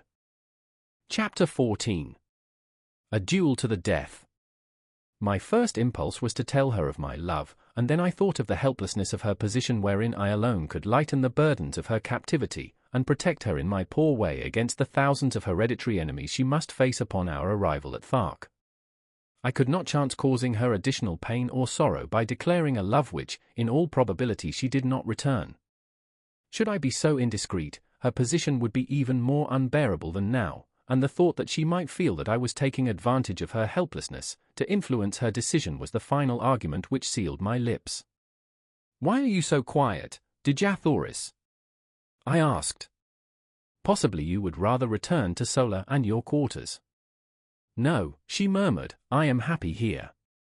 I do not know why it is that I should always be happy and contented when you, John Carter, a stranger, are with me, yet at such times it seems that I am safe and that, with you, I shall soon return to my father's court and feel his strong arms about me and my mother's tears and kisses on my cheek. Do people kiss, then, upon Barsoom? I asked, when she had explained the word she used, in answer to my inquiry as to its meaning. Parents, brothers, and sisters, yes, and, she added in a low, thoughtful tone, lovers. And you, Dejah Thoris, have parents and brothers and sisters?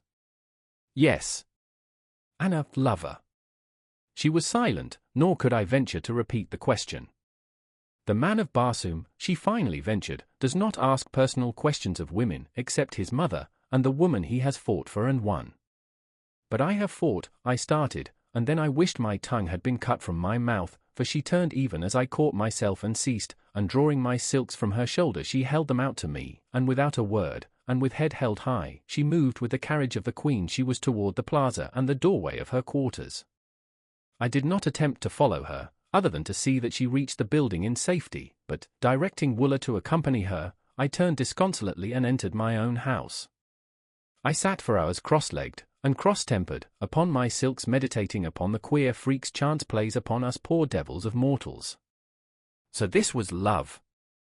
I had escaped it for all the years I had roamed the 5 continents and their encircling seas, in spite of beautiful women and urging opportunity, in spite of a half-desire for love and a constant search for my ideal, it had remained for me to fall furiously and hopelessly in love with a creature from another world, of a species similar possibly, yet not identical with mine. A woman who was hatched from an egg, and whose span of life might cover 1,000 years, whose people had strange customs and ideas, as a woman whose hopes, whose pleasures, whose standards of virtue and of right and wrong might vary as greatly from mine as did those of the green Martians. Yes, I was a fool, but I was in love, and though I was suffering the greatest misery I had ever known, I would not have had it otherwise for all the riches of Barsoom. Such is love, and such are lovers wherever love is known. To me, Dejah Thoris was all that was perfect, all that was virtuous and beautiful and noble and good. I believed that from the bottom of my heart, from the depth of my soul on that night in Cord as I sat cross-legged upon my silks while the nearer moon of Barsoom raced through the western sky toward the horizon, and lighted up the gold and marble, and jeweled mosaics of my world-old chamber, and I believe it today as I sit at my desk in the little study overlooking the Hudson. 20 years have intervened, for 10 of them I lived and fought for Dejah Thoris and her people, and for 10 I have lived upon her memory. The morning of our departure for Thark dawned clear and hot, as do all Martian mornings except for the 6 weeks when the snow melts at the poles. I sought out Dejah Thoris in the throng of departing chariots, but she turned her shoulder to me, and I could see the red blood mount to her cheek. With the foolish inconsistency of love I held my peace when I might have pled ignorance of the nature of my offence, or at least the gravity of it, and so have effected, at worst, a half-conciliation. My duty dictated that I must see that she was comfortable, and so I glanced into her chariot and rearranged her silks and furs. In doing so I noted with horror that she was heavily chained by one ankle to the side of the vehicle. "What does this mean?"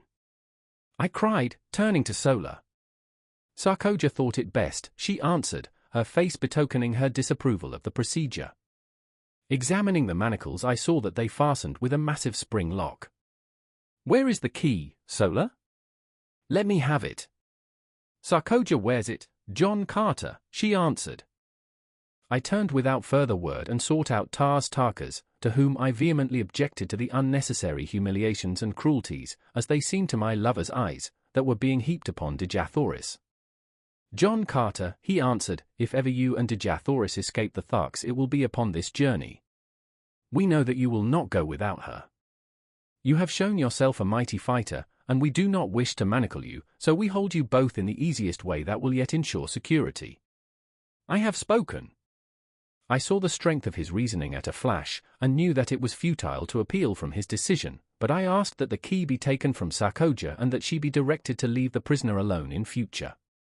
"This much, Tarkas, you may do for me in return for the friendship that, I must confess, I feel for you." "Friendship," he replied. "There is no such thing, John Carter, but have your will. I shall direct that Sarkoja cease to annoy the girl, and I myself will take the custody of the key." "Unless you wish me to assume the responsibility," I said, smiling. He looked at me long and earnestly before he spoke. "Were you to give me your word that neither you nor Dejah Thoris would attempt to escape until after we have safely reached the court of Tal Hargis, you might have the key and throw the chains into the river Iss. "It were better that you held the key, Tarkas," I replied. He smiled, and said no more, but that night as we were making camp I saw him unfasten Dejah Thoris' fetters himself.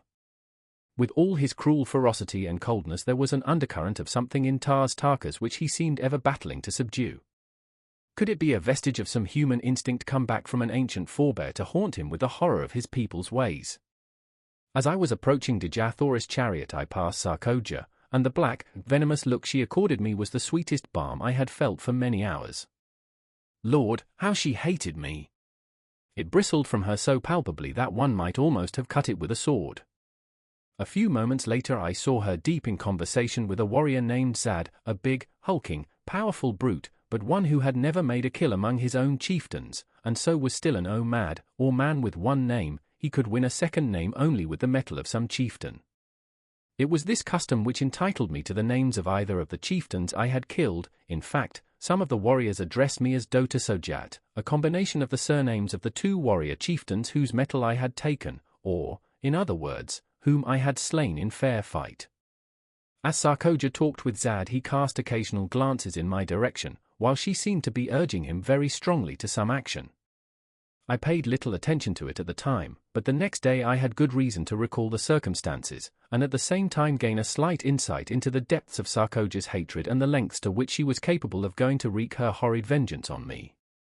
Dejah Thoris would have none of me again on this evening, and though I spoke her name she neither replied, nor conceded by so much as the flutter of an eyelid that she realized my existence. In my extremity I did what most other lovers would have done, I sought word from her through an intimate. In this instance it was Sola whom I intercepted in another part of camp. "What is the matter with Dejah Thoris?" I blurted out at her. "Why will she not speak to me?" Sola seemed puzzled herself, as though such strange actions on the part of two humans were quite beyond her, as indeed they were, poor child. "She says you have angered her, and that is all she will say, except that she is the daughter of a Jed and the granddaughter of a Jedak, and she has been humiliated by a creature who could not polish the teeth of her grandmother Sorak." I pondered over this report for some time, finally asking, "What might a Sorak be, Sola?" "A little animal about as big as my hand, which the red Martian women keep to play with," explained Sola. "Not fit to polish the teeth of her grandmother's cat." I must rank pretty low in the consideration of Dejah Thoris, I thought, but I could not help laughing at the strange figure of speech, so homely and in this respect so earthly. It made me homesick, for it sounded very much like "not fit to polish her shoes." And then commenced a train of thought quite new to me. I began to wonder what my people at home were doing. I had not seen them for years. There was a family of Carters in Virginia who claimed close relationship with me. I was supposed to be a great uncle, or something of the kind equally foolish. I could pass anywhere for 25 to 30 years of age, and to be a great uncle always seemed the height of incongruity, for my thoughts and feelings were those of a boy. There were two little kiddies in the Carter family whom I had loved and who had thought there was no one on earth like Uncle Jack. I could see them just as plainly, as I stood there under the moonlit skies of Barsoom, and I longed for them as I had never longed for any mortals before. By nature a wanderer, I had never known the true meaning of the word home, but the great hall of the Carters had always stood for all that the word did mean to me, and now my heart turned toward it from the cold and unfriendly peoples I had been thrown amongst. For did not even Dejah Thoris despise me? I was a low creature, so low in fact that I was not even fit to polish the teeth of her grandmother's cat, and then my saving sense of humor came to my rescue, and laughing I turned into my silks and furs and slept upon the moon-haunted ground the sleep of a tired and healthy fighting man. We broke camp the next day at an early hour and marched with only a single halt until just before dark. Two incidents broke the tediousness of the march. About noon we espied far to our right what was evidently an incubator, and Lorquas Tommel directed Tarkas to investigate it. The latter took a dozen warriors, including myself, and we raced across the velvety carpeting of moss to the little enclosure. It was indeed an incubator, but the eggs were very small in comparison with those I had seen hatching in ours at the time of my arrival on Mars. Tarkas dismounted and examined the enclosure minutely, finally announcing that it belonged to the green men of Warhoon and that the cement was scarcely dry where it had been walled up. "They cannot be a day's march ahead of us," he exclaimed, the light of battle leaping to his fierce face. The work at the incubator was short indeed. The warriors tore open the entrance and a couple of them, crawling in, soon demolished all the eggs with their short swords. Then remounting, we dashed back to join the cavalcade.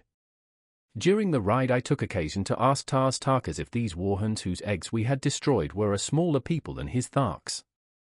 "I noticed that their eggs were so much smaller than those I saw hatching in your incubator," I added. He explained that the eggs had just been placed there, but, like all green Martian eggs, they would grow during the 5-year period of incubation until they obtained the size of those I had seen hatching on the day of my arrival on Barsoom. This was indeed an interesting piece of information, for it had always seemed remarkable to me that the green Martian women, large as they were, could bring forth such enormous eggs as I had seen the 4-foot infants emerging from. As a matter of fact, the new-laid egg is but little larger than an ordinary goose egg, and as it does not commence to grow until subjected to the light of the sun, the chieftains have little difficulty in transporting several hundreds of them at one time from the storage vaults to the incubators. Shortly after the incident of the Warhoon eggs we halted to rest the animals, and it was during this halt that the second of the day's interesting episodes occurred. I was engaged in changing my riding cloths from one of my VIIIs to the other, for I divided the day's work between them, when Zad approached me, and without a word struck my animal a terrific blow with his long sword. I did not need a manual of green Martian etiquette to know what reply to make, for, in fact, I was so wild with anger that I could scarcely refrain from drawing my pistol and shooting him down for the brute he was, but he stood waiting with drawn long sword, and my only choice was to draw my own and meet him in fair fight with his choice of weapons or a lesser one. This latter alternative is always permissible, therefore I could have used my short sword, my dagger, my hatchet, or my fists had I wished, and been entirely within my rights, but I could not use firearms or a spear while he held only his long sword. I chose the same weapon he had drawn because I knew he prided himself upon his ability with it, and I wished, if I worsted him at all, to do it with his own weapon. The fight that followed was a long one and delayed the resumption of the march for an hour. The entire community surrounded us, leaving a clear space about 100 feet in diameter for our battle. Zad first attempted to rush me down as a bull might a wolf, but I was much too quick for him, and each time I sidestepped his rushes he would go lunging past me, only to receive a nick from my sword upon his arm or back. He was soon streaming blood from a half-dozen minor wounds, but I could not obtain an opening to deliver an effective thrust. Then he changed his tactics, and fighting warily and with extreme dexterity, he tried to do by science what he was unable to do by brute strength. I must admit that he was a magnificent swordsman, and had it not been for my greater endurance and the remarkable agility the lesser gravitation of Mars lent me, I might not have been able to put up the creditable fight I did against him. We circled for some time without doing much damage on either side, the long, straight, needle-like swords flashing in the sunlight, and ringing out upon the stillness as they crashed together with each effective parry. Finally Zad, realizing that he was tiring more than I, evidently decided to close in and end the battle in a final blaze of glory for himself. Just as he rushed me, a blinding flash of light struck full in my eyes, so that I could not see his approach and could only leap blindly to one side in an effort to escape the mighty blade that it seemed I could already feel in my vitals.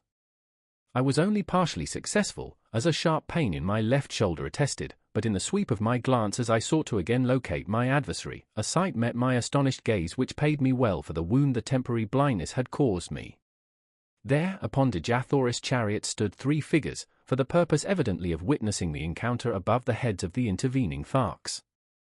There were Dejah Thoris, Sola, and Dejah, and as my fleeting glance swept over them a little tableau was presented which will stand graven in my memory to the day of my death. As I looked, Dejah Thoris turned upon Dejah with the fury of a young tigress and struck something from her upraised hand, something which flashed in the sunlight as it spun to the ground. Then I knew what had blinded me at that crucial moment of the fight, and how Dejah had found a way to kill me without herself delivering the final thrust. Another thing I saw, too, which almost lost my life for me then and there, for it took my mind for the fraction of an instant entirely from my antagonist, for, as Dejah Thoris struck the tiny mirror from her hand, Dejah, her face livid with hatred and baffled rage, whipped out her dagger and aimed a terrific blow at Dejah Thoris, and then Sola, our dear and faithful Sola, sprang between them. The last I saw was the great knife descending upon her shielding breast. My enemy had recovered from his thrust and was making it extremely interesting for me, so I reluctantly gave my attention to the work in hand, but my mind was not upon the battle. We rushed each other furiously time after time, till suddenly, feeling the sharp point of his sword at my breast in a thrust I could neither parry nor escape, I threw myself upon him with outstretched sword and with all the weight of my body, determined that I would not die alone if I could prevent it. I felt the steel tear into my chest, all went black before me, my head whirled in dizziness, and I felt my knees giving beneath me. Chapter 15. Sola tells me her story. When consciousness returned, and, as I soon learned, I was down but a moment, I sprang quickly to my feet searching for my sword, and there I found it, buried to the hilt in the green breast of Zad, who lay stone dead upon the ochre moss of the ancient sea bottom. As I regained my full senses I found his weapon piercing my left breast, but only through the flesh and muscles which cover my ribs, entering near the center of my chest and coming out below the shoulder. As I had lunged I had turned so that his sword merely passed beneath the muscles, inflicting a painful but not dangerous wound. Removing the blade from my body I also regained my own, and turning my back upon his ugly carcass, I moved, sick, sore, and disgusted, toward the chariots which bore my retinue and my belongings. A murmur of Martian applause greeted me, but I cared not for it.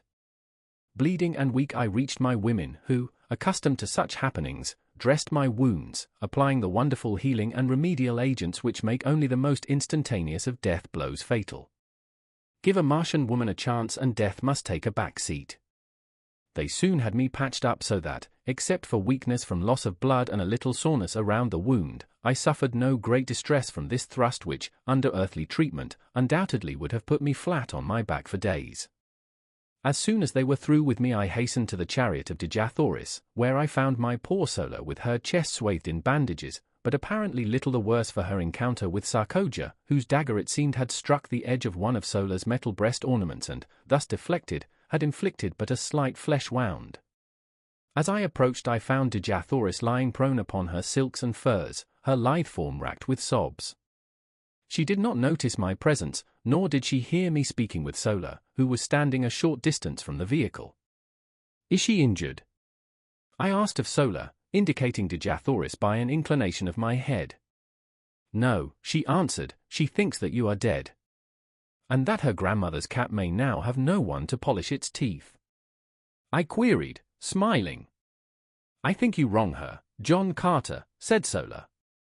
"I do not understand either her ways or yours, but I am sure the granddaughter of 10,000 Jedaks would never grieve like this over any who held but the highest claim upon her affections. They are a proud race, but they are just, as are all Barsoomians, and you must have hurt or wronged her grievously that she will not admit your existence living, though she mourns you dead. Tears are a strange sight upon Barsoom," she continued, "and so it is difficult for me to interpret them. I have seen but two people weep in all my life, other than Dejah Thoris. One wept from sorrow, the other from baffled rage. The first was my mother, years ago before they killed her, the other was Sarkoja, when they dragged her from me today." "Your mother!" I exclaimed, "but, Sola, you could not have known your mother, child." "But I did. And my father also," she added. "If you would like to hear the strange and Barsoomian story, come to the chariot tonight, John Carter, and I will tell you that of which I have never spoken in all my life before. And now the signal has been given to resume the march, you must go." "I will come tonight, Sola," I promised. "Be sure to tell Dejah Thoris I am alive and well. I shall not force myself upon her, and be sure that you do not let her know I saw her tears. If she would speak with me I but await her command." Sola mounted the chariot, which was swinging into its place in line, and I hastened to my waiting thoat and galloped to my station beside Tarkas at the rear of the column.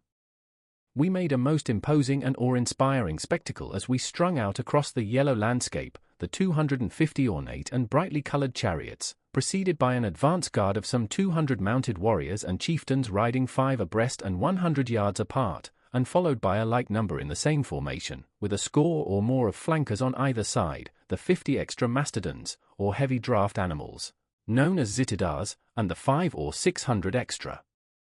The lots of the warriors running loose within the hollow square formed by the surrounding warriors.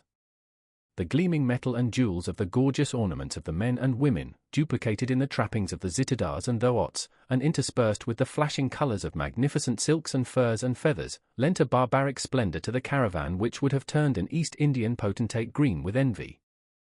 The enormous broad tires of the chariots and the padded feet of the animals brought forth no sound from the moss-covered sea bottom, and so we moved in utter silence, like some huge phantasmagoria, except when the stillness was broken by the guttural growling of a goaded Zitidar, or the squealing of fighting Thoats.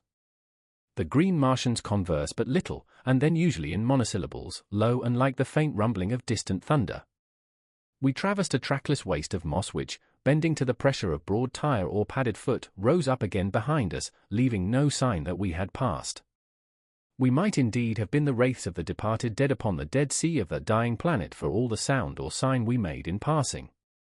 It was the first march of a large body of men and animals I had ever witnessed which raised no dust and left no spore, for there is no dust upon Mars except in the cultivated districts during the winter months, and even then the absence of high winds renders it almost unnoticeable. We camped that night at the foot of the hills we had been approaching for 2 days and which marked the southern boundary of this particular sea. Our animals had been 2 days without drink, nor had they had water for nearly 2 months, not since shortly after leaving Thark. But, as Tarkas explained to me, they require but little and can live almost indefinitely upon the moss which covers Barsoom, and which, he told me, holds in its tiny stems sufficient moisture to meet the limited demands of the animals. After partaking of my evening meal of cheese-like food and vegetable milk, I sought out Sola, whom I found working by the light of a torch upon some of Tarkas' trappings. She looked up at my approach, her face lighting with pleasure and with welcome. "I am glad you came," she said. "Dejah Thoris sleeps and I am lonely. Mine own people do not care for me, John Carter, I am too unlike them. It is a sad fate, since I must live my life amongst them, and I often wish that I were a true green Martian woman, without love and without hope, but I have known love and so I am lost. I promise to tell you my story, or rather the story of my parents. From what I have learned of you and the ways of your people, I am sure that the tale will not seem strange to you, but among green Martians it has no parallel within the memory of the oldest living Thark, nor do our legends hold many similar tales. My mother was rather small, in fact too small to be allowed the responsibilities of maternity, as our chieftains breed principally for size. She was also less cold and cruel than most green Martian women, and caring little for their society, she often roamed the deserted avenues of Thark alone, or went and sat among the wild flowers that deck the nearby hills, thinking thoughts and wishing wishes which I believe I alone among Tharkian women today may understand, for am I not the child of my mother? And there among the hills she met a young warrior, whose duty it was to guard the feeding Zitidars and Thoats and see that they roamed not beyond the hills. They spoke at first only of such things as interest a community of Tharks, but gradually, as they came to meet more often, and, as was now quite evident to both, no longer by chance, they talked about themselves, their likes, their ambitions and their hopes. She trusted him and told him of the awful repugnance she felt for the cruelties of their kind, for the hideous, loveless lives they must ever lead, and then she waited for the storm of denunciation to break from his cold, hard lips, but instead he took her in his arms and kissed her. They kept their love a secret for 6 long years. She, my mother, was of the retinue of the great Tarkas, while her lover was a simple warrior, wearing only his own metal. Had their defection from the traditions of the Tharks been discovered, both would have paid the penalty in the great arena before Tarkas and the assembled hordes.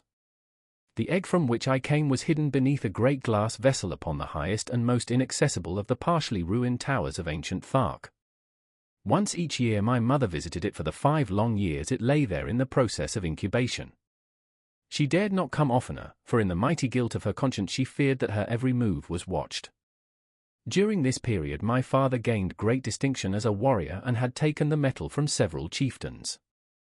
His love for my mother had never diminished, and his own ambition in life was to reach a point where he might wrest the metal from Tarkas himself, and thus, as ruler of the Tharks, be free to claim her as his own, as well as, by the might of his power, protect the child which otherwise would be quickly dispatched should the truth become known. It was a wild dream, that of wresting the metal from Tarkas in 5 short years, but his advance was rapid, and he soon stood high in the councils of Thark.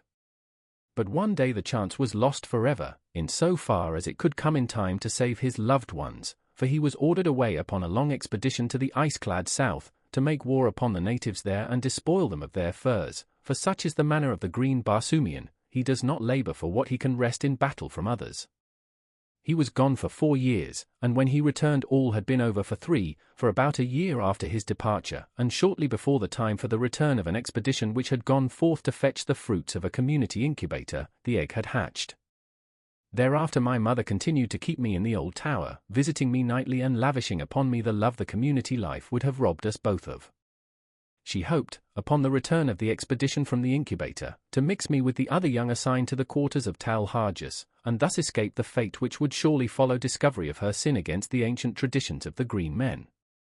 She taught me rapidly the language and customs of my kind, and one night she told me the story I have told to you up to this point, impressing upon me the necessity for absolute secrecy and the great caution I must exercise after she had placed me with the other young Tharks to permit no one to guess that I was further advanced in education than they, nor by any sign to divulge in the presence of others my affection for her, or my knowledge of my parentage, and then drawing me close to her she whispered in my ear the name of my father. And then a light flashed out upon the darkness of the tower chamber, and there stood Sarkoja, her gleaming, baleful eyes fixed in a frenzy of loathing and contempt upon my mother. The torrent of hatred and abuse she poured out upon her turned my young heart cold in terror. That she had heard the entire story was apparent, and that she had suspected something wrong from my mother's long nightly absences from her quarters accounted for her presence there on that fateful night. One thing she had not heard, nor did she know, the whispered name of my father. This was apparent from her repeated demands upon my mother to disclose the name of her partner in sin, but no amount of abuse or threats could wring this from her, and to save me from needless torture she lied, for she told Sarkoja that she alone knew nor would she ever tell her child. With final imprecations, Sarkoja hastened away to Tal Harjas to report her discovery, and while she was gone my mother, wrapping me in the silks and furs of her night coverings, so that I was scarcely noticeable, descended to the streets and ran wildly away toward the outskirts of the city, in the direction which led to the far south, out toward the man whose protection she might not claim, but on whose face she wished to look once more before she died. As we neared the city's southern extremity a sound came to us from across the mossy flat, from the direction of the only pass through the hills which led to the gates, the pass by which caravans from either north or south or east or west would enter the city. The sounds we heard were the squealing of Thoats and the grumbling of Zitidars, with the occasional clank of arms which announced the approach of a body of warriors. The thought uppermost in her mind was that it was my father returned from his expedition, but the cunning of the Thark held her from headlong and precipitate flight to greet him. Retreating into the shadows of a doorway she awaited the coming of the cavalcade which shortly entered the avenue, breaking its formation and thronging the thoroughfare from wall to wall. As the head of the procession passed us the lesser moon swung clear of the overhanging roofs and lit up the scene with all the brilliancy of her wondrous light.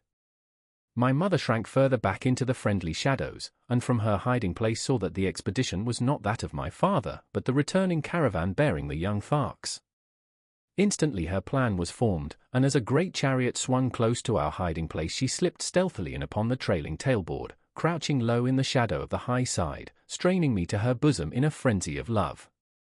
She knew, what I did not, that never again after that night would she hold me to her breast, nor was it likely we would ever look upon each other's face again. In the confusion of the plaza she mixed me with the other children, whose guardians during the journey were now free to relinquish their responsibility. We were herded together into a great room, fed by women who had not accompanied the expedition, and the next day we were parcelled out among the retinues of the chieftains. I never saw my mother after that night. She was imprisoned by Tal Harjas, and every effort, including the most horrible and shameful torture, was brought to bear upon her to wring from her lips the name of my father, but she remained steadfast and loyal, dying at last amidst the laughter of Tal Harjas and his chieftains during some awful torture she was undergoing. I learned afterwards that she told them that she had killed me to save me from a like fate at their hands, and that she had thrown my body to the white apes. Sarkoja alone disbelieved her, and I feel to this day that she suspects my true origin, but does not dare expose me, at the present, at all events, because she also guesses, I am sure, the identity of my father. When he returned from his expedition and learned the story of my mother's fate I was present as Tal Harjas told him, but never by the quiver of a muscle did he betray the slightest emotion, only he did not laugh as Tal Harjas gleefully described her death struggles. From that moment on he was the cruelest of the cruel, and I am awaiting the day when he shall win the goal of his ambition, and feel the carcass of Tarkas beneath his foot, for I am as sure that he but waits the opportunity to wreak a terrible vengeance, and that his great love is as strong in his breast as when it first transfigured him nearly 40 years ago, as I am that we sit here upon the edge of a world-old ocean while sensible people sleep. John Carter. And your father, Sola, is he with us now? I asked. Yes, she replied, but he does not know me for what I am, nor does he know who betrayed my mother to Tarkas. I alone know my father's name, and only I and Tarkas and Sarkoja know that it was she who carried the tale that brought death and torture upon her he loved. We sat silent for a few moments, she wrapped in the gloomy thoughts of her terrible past, and I in pity for the poor creatures whom the heartless, senseless customs of their race had doomed to loveless lives of cruelty and of hate. Presently she spoke. John Carter, if ever a real man walked the cold, dead bosom of Barsoom, you are one. I know that I can trust you, and because the knowledge may someday help you or him or Dejah, Thoris or myself, I am going to tell you the name of my father, nor place any restrictions or conditions upon your tongue. When the time comes, speak the truth if it seems best to you. I trust you because I know that you are not cursed with the terrible trait of absolute and unswerving truthfulness, that you could lie like one of your own Virginia gentlemen if a lie would save others from sorrow or suffering. My father's name is Tarkas. Chapter 16. We plan escape. The remainder of our journey to Thark was uneventful. We were 20 days upon the road, crossing 2 sea bottoms and passing through or around a number of ruined cities, mostly smaller than Korod. Twice we crossed the famous Martian waterways, or canals, so called by our earthly astronomers.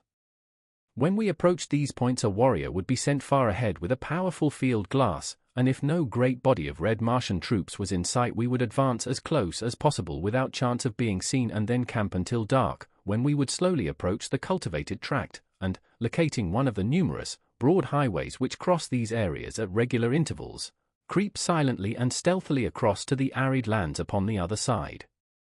It required 5 hours to make one of these crossings without a single halt, and the other consumed the entire night, so that we were just leaving the confines of the high-walled fields when the sun broke out upon us. Crossing in the darkness, as we did, I was unable to see but little, except as the nearer moon, in her wild and ceaseless hurtling through the Barsoomian heavens, lit up little patches of the landscape from time to time, disclosing walled fields and low, rambling buildings, presenting much the appearance of earthly farms. There were many trees, methodically arranged, and some of them were of enormous height. There were animals in some of the enclosures, and they announced their presence by terrified squealings and snortings as they scented our queer, wild beasts and wilder human beings. Only once did I perceive a human being, and that was at the intersection of our crossroad with the wide, white turnpike which cuts each cultivated district longitudinally at its exact center. The fellow must have been sleeping beside the road, for, as I came abreast of him, he raised upon one elbow and after a single glance at the approaching caravan leaped shrieking to his feet and fled madly down the road, scaling a nearby wall with the agility of a scared cat. The Tharks paid him not the slightest attention, they were not out upon the warpath, and the only sign that I had that they had seen him was a quickening of the pace of the caravan as we hastened toward the bordering desert which marked our entrance into the realm of Tarkas. Not once did I have speech with Dejah Thoris, as she sent no word to me that I would be welcome at her chariot, and my foolish pride kept me from making any advances. I verily believe that a man's way with women is in inverse ratio to his prowess among men. The weakling and the saphead have often great ability to charm the fair sex, while the fighting man who can face 1,000 real dangers unafraid, sits hiding in the shadows like some frightened child. Just 30 days after my advent upon Barsoom we entered the ancient city of Thark, from whose long-forgotten people this horde of green men have stolen even their name. The hordes of Thark number some 30,000 souls, and are divided into 25 communities. Each community has its own Jed and lesser chieftains, but all are under the rule of Tarkas, Jedak of Thark. 5 communities make their headquarters at the city of Thark, and the balance are scattered among other deserted cities of ancient Mars throughout the district claimed by Tarkas. We made our entry into the great central plaza early in the afternoon. There were no enthusiastic friendly greetings for the returned expedition. Those who chanced to be in sight spoke the names of warriors or women with whom they came in direct contact, in the formal greeting of their kind, but when it was discovered that they brought 2 captives a greater interest was aroused, and Dejah, Thoris and I were the centers of inquiring groups. We were soon assigned to new quarters, and the balance of the day was devoted to settling ourselves to the changed conditions. My home now was upon an avenue leading into the plaza from the south, the main artery down which we had marched from the gates of the city. I was at the far end of the square and had an entire building to myself. The same grandeur of architecture which was so noticeable a characteristic of Foreword was in evidence here, only, if that were possible, on a larger and richer scale. My quarters would have been suitable for housing the greatest of earthly emperors, but to these queer creatures nothing about a building appealed to them but its size and the enormity of its chambers. The larger the building, the more desirable, and so Tal Harjas occupied what must have been an enormous public building, the largest in the city, but entirely unfitted for residence purposes. The next largest was reserved for Lorquas Tomel, the next for the Jed of a lesser rank, and so on to the bottom of the list of 5 Jeds. The warriors occupied the buildings with the chieftains to whose retinues they belonged, or, if they preferred, sought shelter among any of the thousands of untenanted buildings in their own quarter of town, each community being assigned a certain section of the city. The selection of building had to be made in accordance with these divisions, except in so far as the Jeds were concerned, they all occupying edifices which fronted upon the plaza.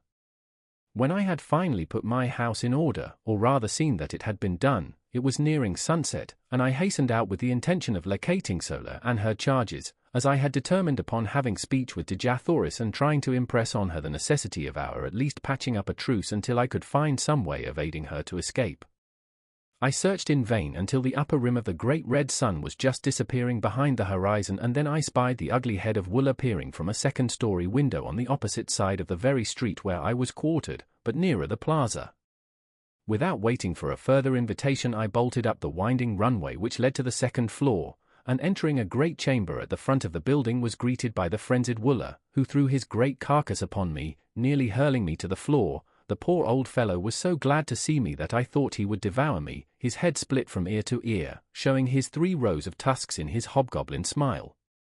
Quieting him with a word of command and a caress, I looked hurriedly through the approaching gloom for a sign of Dejah Thoris, and then, not seeing her, I called her name.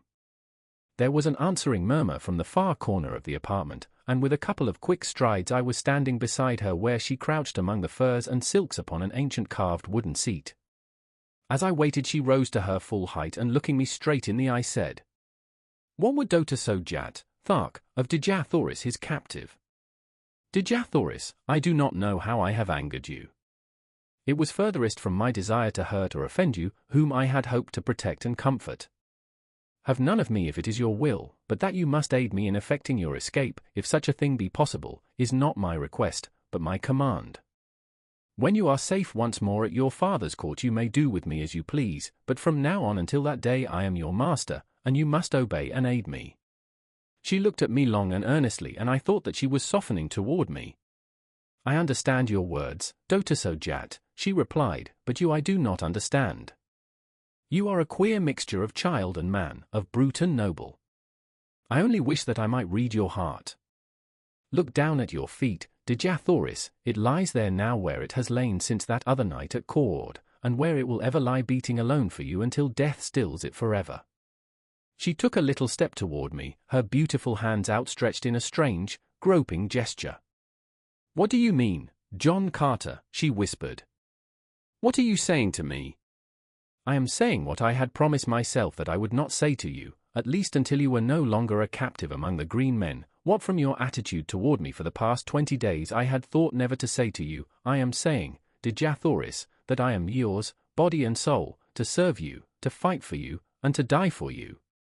Only one thing I ask of you in return, and that is that you make no sign, either of condemnation or of approbation of my words until you are safe among your own people, and that whatever sentiments you harbor toward me they be not influenced or colored by gratitude. Whatever I may do to serve you will be prompted solely from selfish motives, since it gives me more pleasure to serve you than not.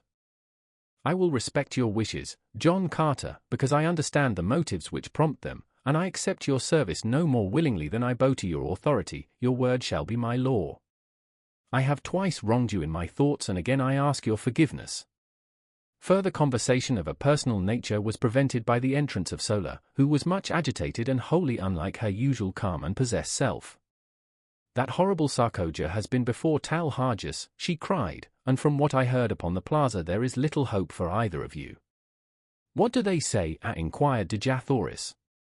"That you will be thrown to the wild calots, dogs, in the great arena as soon as the hordes have assembled for the yearly games." "Sola," I said, "you are a Thark, but you hate and loathe the customs of your people as much as we do. Will you not accompany us in one supreme effort to escape? I am sure that Dejah Thoris can offer you a home and protection among her people, and your fate can be no worse among them than it must ever be here." "Yes," cried Dejah Thoris, "come with us, Sola, you will be better off among the red men of Helium than you are here, and I can promise you not only a home with us, but the love and affection your nature craves and which must always be denied you by the customs of your own race. Come with us, Sola, we might go without you, but your fate would be terrible if they thought you had connived to aid us. I know that even that fear would not tempt you to interfere in our escape, but we want you with us, we want you to come to a land of sunshine and happiness, amongst a people who know the meaning of love, of sympathy, and of gratitude. Say that you will, Sola, tell me that you will." "The great waterway which leads to Helium is but 50 miles to the south," murmured Sola, half to herself. "A swift thought might make it in 3 hours, and then to Helium it is 500 miles, most of the way through thinly settled districts. They would know and they would follow us. We might hide among the great trees for a time, but the chances are small indeed for escape. They would follow us to the very gates of Helium, and they would take toll of life at every step. You do not know them. Is there no other way we might reach Helium?" I asked. "Can you not draw me a rough map of the country we must traverse, Dejah Thoris?" "Yes," she replied, and taking a great diamond from her hair she drew upon the marble floor the first map of Barsumian territory I had ever seen. It was crisscrossed in every direction with long straight lines, sometimes running parallel and sometimes converging toward some great circle. The lines, she said, were waterways, the circles, cities, and one far to the northwest of us she pointed out as Helium. There were other cities closer, but she said she feared to enter many of them, as they were not all friendly toward Helium. Finally, after studying the map carefully in the moonlight which now flooded the room, I pointed out a waterway far to the north of us which also seemed to lead to Helium. "Does not this pierce your grandfather's territory?" I asked. "Yes," she answered, "but it is 200 miles north of us. It is one of the waterways we crossed on the trip to Thark." "They would never suspect that we would try for that distant waterway," I answered, "and that is why I think that it is the best route for our escape." Sola agreed with me, and it was decided that we should leave Thark this same night, just as quickly, in fact, as I could find and saddle my VIII. Sola was to ride one and Dejah Thoris and I the other, each of us carrying sufficient food and drink to last us for 2 days, since the animals could not be urged too rapidly for so long a distance. I directed Sola to proceed with Dejah Thoris along one of the less frequented avenues to the southern boundary of the city, where I would overtake them with the VIII as quickly as possible. Then, leaving them to gather what food, silks, and furs we were to need, I slipped quietly to the rear of the first floor, and entered the courtyard, where our animals were moving restlessly about, as was their habit, before settling down for the night. In the shadows of the buildings and out beneath the radiance of the Martian moons moved the great herd of VIIIs and XXIIs, the latter grunting their low gutturals and the former occasionally emitting the sharp squeal which denotes the almost habitual state of rage in which these creatures pass their existence. They were quieter now, owing to the absence of man, but as they scented me they became more restless and their hideous noise increased. It was risky business, this entering a paddock of VIIIs alone and at night, first, because their increasing noisiness might warn the nearby warriors that something was amiss, and also because for the slightest cause, or for no cause at all some great bullthoat might take it upon himself to lead a charge upon me. Having no desire to awaken their nasty tempers upon such a night as this, where so much depended upon secrecy and dispatch, I hugged the shadows of the buildings, ready at an instant's warning to leap into the safety of a nearby door or window. Thus I moved silently to the great gates which opened upon the street at the back of the court, and as I neared the exit I called softly to my 2 animals. How I thanked the kind Providence which had given me the foresight to win the love and confidence of these wild dumb brutes, for presently from the far side of the court I saw 2 huge bulks forcing their way toward me through the surging mountains of flesh.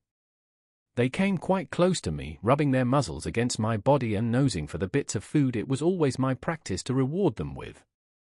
Opening the gates, I ordered the two great beasts to pass out, and then slipping quietly after them, I closed the portals behind me. I did not saddle or mount the animals there, but instead walked quietly in the shadows of the buildings toward an unfrequented avenue which led toward the point I had arranged to meet Dejah, Thoris, and Sola. With the noiselessness of disembodied spirits, we moved stealthily along the deserted streets, but not until we were within sight of the plain beyond the city did I commence to breathe freely. I was sure that Sola and Dejah Thoris would find no difficulty in reaching our rendezvous undetected, but with my great thoughts I was not so sure for myself, as it was quite unusual for warriors to leave the city after dark. In fact, there was no place for them to go within any but a long ride. I reached the appointed meeting place safely, but as Dejah, Thoris, and Sola were not there, I led my animals into the entrance hall of one of the large buildings. Presuming that one of the other women of the same household may have come in to speak to Sola, and so delayed their departure, I did not feel any undue apprehension until nearly an hour had passed without a sign of them, and by the time another half hour had crawled away I was becoming filled with grave anxiety. Then there broke upon the stillness of the night the sound of an approaching party, which, from the noise, I knew could be no fugitives creeping stealthily toward liberty. Soon the party was near me, and from the black shadows of my entranceway I perceived a score of mounted warriors, who, in passing, dropped a dozen words that fetched my heart clean into the top of my head.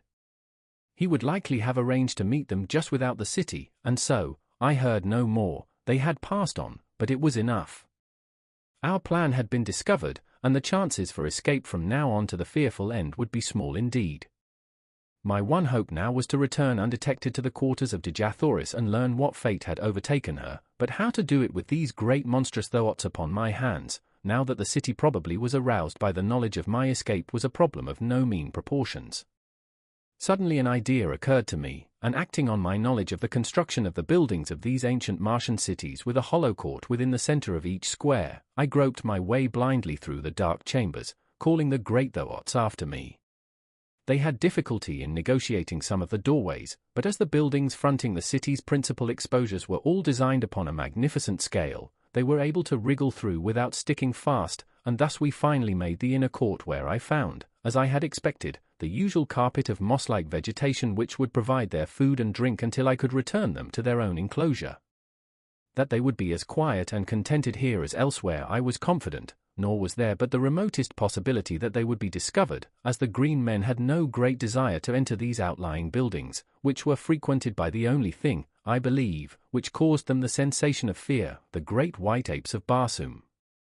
Removing the saddle trappings, I hid them just within the rear doorway of the building through which we had entered the court, and, turning the beasts loose, quickly made my way across the court to the rear of the buildings upon the further side, and thence to the avenue beyond. Waiting in the doorway of the building until I was assured that no one was approaching, I hurried across to the opposite side and through the first doorway to the court beyond, thus, crossing through court after court with only the slight chance of detection which the necessary crossing of the avenues entailed. I made my way in safety to the courtyard in the rear of Dejah Thoris' quarters. Here, of course, I found the beasts of the warriors who quartered in the adjacent buildings, and the warriors themselves I might expect to meet within if I entered, but, fortunately for me, I had another and safer method of reaching the upper story where Dejah Thoris should be found, and, after first determining as nearly as possible which of the buildings she occupied, for I had never observed them before from the court side, I took advantage of my relatively great strength and agility and sprang upward until I grasped the sill of a second-story window which I thought to be in the rear of her apartment. Drawing myself inside the room, I moved stealthily toward the front of the building, and not until I had quite reached the doorway of her room was I made aware by voices that it was occupied. I did not rush headlong in, but listened without to assure myself that it was Dejah Thoris and that it was safe to venture within. It was well indeed that I took this precaution, for the conversation I heard was in the low gutturals of men, and the words which finally came to me proved a most timely warning. The speaker was a chieftain, and he was giving orders to 4 of his warriors. And when he returns to this chamber, he was saying, as he surely will when he finds she does not meet him at the city's edge, you 4 are to spring upon him and disarm him. It will require the combined strength of all of you to do it if the reports they bring back from Foreword are correct. When you have him fast bound, bear him to the vaults beneath the Jedak's quarters and chain him securely where he may be found when Talharjas wishes him. Allow him to speak with none, nor permit any other to enter this apartment before he comes.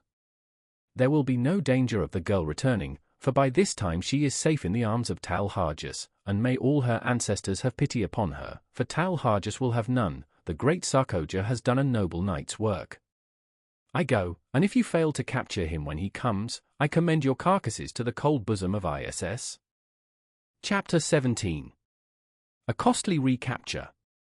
As the speaker ceased, he turned to leave the apartment by the door where I was standing, but I needed to wait no longer. I had heard enough to fill my soul with dread, and stealing quietly away I returned to the courtyard by the way I had come. My plan of action was formed upon the instant, and crossing the square and the bordering avenue upon the opposite side, I soon stood within the courtyard of Talharjas. The brilliantly lighted apartments of the first floor told me where first to seek, and advancing to the windows I peered within. I soon discovered that my approach was not to be the easy thing I had hoped, for the rear rooms bordering the court were filled with warriors and women. I then glanced up at the stories above, discovering that the third was apparently unlighted, and so decided to make my entrance to the building from that point. It was the work of but a moment for me to reach the windows above, and soon I had drawn myself within the sheltering shadows of the unlighted third floor. Fortunately, the room I had selected was untenanted, and creeping noiselessly to the corridor beyond, I discovered a light in the apartments ahead of me. Reaching what appeared to be a doorway, I discovered that it was but an opening upon an immense inner chamber which towered from the first floor, 2 stories below me, to the dome-like roof of the building, high above my head. The floor of this great circular hall was thronged with chieftains, warriors, and women, and at one end was a great raised platform upon which squatted the most hideous beast I had ever put my eyes upon. He had all the cold, hard, cruel, terrible features of the green warriors, but accentuated and debased by the animal passions to which he had given himself over for many years. There was not a mark of dignity or pride upon his bestial countenance, while his enormous bulk spread itself out upon the platform where he squatted like some huge devil fish, his 6 limbs accentuating the similarity in a horrible and startling manner. But the sight that froze me with apprehension was that of Dejah, Thoris and Sola standing there before him, and the fiendish leer of him as he let his great protruding eyes gloat upon the lines of her beautiful figure. She was speaking, but I could not hear what she said, nor could I make out the low grumbling of his reply. She stood there erect before him, her head high held, and even at the distance I was from them I could read the scorn and disgust upon her face as she let her haughty glance rest without sign of fear upon him. She was indeed the proud daughter of 1,000 Jedaks, every inch of her dear, precious little body, so small, so frail beside the towering warriors around her, but in her majesty dwarfing them into insignificance. She was the mightiest figure among them, and I verily believe that they felt it. Presently Talharjas made a sign that the chamber be cleared, and that the prisoners be left alone before him. Slowly the chieftains, the warriors, and the women melted away into the shadows of the surrounding chambers, and Dejah, Thoris and Sola stood alone before the Jedak of the Tarkas. One chieftain alone had hesitated before departing. I saw him standing in the shadows of a mighty column, his fingers nervously toying with the hilt of his greatsword and his cruel eyes bent in implacable hatred upon Talharjas. It was Tarkas, and I could read his thoughts as they were an open book for the undisguised loathing upon his face. He was thinking of that other woman who, 40 years ago, had stood before this beast, and could I have spoken a word into his ear at that moment the reign of Talharjas would have been over, but finally he also strode from the room, not knowing that he left his own daughter at the mercy of the creature he most loathed. Talharjas arose, and I, half fearing, half anticipating his intentions, hurried to the winding runway which led to the floors below. No one was near to intercept me, and I reached the main floor of the chamber unobserved, taking my station in the shadow of the same column that Tarkas had but just deserted. As I reached the floor, Talharjas was speaking. "Princess of Helium, I might wring a mighty ransom from your people would I but return you to them unharmed, but 1,000 times rather would I watch that beautiful face writhe in the agony of torture. It shall be long drawn out, that I promise you. 10 days of pleasure were all too short to show the love I harbor for your race. The terrors of your death shall haunt the slumbers of the red men through all the ages to come. They will shudder in the shadows of the night as their fathers tell them of the awful vengeance of the green men, of the power and might and hate and cruelty of Talharjas.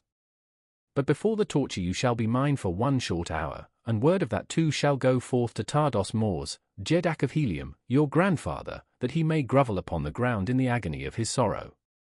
Tomorrow the torture will commence, tonight thou art Talhargus, come. He sprang down from the platform and grasped her roughly by the arm, but scarcely had he touched her than I leaped between them. My short sword, sharp and gleaming, was in my right hand. I could have plunged it into his putrid heart before he realized that I was upon him, but as I raised my arm to strike I thought of Tarkas, and, with all my rage, with all my hatred, I could not rob him of that sweet moment for which he had lived and hoped all these long, weary years, and so, instead, I swung my good right fist full upon the point of his jaw. Without a sound he slipped to the floor as one dead. In the same deathly silence I grasped Dejah Thoris by the hand, and motioning Sola to follow we sped noiselessly from the chamber and to the floor above. Unseen we reached a rear window, and with the straps and leather of my trappings I lowered, first Sola and then Dejah Thoris, to the ground below. Dropping lightly after them I drew them rapidly around the court in the shadows of the buildings, and thus we returned over the same course I had so recently followed from the distant boundary of the city. We finally came upon my thoughts in the courtyard where I had left them, and placing the trappings upon them we hastened through the building to the avenue beyond. Mounting, Sola upon one beast, and Dejah Thoris behind me upon the other, we rode from the city of Thark through the hills to the south. Instead of circling back around the city to the northwest and toward the nearest waterway which lay so short a distance from us, we turned to the northeast and struck out upon the mossy waste across which, for 200 dangerous and weary miles, lay another main artery leading to Helium. No word was spoken until we had left the city far behind, but I could hear the quiet sobbing of Dejah Thoris as she clung to me with her dear head resting against my shoulder. If we make it, my chieftain, the debt of Helium will be a mighty one, greater than she can ever pay you, and should we not make it, she continued, the debt is no less, though Helium will never know, for you have saved the last of our line from worse than death.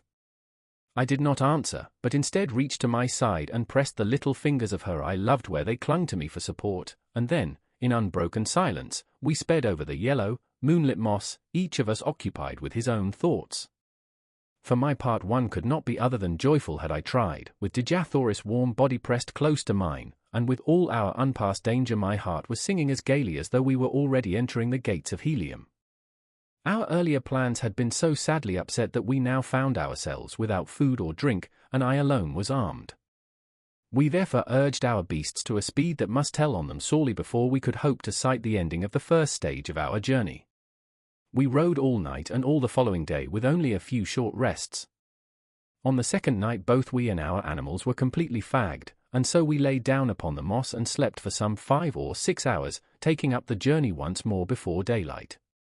All the following day we rode, and when, late in the afternoon, we had sighted no distant trees, the mark of the great waterways throughout all Barsoom, the terrible truth flashed upon us: we were lost. Evidently we had circled, but which way it was difficult to say, nor did it seem possible with the sun to guide us by day and the moons and stars by night. At any rate no waterway was in sight, and the entire party was almost ready to drop from hunger, thirst, and fatigue. Far ahead of us and a trifle to the right we could distinguish the outlines of low mountains. These we decided to attempt to reach in the hope that from some ridge we might discern the missing waterway. Night fell upon us before we reached our goal, and, almost fainting from weariness and weakness, we lay down and slept. I was awakened early in the morning by some huge body pressing close to mine, and opening my eyes with a start I beheld my blessed old Wooler snuggling close to me. The faithful brute had followed us across that trackless waste to share our fate, whatever it might be. Putting my arms about his neck I pressed my cheek close to his, nor am I ashamed that I did it, nor of the tears that came to my eyes as I thought of his love for me. Shortly after this Dejah Thoris and Sola awakened, and it was decided that we push on at once in an effort to gain the hills. We had gone scarcely a mile when I noticed that my thoat was commencing to stumble and stagger in a most pitiful manner, although we had not attempted to force them out of a walk since about noon of the preceding day. Suddenly he lurched wildly to one side and pitched violently to the ground. Dejah Thoris and I were thrown clear of him and fell upon the soft moss with scarcely a jar, but the poor beast was in a pitiable condition, not even being able to rise, although relieved of our weight.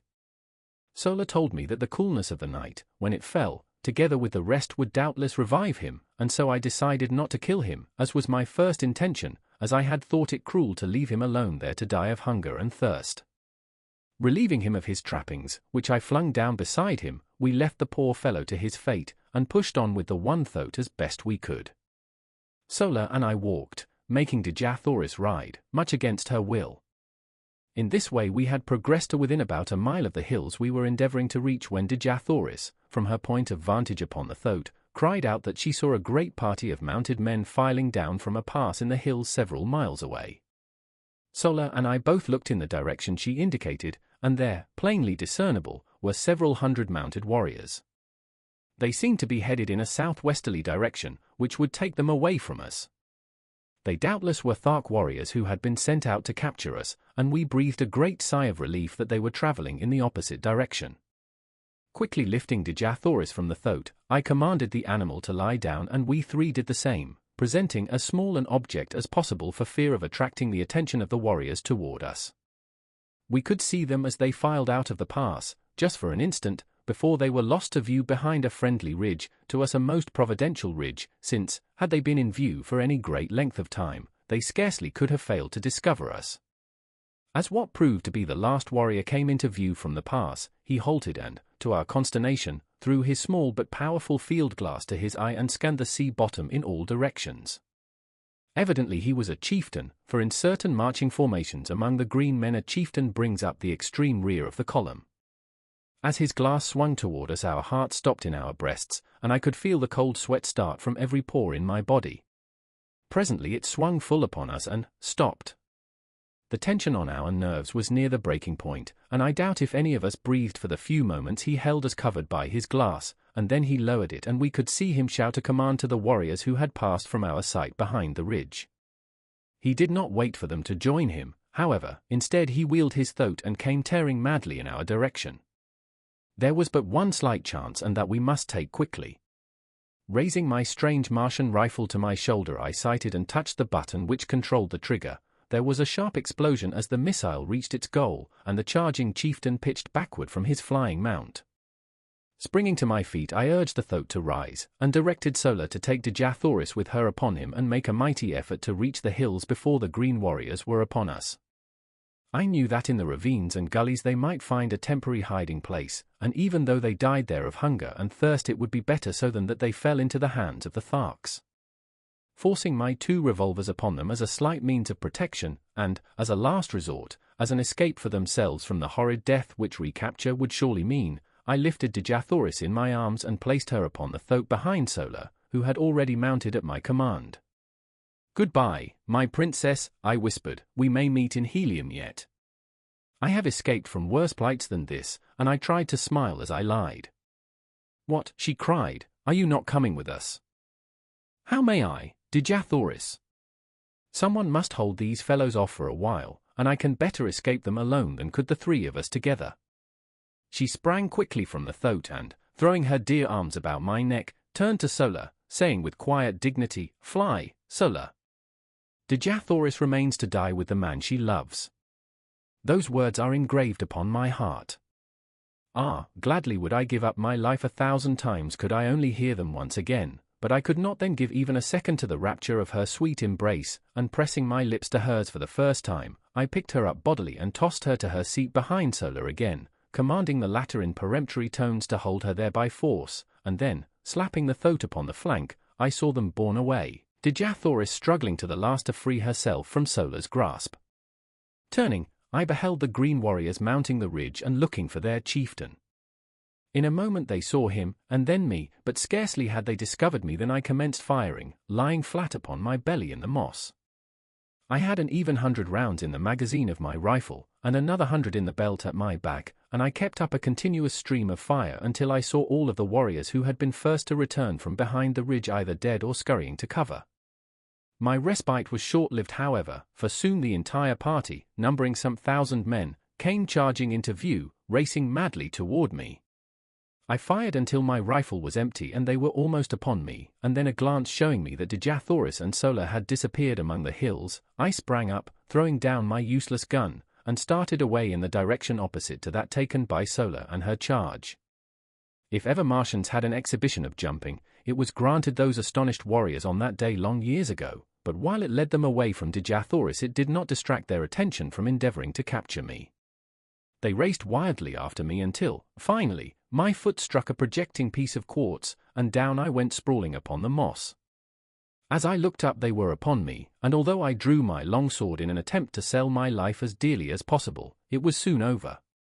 I reeled beneath their blows, which fell upon me in perfect torrents. My head swam, all was black, and I went down beneath them to oblivion. Chapter 18. Chained in Warhoon.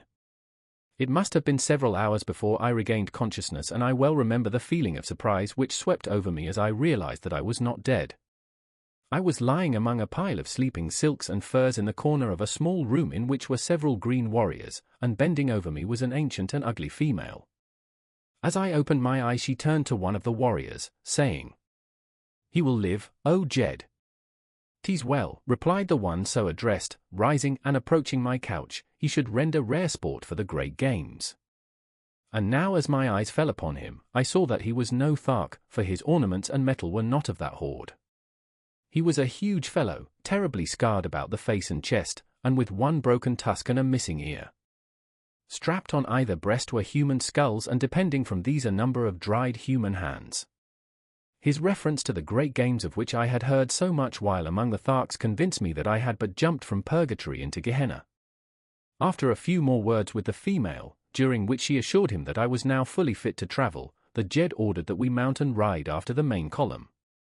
I was strapped securely to as wild and unmanageable a thoat as I had ever seen, and, with a mounted warrior on either side to prevent the beast from bolting, we rode forth at a furious pace in pursuit of the column. My wounds gave me but little pain, so wonderfully and rapidly had the applications and injections of the female exercised their therapeutic powers, and so deftly had she bound and plastered the injuries. Just before dark we reached the main body of troops shortly after they had made camp for the night. I was immediately taken before the leader, who proved to be the Jedak of the hordes of Warhoon. Like the Jed who had brought me, he was frightfully scarred, and also decorated with the breastplate of human skulls and dry dead hands which seemed to mark all the greater warriors among the Warhoons, as well as to indicate their awful ferocity, which greatly transcends even that of the Tharks. The Jedak, Bar Comas, who was comparatively young, was the object of the fierce and jealous hatred of his old lieutenant, Dak Kova, the Jed who had captured me, and I could not but note the almost studied efforts which the latter made to affront his superior. He entirely omitted the usual formal salutation as we entered the presence of the Jedak, and as he pushed me roughly before the ruler he exclaimed in a loud and menacing voice, "I have brought a strange creature wearing the metal of a Thark whom it is my pleasure to have battle with a wild thoat at the great games. He will die as Bar Comas, your Jedak, sees fit, if at all," replied the young ruler, with emphasis and dignity. "If at all," roared Dak Kova. "By the dead hands at my throat, but he shall die, Bar Comas. No maudlin weakness on your part shall save him. Oh, would that Warhoon were ruled by a real Jedak rather than by a water-hearted weakling from whom even old Dak Kova could tear the metal with his bare hands." Bar Comas eyed the defiant and insubordinate chieftain for an instant, his expression one of haughty, fearless contempt and hate, and then without drawing a weapon and without uttering a word he hurled himself at the throat of his defamer. I never before had seen two green Martian warriors battle with nature's weapons, and the exhibition of animal ferocity which ensued was as fearful a thing as the most disordered imagination could picture. They tore at each other's eyes and ears with their hands, and with their gleaming tusks repeatedly slashed and gored until both were cut fairly to ribbons from head to foot. Bar Comas had much the better of the battle as he was stronger, quicker, and more intelligent. It soon seemed that the encounter was done, saving only the final death thrust when Bar Comas slipped in, breaking away from a clinch. It was the one little opening that Dak Kova needed, and hurling himself at the body of his adversary he buried his single mighty tusk in Bar Comas' groin, and with a last powerful effort ripped the young Jedak wide open the full length of his body, the great tusk finally wedging in the bones of Bar Comas' jaw. Victor and vanquished rolled limp and lifeless upon the moss, a huge mass of torn and bloody flesh. Bar Comas was stone dead, and only the most Herculean efforts on the part of Dak Kova's female saved him from the fate he deserved. 3 days later he walked without assistance to the body of Bar Comas, which, by custom, had not been moved from where it fell, and placing his foot upon the neck of his erstwhile ruler he assumed the title of Jedak of Warhoon. The dead Jedak's hands and head were removed to be added to the ornaments of his conqueror, and then his women cremated what remained, amid wild and terrible laughter. The injuries to Dakova had delayed the march so greatly that it was decided to give up the expedition, which was a raid upon a small Thark community in retaliation for the destruction of the incubator, until after the Great Games, and the entire body of warriors, 10,000 in number, turned back toward Warhoon. My introduction to these cruel and bloodthirsty people was but an index to the scenes I witnessed almost daily while with them. They are a smaller horde than the Tharks but much more ferocious. Not a day passed but that some members of the various Warhoon communities met in deadly combat. I have seen as high as 8 mortal duels within a single day. We reached the city of Warhoon after some 3 days' march, and I was immediately cast into a dungeon and heavily chained to the floor and walls. Food was brought me at intervals, but owing to the utter darkness of the place I do not know whether I lay there days, or weeks, or months. It was the most horrible experience of all my life, and that my mind did not give way to the terrors of that inky blackness has been a wonder to me ever since.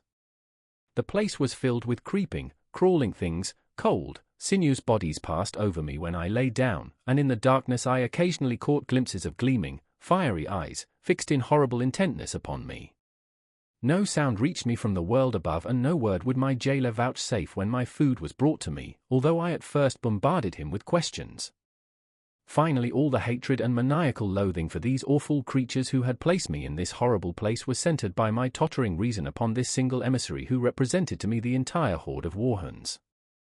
I had noticed that he always advanced with his dim torch to where he could place the food within my reach, and as he stooped to place it upon the floor his head was about on a level with my breast. So, with the cunning of a madman, I backed into the far corner of my cell when next I heard him approaching, and gathering a little slack of the great chain which held me in my hand I waited his coming, crouching like some beast of prey. As he stooped to place my food upon the ground I swung the chain above my head and crashed the links with all my strength upon his skull. Without a sound he slipped to the floor, stone dead. Laughing and chattering like the idiot I was fast becoming, I fell upon his prostrate form, my fingers feeling for his dead throat.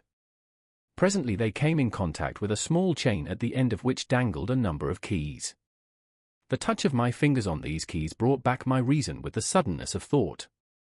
No longer was I a gibbering idiot, but a sane, reasoning man with the means of escape within my very hands.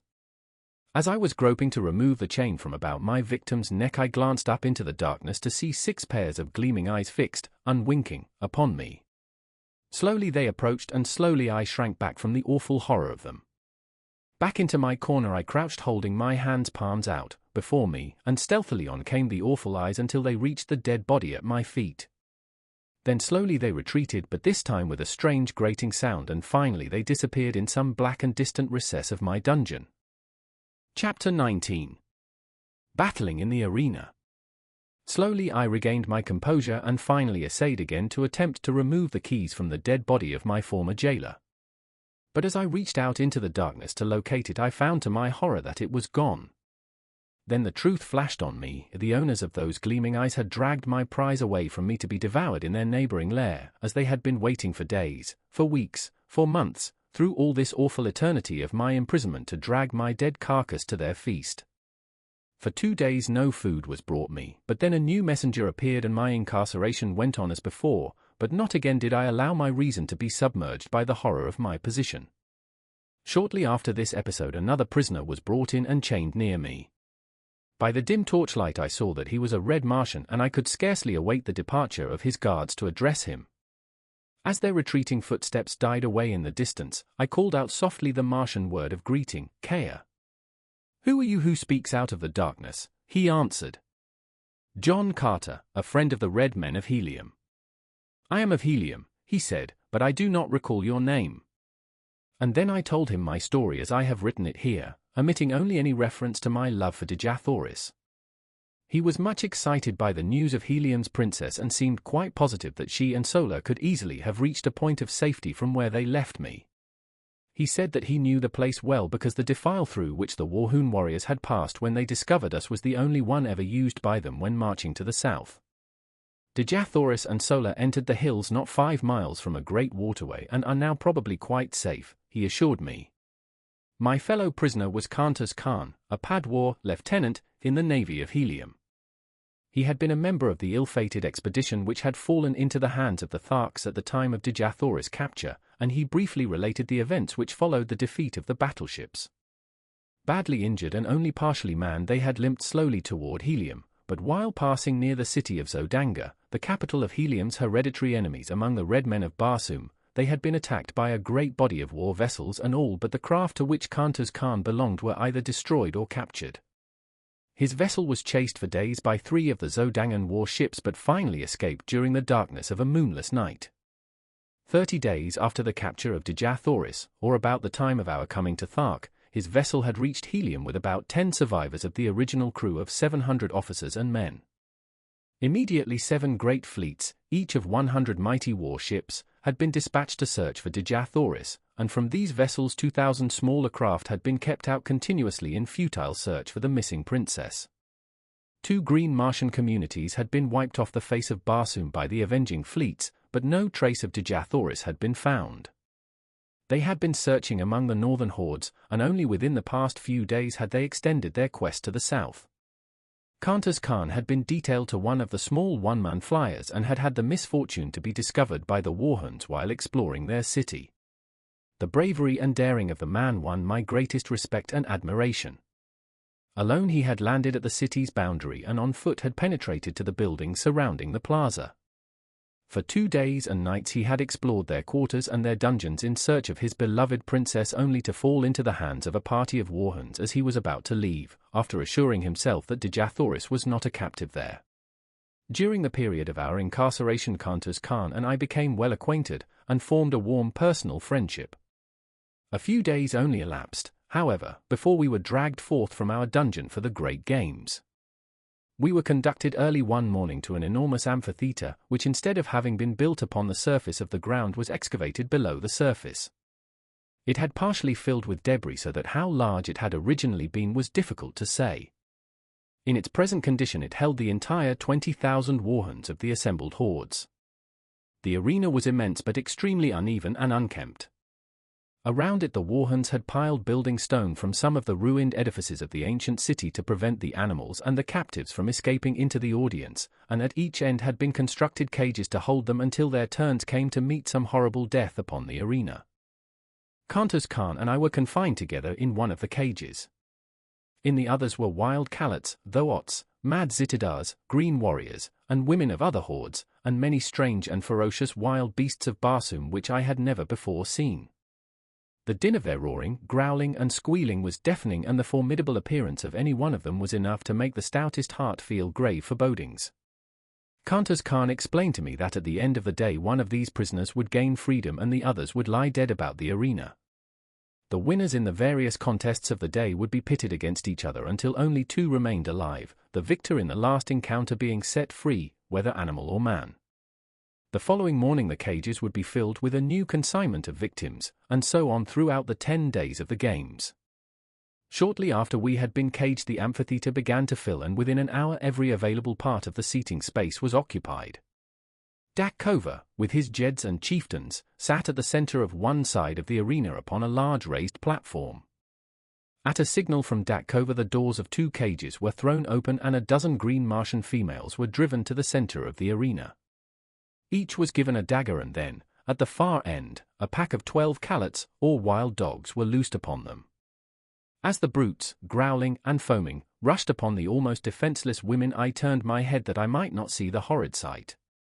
The yells and laughter of the green horde bore witness to the excellent quality of the sport, and when I turned back to the arena, as XXIII told me it was over, I saw 3 victorious Calots, snarling and growling over the bodies of their prey. The women had given a good account of themselves. Next a mad Zitidar was loosed among the remaining dogs, and so it went throughout the long, hot, horrible day. During the day I was pitted against first men and then beasts, but as I was armed with a longsword and always outclassed my adversary in agility and generally in strength as well, it proved but child's play to me. Time and time again I won the applause of the bloodthirsty multitude, and toward the end there were cries that I be taken from the arena and be made a member of the hordes of Warhoon. Finally there were but 3 of us left, a great green warrior of some far northern horde, XXIII, and myself. The other 2 were to battle, and then I to fight the conqueror for the liberty which was accorded the final winner. XXIII had fought several times during the day and like myself had always proven victorious, but occasionally by the smallest of margins, especially when pitted against the Green Warriors. I had little hope that he could best his giant adversary who had mowed down all before him during the day. The fellow towered nearly 16 feet in height, while XXIII was some inches under 6 feet. As they advanced to meet one another, I saw for the first time a trick of Martian swordsmanship which centered XXIII's every hope of victory and life on one cast of the dice, for, as he came to within about 20 feet of the huge fellow, he threw his sword arm far behind him over his shoulder and with a mighty sweep hurled his weapon point foremost at the Green Warrior. It flew true as an arrow and piercing the poor devil's heart laid him dead upon the arena. XXIII and I were now pitted against each other, but as we approached to the encounter I whispered to him to prolong the battle until nearly dark in the hope that we might find some means of escape. The horde evidently guessed that we had no hearts to fight each other, and so they howled in rage as neither of us placed a fatal thrust. Just as I saw the sudden coming of dark I whispered to XXIII to thrust his sword between my left arm and my body. As he did so I staggered back clasping the sword tightly with my arm and thus fell to the ground with his weapon apparently protruding from my chest. XXIII perceived my coup and stepping quickly to my side he placed his foot upon my neck and withdrawing his sword from my body gave me the final death blow through the neck which is supposed to sever the jugular vein, but in this instance the cold blade slipped harmlessly into the sand of the arena. In the darkness which had now fallen none could tell but that he had really finished me. I whispered to him to go and claim his freedom and then look for me in the hills east of the city, and so he left me. When the amphitheater had cleared I crept stealthily to the top, and as the great excavation lay far from the plaza and in an untenanted portion of the great dead city I had little trouble in reaching the hills beyond. Chapter 20. In the Atmosphere Factory. For 2 days I waited there for XXIII, but as he did not come I started off on foot in a northwesterly direction toward a point where he had told me lay the nearest waterway.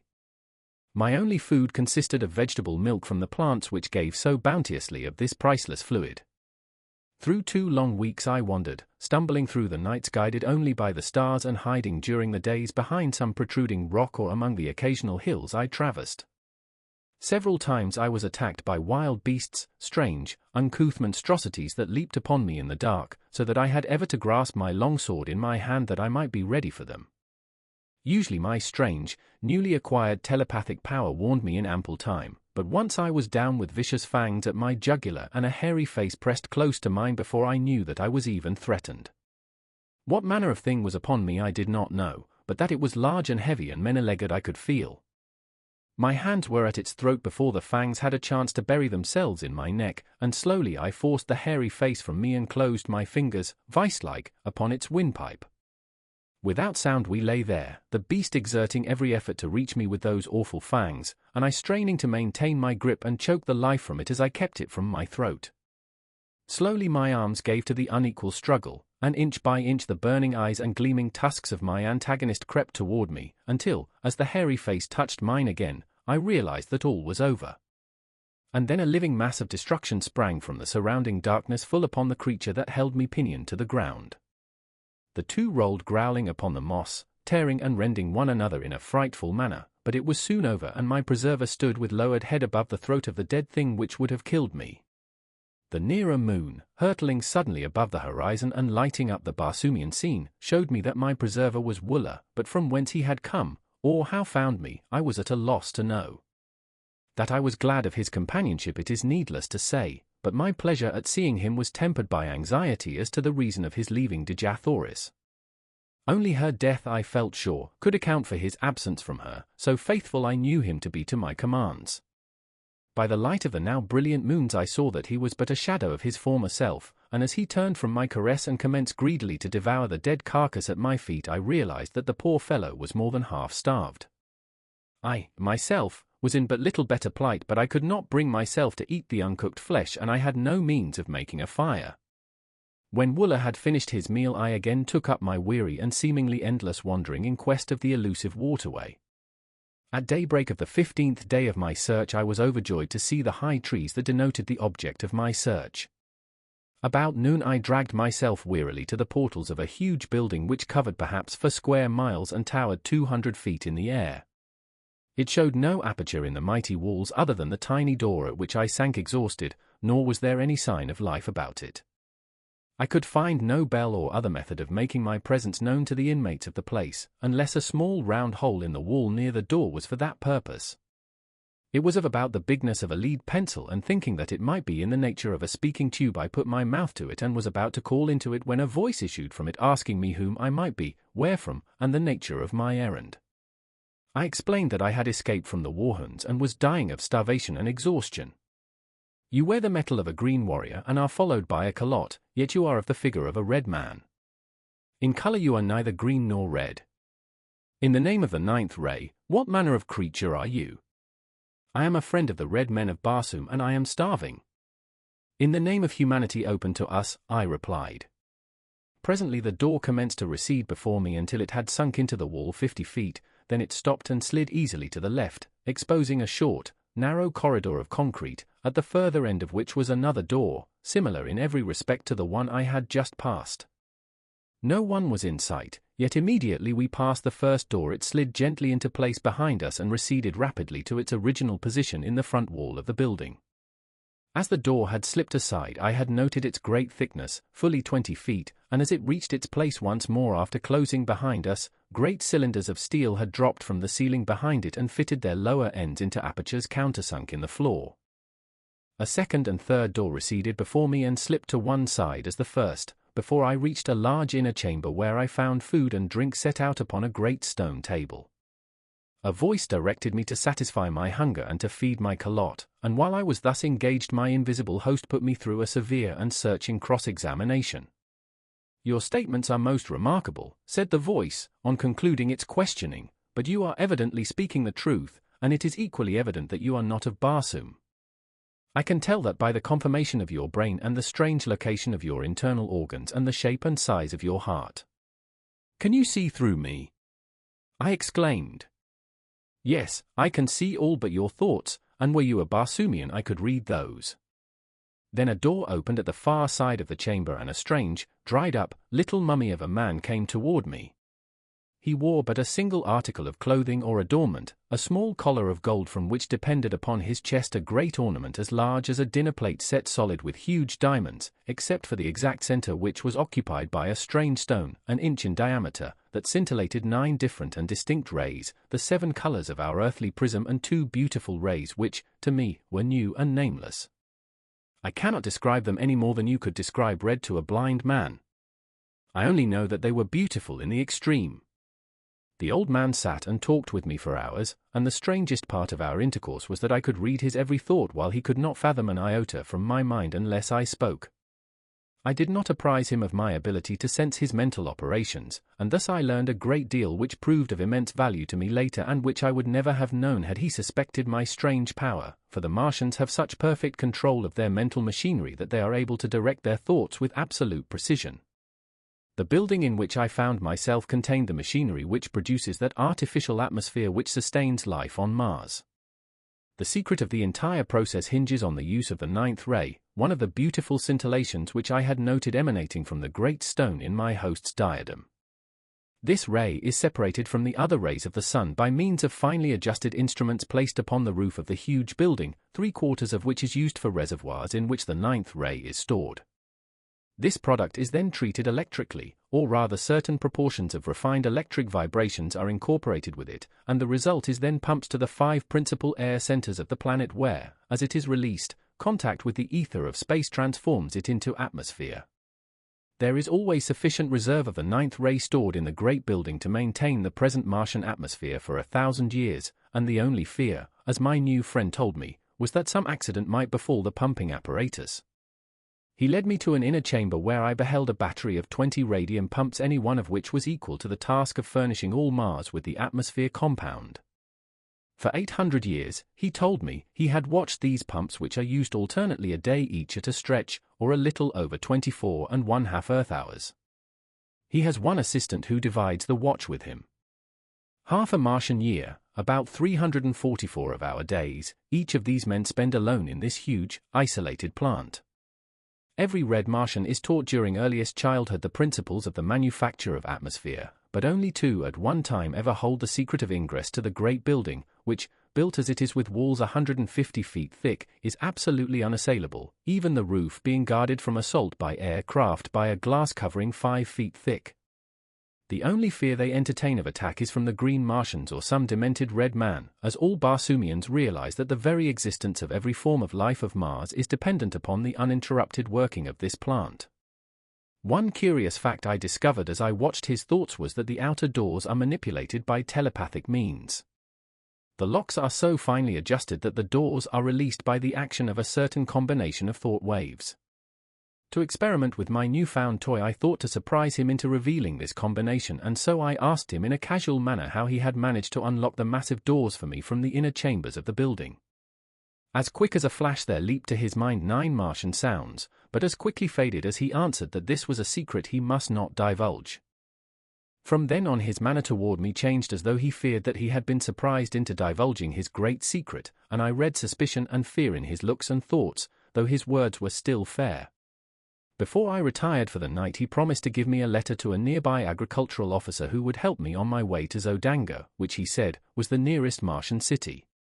But be sure that you do not let them know you are bound for Helium, as they are at war with that country.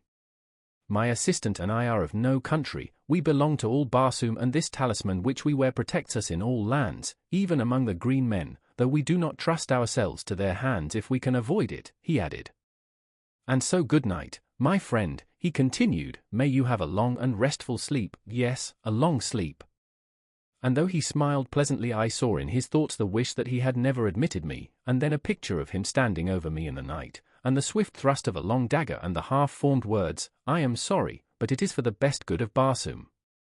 As he closed the door of my chamber behind him, his thoughts were cut off from me, as was the sight of him, which seemed strange to me in my little knowledge of thought transference.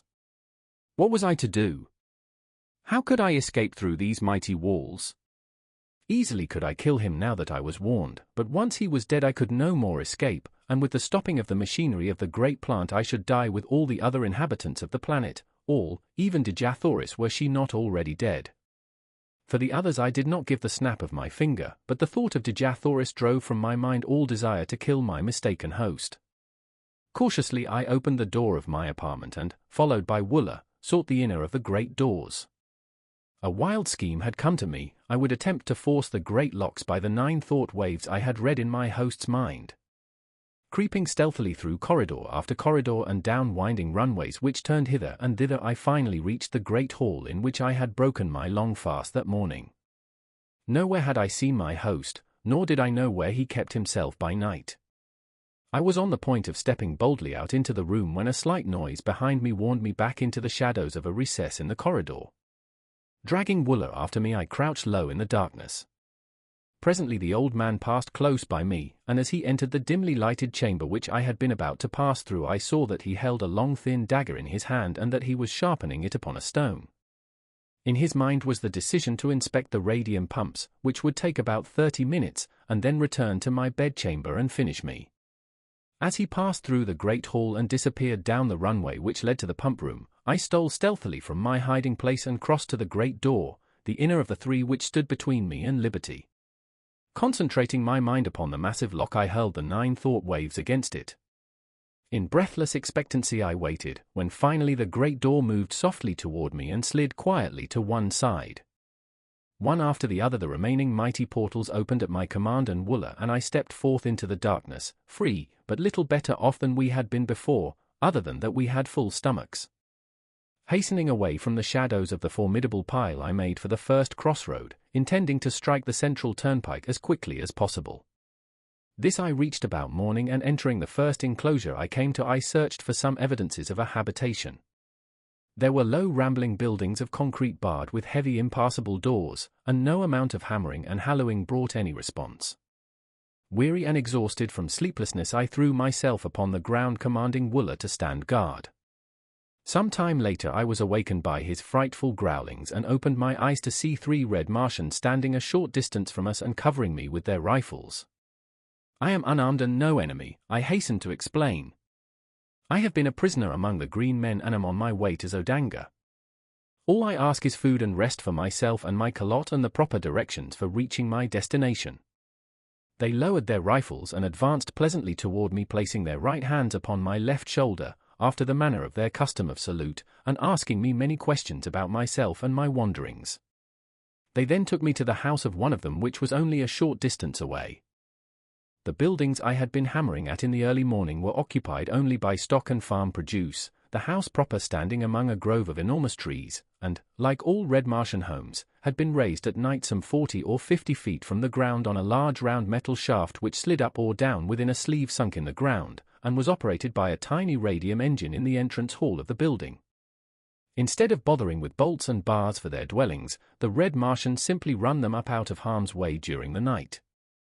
They also have private means for lowering or raising them from the ground without if they wish to go away and leave them. These brothers, with their wives and children, occupied 3 similar houses on this farm. They did no work themselves, being government officers in charge. The labor was performed by convicts, prisoners of war, delinquent debtors, and confirmed bachelors who were too poor to pay the high celibate tax which all red Martian governments impose. They were the personification of cordiality and hospitality, and I spent several days with them, resting and recuperating from my long and arduous experiences. When they had heard my story, I omitted all reference to Dejah, Thoris, and the old man of the atmosphere plant. They advised me to color my body to more nearly resemble their own race and then attempt to find employment in Zodanga, either in the army or the navy. The chances are small that your tale will be believed until after you have proven your trustworthiness and won friends among the higher nobles of the court. This you can most easily do through military service, as we are a warlike people on Barsoom, explained one of them, and save our richest favors for the fighting man.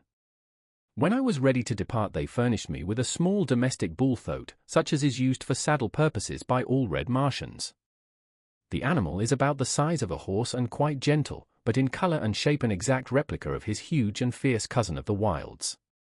The brothers had supplied me with a reddish oil with which I anointed my entire body, and one of them cut my hair, which had grown quite long, in the prevailing fashion of the time, square at the back and banged in front, so that I could have passed anywhere upon Barsoom as a full-fledged red Martian. My metal and ornaments were also renewed in the style of a Zodangan gentleman, attached to the house of Ptor, which was the family name of my benefactors. They filled a little sack at my side with Zodangan money. The medium of exchange upon Mars is not dissimilar from our own, except that the coins are oval. Paper money is issued by individuals as they require it and redeemed twice yearly. If a man issues more than he can redeem, the government pays his creditors in full, and the debtor works out the amount upon the farms or in mines, which are all owned by the government. This suits everybody except the debtor, as it has been a difficult thing to obtain sufficient voluntary labor to work the great isolated farmlands of Mars, stretching as they do like narrow ribbons from pole to pole, through wild stretches peopled by wild animals and wilder men. When I mentioned my inability to repay them for their kindness to me, they assured me that I would have ample opportunity if I lived long upon Barsoom, and bidding me farewell they watched me until I was out of sight upon the broad white turnpike. Chapter 21. An air scout for Zodanga. As I proceeded on my journey towards Zodanga, many strange and interesting sights arrested my attention, and at the several farmhouses where I stopped I learned a number of new and instructive things concerning the methods and manners of Barsoom. The water which supplies the farms of Mars is collected in immense underground reservoirs at either pole from the melting ice caps, and pumped through long conduits to the various populated centers. Along either side of these conduits, and extending their entire length, lie the cultivated districts. These are divided into tracts of about the same size, each tract being under the supervision of one or more government officers. Instead of flooding the surface of the fields, and thus wasting immense quantities of water by evaporation, the precious liquid is carried underground through a vast network of small pipes directly to the roots of the vegetation. The crops upon Mars are always uniform, for there are no droughts, no rains, no high winds, and no insects, or destroying birds. On this trip I tasted the first meat I had eaten since leaving Earth, large, juicy steaks and chops from the well-fed domestic animals of the farms. Also I enjoyed luscious fruits and vegetables, but not a single article of food which was exactly similar to anything on Earth. Every plant and flower and vegetable and animal has been so refined by ages of careful, scientific cultivation and breeding that the like of them on Earth dwindled into pale, grey, characterless nothingness by comparison. At a second stop I met some highly cultivated people of the noble class, and while in conversation we chanced to speak of helium. One of the older men had been there on a diplomatic mission several years before and spoke with regret of the conditions which seemed destined ever to keep these two countries at war. Helium, he said, rightly boasts the most beautiful women of Barsoom, and of all her treasures the wondrous daughter of Mor's Kajak, Dejah Thoris, is the most exquisite flower. Why, he added, the people really worship the ground she walks upon, and since her loss on that ill-starred expedition all Helium has been draped in mourning. That our ruler should have attacked the disabled fleet as it was returning to Helium was but another of his awful blunders, which I fear will sooner or later compel Zodanga to elevate a wiser man to his place. Even now, though our victorious armies are surrounding Helium, the people of Zodanga are voicing their displeasure, for the war is not a popular one, since it is not based on right or justice. Our forces took advantage of the absence of the principal fleet of Helium on their search for the princess, and so we have been able easily to reduce the city to a sorry plight. It is said she will fall within the next few passages of the further moon. And what, think you, may have been the fate of the princess, Dejah Thoris? I asked as casually as possible. She is dead, he answered. This much was learned from a green warrior recently captured by our forces in the south. She escaped from the hordes of Thark with a strange creature of another world, only to fall into the hands of the Warhoons. Their thoughts were found wandering upon the sea bottom, and evidences of a bloody conflict were discovered nearby. While this information was in no way reassuring, neither was it at all conclusive proof of the death of Dejah Thoris, and so I determined to make every effort possible to reach Helium as quickly as I could and carry to Tardos More such news of his granddaughter's possible whereabouts as lay in my power. 10 days after leaving the three Ptor brothers I arrived at Zodanga. From the moment that I had come in contact with the red inhabitants of Mars I had noticed that Wooler drew a great amount of unwelcome attention to me, since the huge brute belonged to a species which is never domesticated by the red men. Were one to stroll down Broadway with a Numidian lion at his heels, the effect would be somewhat similar to that which I should have produced had I entered Zodanga with Wooler. The very thought of parting with the faithful fellow caused me so great regret and genuine sorrow that I put it off until just before we arrived at the city's gates, but then, finally, it became imperative that we separate. Had nothing further than my own safety or pleasure been at stake, no argument could have prevailed upon me to turn away the one creature upon Barsoom that had never failed in a demonstration of affection and loyalty, but as I would willingly have offered my life in the service of her in search of whom I was about to challenge the unknown dangers of this, to me, mysterious city, I could not permit even Wooler's life to threaten the success of my venture, much less his momentary happiness, for I doubted not he soon would forget me. And so I bade the poor beast an affectionate farewell, promising him, however, that if I came through my adventure in safety that in some way I should find the means to search him out. He seemed to understand me fully, and when I pointed back in the direction of Thark he turned sorrowfully away, nor could I bear to watch him go, but resolutely set my face towards Zodanga and with a touch of heartsickness approached her frowning walls. The letter I bore from them gained me immediate entrance to the vast, walled city. It was still very early in the morning and the streets were practically deserted. The residences, raised high upon their metal columns, resembled huge rookeries, while the uprights themselves presented the appearance of steel tree trunks. The shops as a rule were not raised from the ground, nor were their doors bolted or barred, since thievery is practically unknown upon Barsoom. Assassination is the ever-present fear of all Barsoomians, and for this reason alone their homes are raised high above the ground at night, or in times of danger. The Ptor brothers had given me explicit directions for reaching the point of the city where I could find living accommodations and be near the offices of the government agents to whom they had given me letters. My way led to the central square or plaza, which is a characteristic of all Martian cities. The plaza of Zodanga covers a square mile and is bounded by the palaces of the Jedak, the Jeds, and other members of the royalty and nobility of Zodanga, as well as by the principal public buildings, cafes, and shops. As I was crossing the great square lost in wonder and admiration of the magnificent architecture and the gorgeous scarlet vegetation which carpeted the broad lawns, I discovered a red Martian walking briskly toward me from one of the avenues. He paid not the slightest attention to me, but as he came abreast I recognized him, and turning I placed my hand upon his shoulder, calling out, "Kea, Kantus Khan!" Like lightning he wheeled, and before I could so much as lower my hand the point of his long sword was at my breast. "Who are you?" he growled, and then as a backward leap carried me 50 feet from his sword he dropped the point to the ground and exclaimed, laughing. I do not need a better reply, there is but one man upon all Barsoom who can bounce about like a rubber ball. By the mother of the further moon, John Carter, how came you here, and have you become a Darseen that you can change your color at will?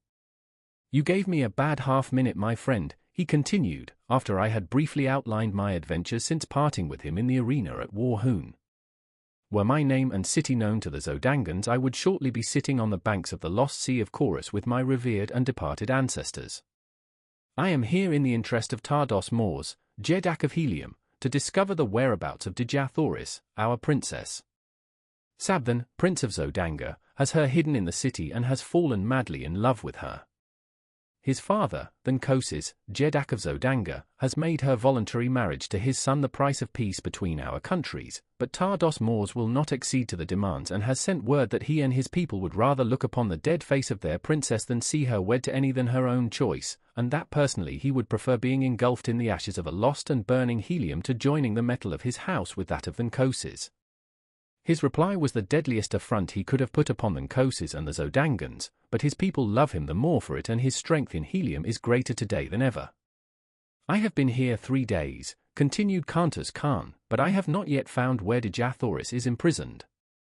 Today I join the Zodangan Navy as an air scout and I hope in this way to win the confidence of XVIII, the prince, who is commander of this division of the Navy, and thus learn the whereabouts of Dejah Thoris. I am glad that you are here, John Carter, for I know your loyalty to my princess and 2 of us working together should be able to accomplish much. The plaza was now commencing to fill with people going and coming upon the daily activities of their duties. The shops were opening and the cafes filling with early morning patrons. Kantus Khan led me to one of these gorgeous eating places where we were served entirely by mechanical apparatus. No hand touched the food from the time it entered the building in its raw state until it emerged hot and delicious upon the tables before the guests, in response to the touching of tiny buttons to indicate their desires. After our meal, Kantus Khan took me with him to the headquarters of the Air Scout Squadron and introducing me to his superior asked that I be enrolled as a member of the Corps. In accordance with custom an examination was necessary, but Kantus Khan had told me to have no fear on this score as he would attend to that part of the matter. He accomplished this by taking my order for examination to the examining officer and representing himself as John Carter. This ruse will be discovered later, he cheerfully explained, when they check up my weights, measurements, and other personal identification data, but it will be several months before this is done and our mission should be accomplished or have failed long before that time.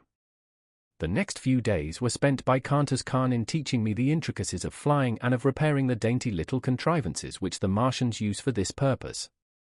The body of the one-man aircraft is about 16 feet long, 2 feet wide and 3 inches thick, tapering to a point at each end.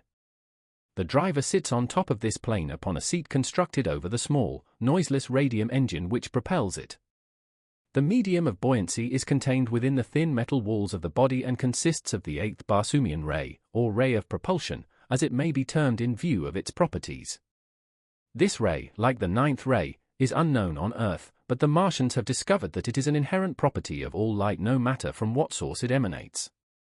They have learned that it is the solar 8th ray which propels the light of the sun to the various planets, and that it is the individual 8th ray of each planet which reflects, or propels the light thus obtained out into space once more.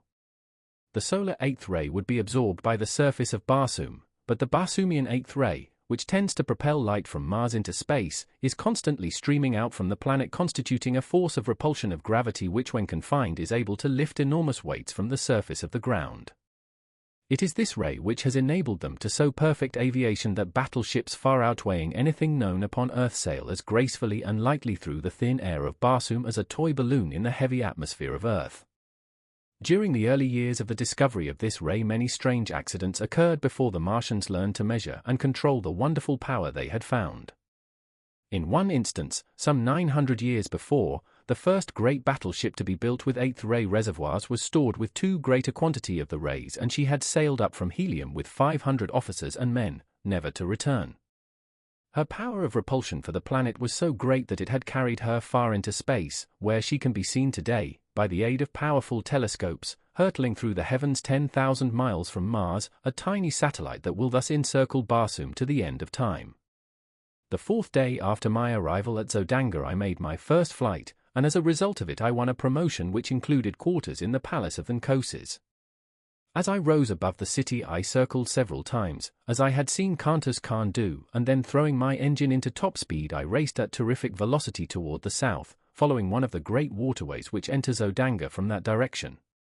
I had traversed perhaps 200 miles in a little less than an hour when I descried far below me a party of 3 green warriors racing madly toward a small figure on foot which seemed to be trying to reach the confines of one of the walled fields.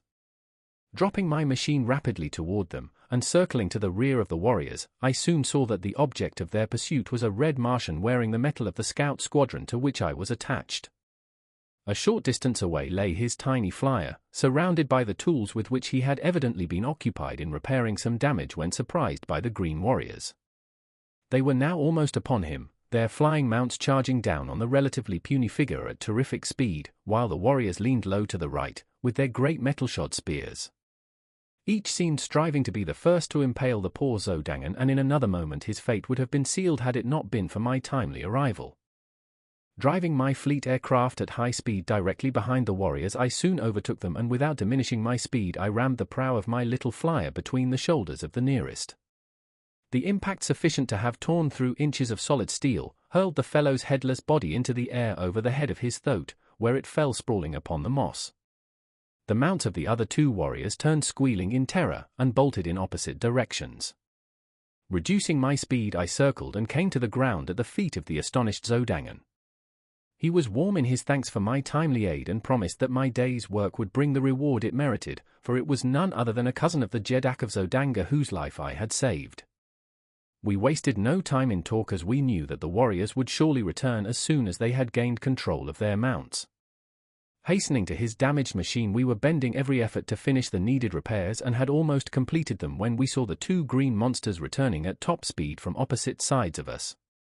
When they had approached within 100 yards their thoughts again became unmanageable and absolutely refused to advance further toward the aircraft which had frightened them. The warriors finally dismounted and, hobbling their animals, advanced toward us on foot with drawn long swords. I advanced to meet the larger, telling the Zodangan to do the best he could with the other. Finishing my man with almost no effort, as had now from much practice become habitual with me, I hastened to return to my new acquaintance, whom I found indeed in desperate straits. He was wounded and down, with the huge foot of his antagonist upon his throat and the great longsword raised to deal the final thrust. With a bound I cleared the 50 feet intervening between us, and with outstretched point drove my sword completely through the body of the green warrior. His sword fell, harmless, to the ground, and he sank limply upon the prostrate form of the Zodangan. A cursory examination of the latter revealed no mortal injuries, and after a brief rest he asserted that he felt fit to attempt the return voyage. He would have to pilot his own craft, however, as these frail vessels are not intended to convey but a single person. Quickly completing the repairs, we rose together into the still, cloudless Martian sky, and at great speed and without further mishap returned to Zodanga.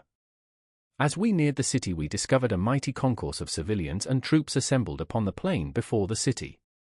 The sky was black with naval vessels and private and public pleasure craft, flying long streamers of gay-colored silks, and banners, and flags of odd and picturesque design. My companion signaled that I slow down, and running his machine close beside mine suggested that we approach and watch the ceremony, which, he said, was for the purpose of conferring honors on individual officers and men for bravery and other distinguished service. He then unfurled a little ensign which denoted that his craft bore a member of the royal family of Zodanga, and together we made our way through the maze of low-lying air vessels until we hung directly over the Dejah of Zodanga and his staff.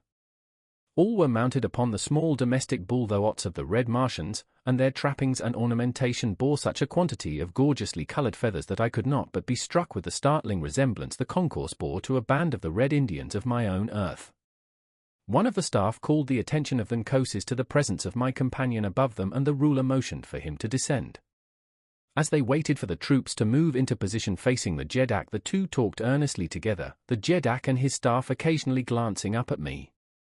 I could not hear their conversation, and presently it ceased and all dismounted, as the last body of troops had wheeled into position before their emperor. A member of the staff advanced toward the troops, and calling the name of a soldier commanded him to advance. The officer then recited the nature of the heroic act which had won the approval of the Jeddak, and the latter advanced and placed a metal ornament upon the left arm of the lucky man. 10 men had been so decorated when the aide called out, "John Carter, Air Scout!" Never in my life had I been so surprised, but the habit of military discipline is strong within me, and I dropped my little machine lightly to the ground and advanced on foot as I had seen the others do. As I halted before the officer, he addressed me in a voice audible to the entire assemblage of troops and spectators. In recognition, John Carter, he said, of your remarkable courage and skill in defending the person of the cousin of the Jeddak than Koses and, single-handed, vanquishing 3 green warriors, it is the pleasure of our Jeddak to confer on you the mark of his esteem. Then Koses then advanced toward me and placing an ornament upon me, said, "My cousin has narrated the details of your wonderful achievement, which seems little short of miraculous, and if you can so well defend a cousin of the Jeddak, how much better could you defend the person of the Jeddak himself? You are therefore appointed a padwar of the guards and will be quartered in my palace hereafter." I thanked him, and at his direction joined the members of his staff. After the ceremony I returned my machine to its quarters on the roof of the barracks of the Air Scout Squadron, and with an orderly from the palace to guide me I reported to the officer in charge of the palace. Chapter 22. I find Dejah. The majordomo to whom I reported had been given instructions to station me near the person of the Jeddak, who, in time of war, is always in great danger of assassination, as the rule that all is fair in war seems to constitute the entire ethics of Martian conflict. He therefore escorted me immediately to the apartment in which Koses then was. The ruler was engaged in conversation with his son, XVIII, and several courtiers of his household, and did not perceive my entrance. The walls of the apartment were completely hung with splendid tapestries which hid any windows or doors which may have pierced them. The room was lighted by imprisoned rays of sunshine held between the ceiling proper and what appeared to be a ground-glass false ceiling a few inches below. My guide drew aside one of the tapestries, disclosing a passage which encircled the room, between the hangings and the walls of the chamber. Within this passage I was to remain, he said, so long as Koses was in the apartment. When he left I was to follow. My only duty was to guard the ruler and keep out of sight as much as possible. I would be relieved after a period of 4 hours. The majordomo then left me. The tapestries were of a strange weaving which gave the appearance of heavy solidity from one side, but from my hiding place I could perceive all that took place within the room as readily as though there had been no curtain intervening. Scarcely had I gained my post than the tapestry at the opposite end of the chamber separated and 4 soldiers of the guard entered, surrounding a female figure. As they approached Koses, the soldiers fell to either side, and there standing before the Jeddak and not 10 feet from me, her beautiful face radiant with smiles, was Dejah Thoris. XVIII, Prince of Zodanga, advanced to meet her, and hand in hand they approached close to the Jeddak. Then Koses looked up in surprise, and, rising, saluted her. To what strange freak do I owe this visit from the Princess of Helium, who, 2 days ago, with rare consideration for my pride, assured me that she would prefer Tal Harjas, the green Thark, to my son? Dejah Thoris only smiled the more, and with the roguish dimples playing at the corners of her mouth she made answer. From the beginning of time upon Barsoom it has been the prerogative of woman to change her mind as she listed and to dissemble in matters concerning her heart. That you will forgive, Koses, as has your son. 2 days ago I was not sure of his love for me, but now I am, and I have come to beg of you to forget my rash words and to accept the assurance of the Princess of Helium that when the time comes she will wed XVIII, Prince of Zodanga. I am glad that you have so decided, replied Koses.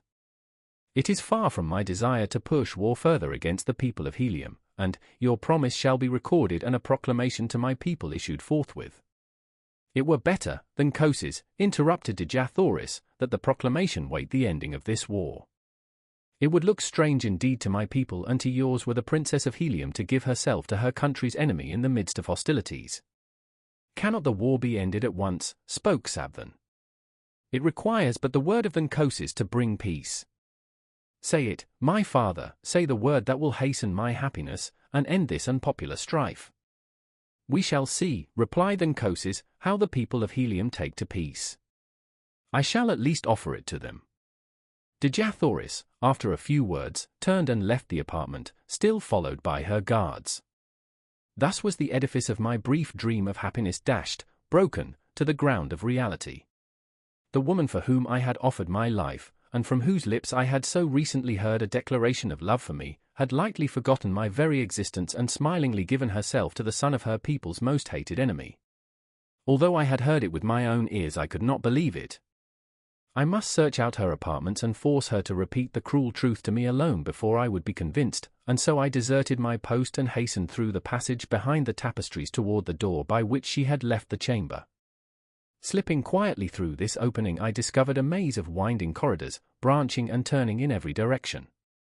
Running rapidly down first one and then another of them, I soon became hopelessly lost and was standing panting against a side wall when I heard voices near me.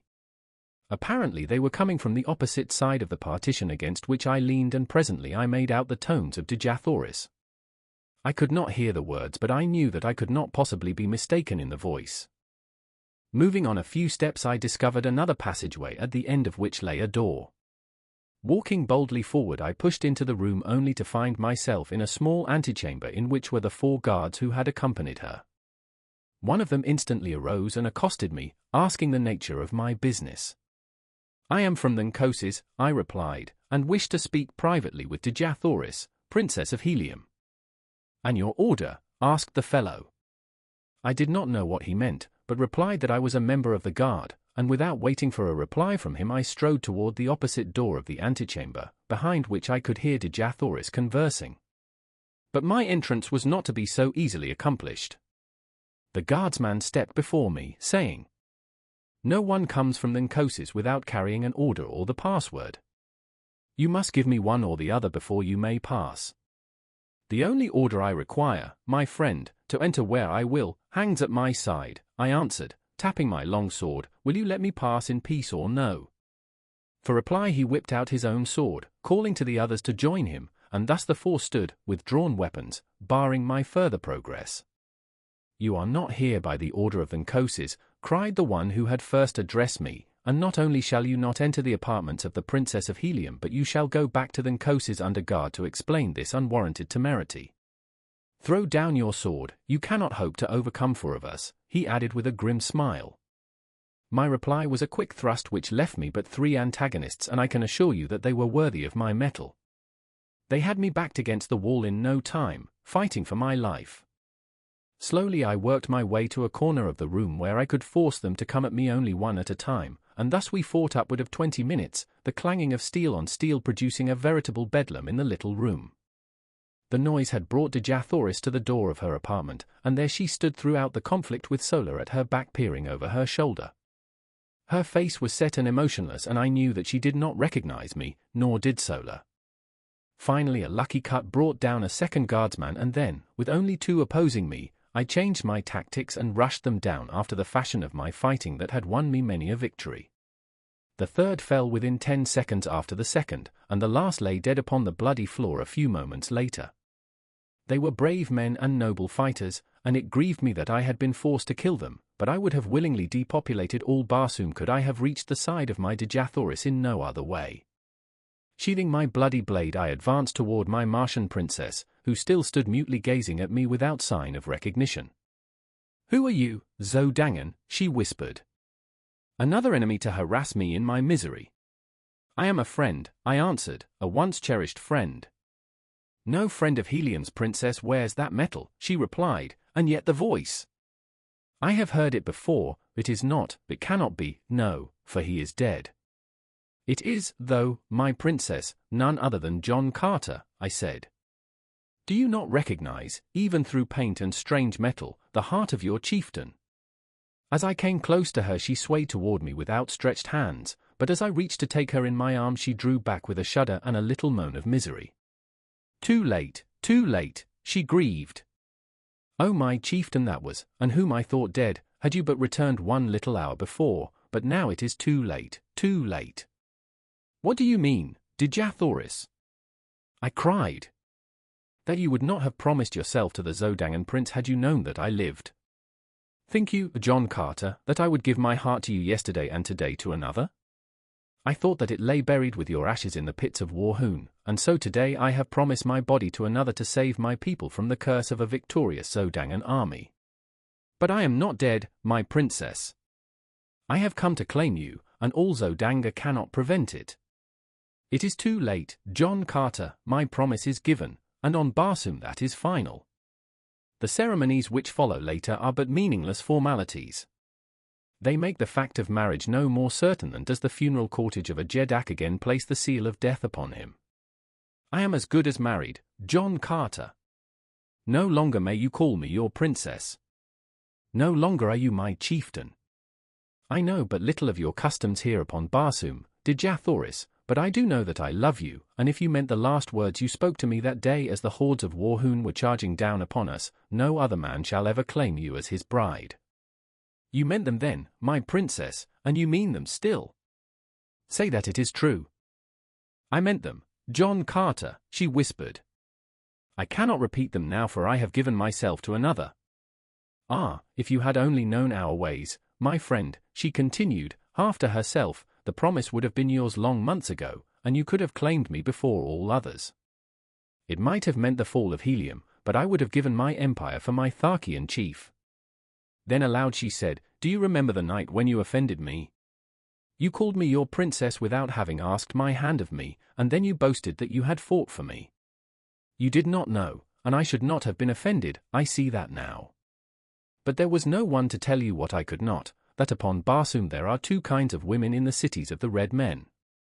The one they fight for that they may ask them in marriage, the other kind they fight for also, but never ask their hands.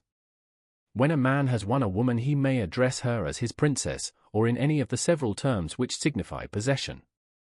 You had fought for me, but had never asked me in marriage, and so when you called me your princess, you see, she faltered, I was hurt, but even then, John Carter, I did not repulse you, as I should have done, until you made it doubly worse by taunting me with having won me through combat.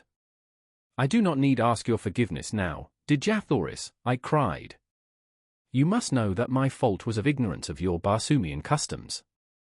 What I failed to do, through implicit belief that my petition would be presumptuous and unwelcome, I do now, Dejah Thoris, I ask you to be my wife, and by all the Virginian fighting blood that flows in my veins you shall be. No, John Carter, it is useless, she cried, hopelessly, I may never be yours while Sabthan lives. You have sealed his death warrant, my princess, Sabthan dies. Nor that either, she hastened to explain. I may not wed the man who slays my husband, even in self-defense. It is custom. We are ruled by custom upon Barsoom. It is useless, my friend. You must bear the sorrow with me. That at least we may share in common. That, and the memory of the brief days among the Tharks. You must go now, nor ever see me again. Goodbye, my chieftain that was. Disheartened and dejected, I withdrew from the room, but I was not entirely discouraged, nor would I admit that Dejah Thoris was lost to me until the ceremony had actually been performed. As I wandered along the corridors, I was as absolutely lost in the mazes of winding passageways as I had been before I discovered Dejah Thoris' apartments. I knew that my only hope lay in escape from the city of Zodanga, for the matter of the 4 dead guardsmen would have to be explained, and as I could never reach my original post without a guide, suspicion would surely rest on me so soon as I was discovered wandering aimlessly through the palace. Presently I came upon a spiral runway leading to a lower floor, and this I followed downward for several stories until I reached the doorway of a large apartment in which were a number of guardsmen. The walls of this room were hung with transparent tapestries behind which I secreted myself without being apprehended.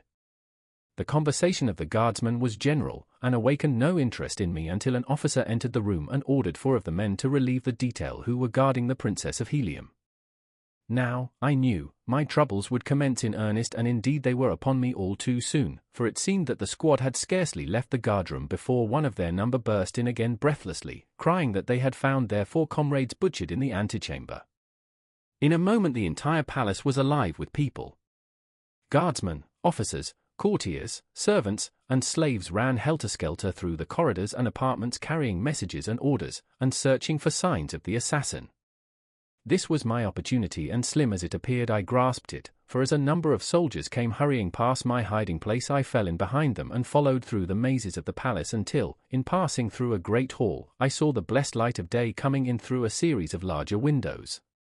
Here I left my guides, and, slipping to the nearest window, sought for an avenue of escape. The windows opened upon a great balcony which overlooked one of the broad avenues of Zodanga. The ground was about 30 feet below, and at a like distance from the building was a wall fully 20 feet high, constructed of polished glass about a foot in thickness. To a red Martian escape by this path would have appeared impossible, but to me, with my earthly strength and agility, it seemed already accomplished.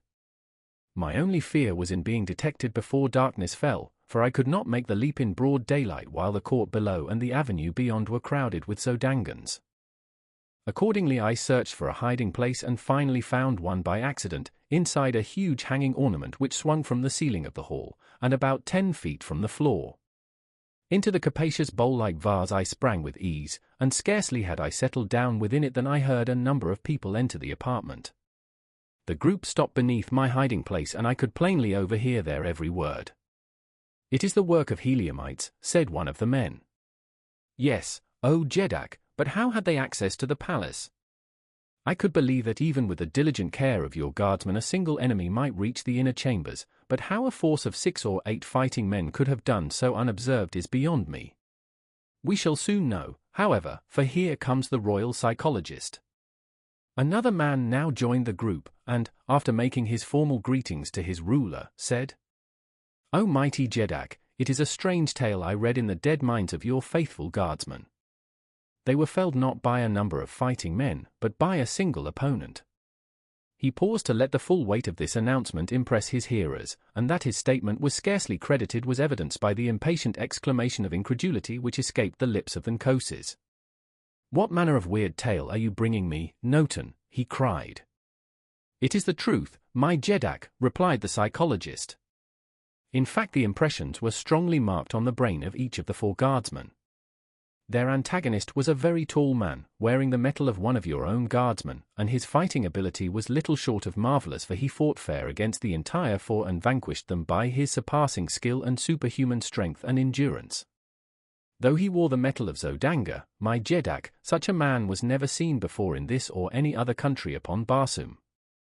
The mind of the Princess of Helium whom I have examined and questioned was a blank to me. She has perfect control, and I could not read one iota of it. She said that she witnessed a portion of the encounter, and that when she looked there was but one man engaged with the guardsman, a man whom she did not recognize as ever having seen. "Where is my erstwhile savior?" spoke another of the party, and I recognized the voice of the cousin of the Nkoses, whom I had rescued from the Green Warriors. "By the metal of my first ancestor," he went on, "but the description fits him to perfection, especially as to his fighting ability." "Where is this man?" cried the Nkoses. "Have him brought to me at once."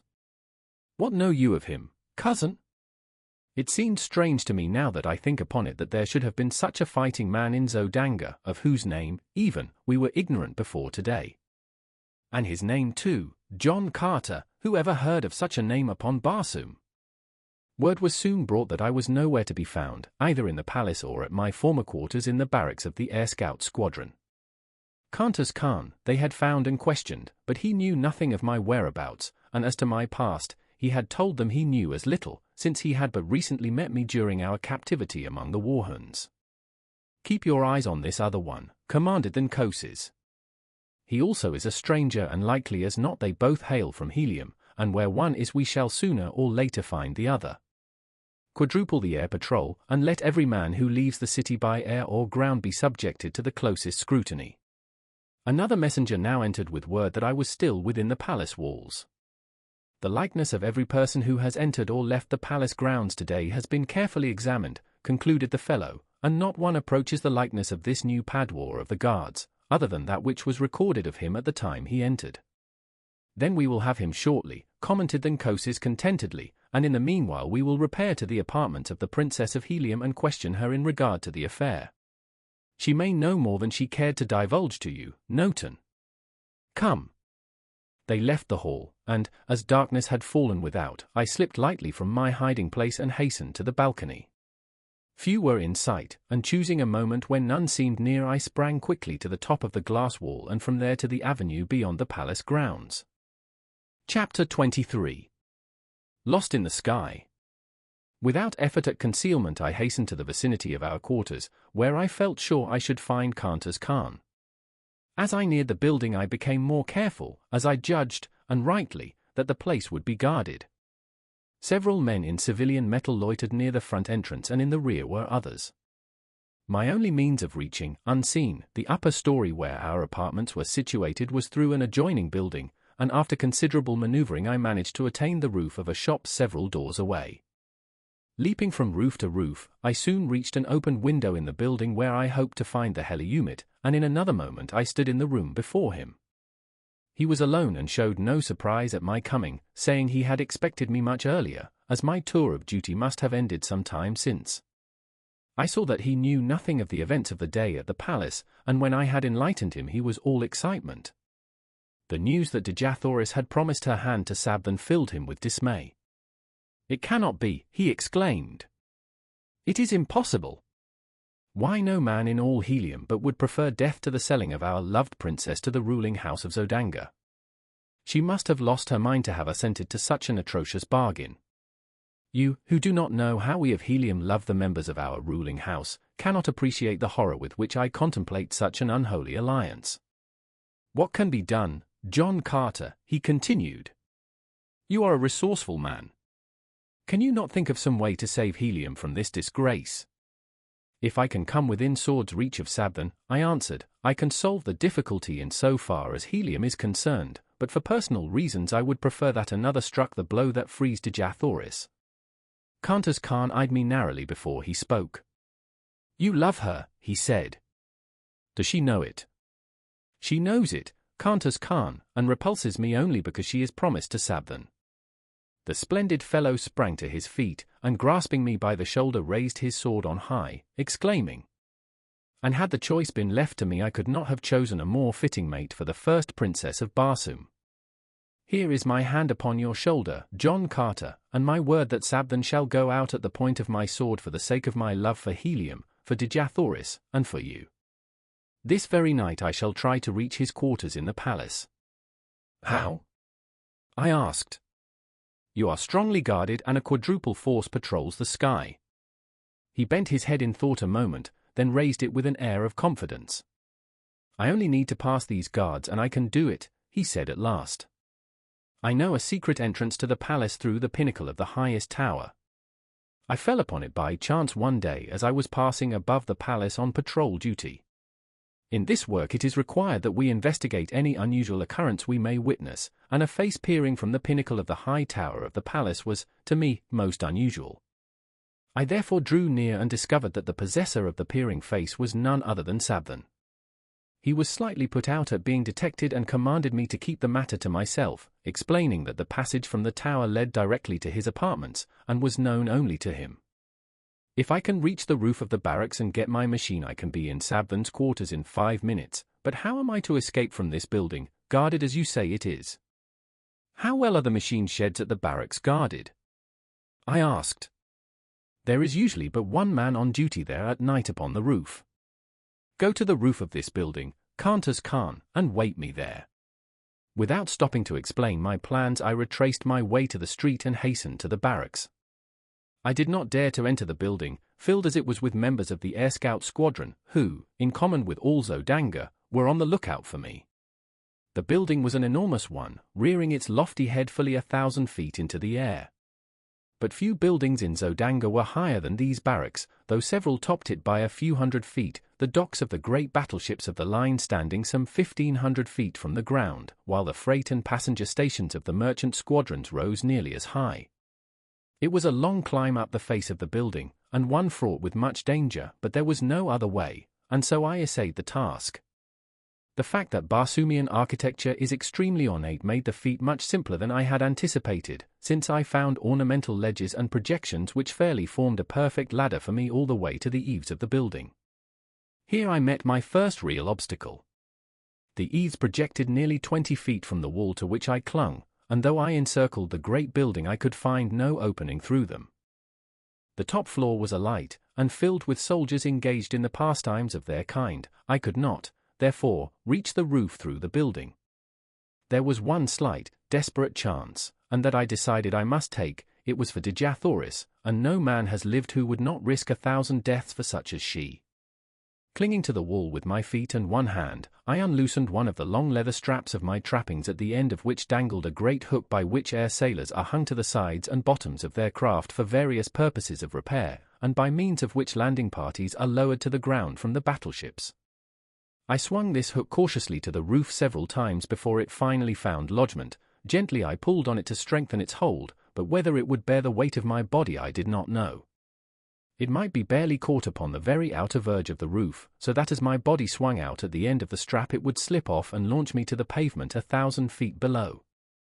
An instant I hesitated, and then, releasing my grasp upon the supporting ornament, I swung out into space at the end of the strap. Far below me lay the brilliantly lighted streets, the hard pavements, and death. There was a little jerk at the top of the supporting eaves, and a nasty slipping, grating sound which turned me cold with apprehension. Then the hook caught and I was safe. Clambering quickly aloft I grasped the edge of the eaves and drew myself to the surface of the roof above. As I gained my feet I was confronted by the sentry on duty, into the muzzle of whose revolver I found myself looking. "Who are you and whence came you?" he cried. "I am an air scout, friend, and very near a dead one, for just by the merest chance I escaped falling to the avenue below," I replied. "But how came you upon the roof, man?" "No one has landed or come up from the building for the past hour." "Quick, explain yourself, or I call the guard." "Look you here, sentry, and you shall see how I came and how close a shave I had to not coming at all," I answered, turning toward the edge of the roof, where, 20 feet below, at the end of my strap, hung all my weapons. The fellow, acting on impulse of curiosity, stepped to my side and to his undoing, for as he leaned to peer over the eaves I grasped him by his throat and his pistol arm and threw him heavily to the roof. The weapon dropped from his grasp, and my fingers choked off his attempted cry for assistance. I gagged and bound him and then hung him over the edge of the roof as I myself had hung a few moments before. I knew it would be morning before he would be discovered, and I needed all the time that I could gain. Donning my trappings and weapons I hastened to the sheds, and soon had out both my machine and Cantor's Khan's. Making his fast behind mine I started my engine, and skimming over the edge of the roof I dove down into the streets of the city far below the plain usually occupied by the air patrol. In less than a minute I was settling safely upon the roof of our apartment beside the astonished Cantor's Khan. I lost no time in explanation, but plunged immediately into a discussion of our plans for the immediate future. It was decided that I was to try to make helium while Cantor's Khan was to enter the palace and dispatch XVIII. If successful he was then to follow me.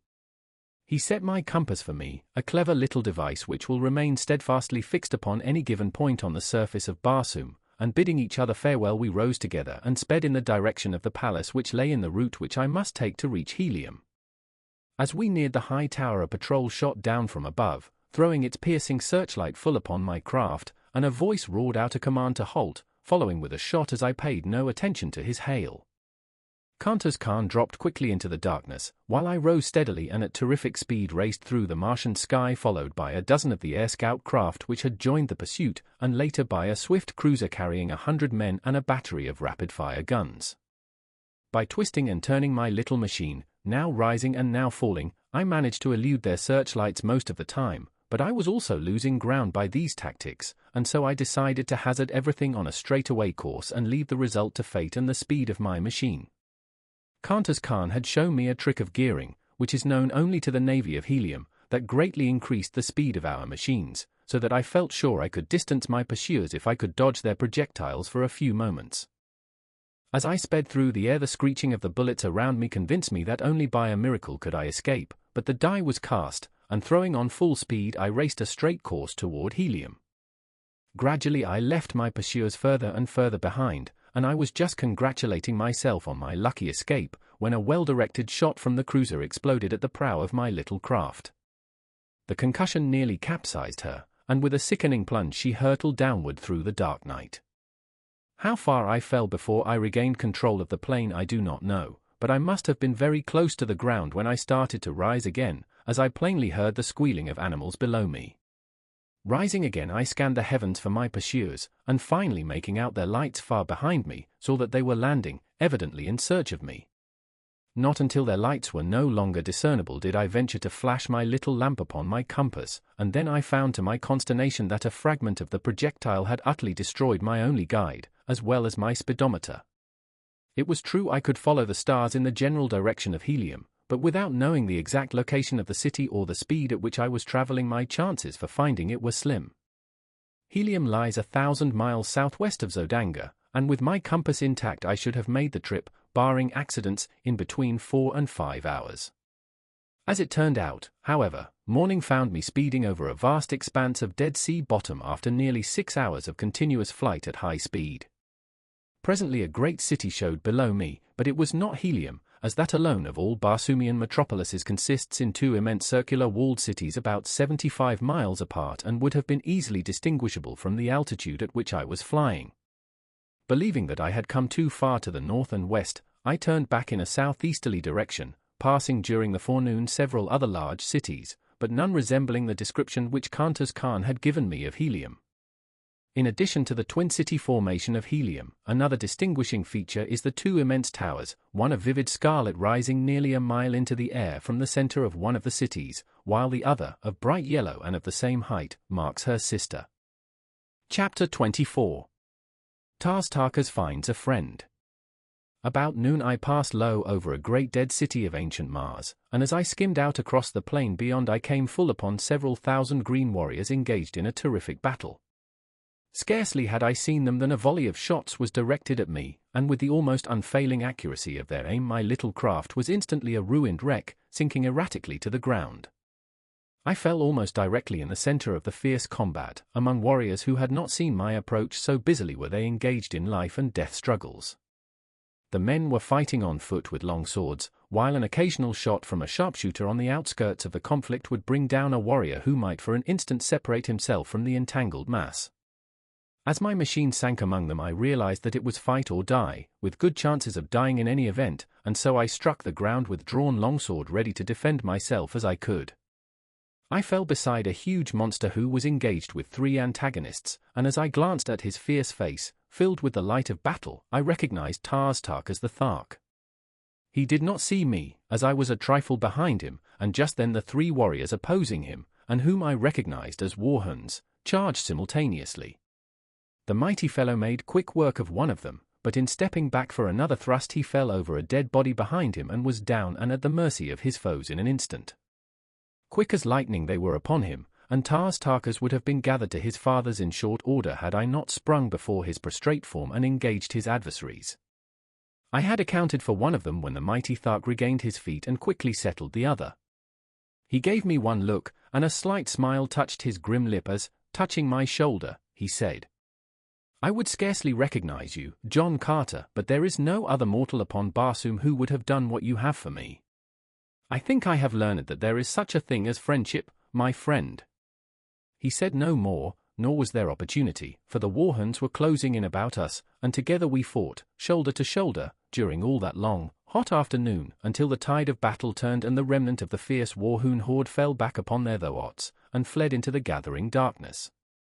10,000 men had been engaged in that titanic struggle, and upon the field of battle lay 3,000 dead. Neither side asked or gave quarter, nor did they attempt to take prisoners. On our return to the city after the battle we had gone directly to Tarkas' quarters, where I was left alone while the chieftain attended the customary council which immediately follows an engagement. As I sat awaiting the return of the Green Warrior I heard something move in an adjoining apartment, and as I glanced up there rushed suddenly upon me a huge and hideous creature which bore me backward upon the pile of silks and furs upon which I had been reclining. It was Wooler, faithful, loving Wooler. He had found his way back to Thark and, as Tarkas later told me, had gone immediately to my former quarters where he had taken up his pathetic and seemingly hopeless watch for my return. "Tal Hargis knows that you are here, John Carter," said Tarkas, on his return from the Jedak's quarters. "Sarkoja saw and recognized you as we were returning. Tal Hargis has ordered me to bring you before him tonight. I have 10 thoughts, John Carter, you may take your choice from among them, and I will accompany you to the nearest waterway that leads to Helium. Tarkas may be a cruel green warrior, but he can be a friend as well. Come, we must start. And when you return, Tarkas? I asked. The wild calots, possibly, or worse, he replied. Unless I should chance to have the opportunity one have so long waited of battling with Tarkas. We will stay, Tarkas, and see Tarkas tonight. You shall not sacrifice yourself, and it may be that tonight you can have the chance you wait. He objected strenuously, saying that Tarkas often flew into wild fits of passion at the mere thought of the blow I had dealt him, and that if ever he laid his hands upon me I would be subjected to the most horrible tortures. While we were eating I repeated to Tarkas the story which Sola had told me that night upon the sea bottom during the march to Thark. He said but little, but the great muscles of his face worked in passion and in agony at recollection of the horrors which had been heaped upon the only thing he had ever loved in all his cold, cruel, terrible existence. He no longer demurred when I suggested that we go before Tarkas, only saying that he would like to speak to Dejah first. At his request I accompanied him to her quarters, and the look of venomous hatred she cast upon me was almost adequate recompense for any future misfortunes this accidental return to Thark might bring me. Dejah, said Tarkas, 40 years ago you were instrumental in bringing about the torture and death of a woman named Gazava. I have just discovered that the warrior who loved that woman has learned of your part in the transaction. He may not kill you, Dejah, it is not our custom, but there is nothing to prevent him tying one end of a strap about your neck and the other end to a wild throat, merely to test your fitness to survive and help perpetuate our race. Having heard that he would do this on the morrow, I thought it only right to warn you, for I am a just man. The river ISS is but a short pilgrimage, Dejah. Come, John Carter. The next morning Dejah was gone, nor was she ever seen after.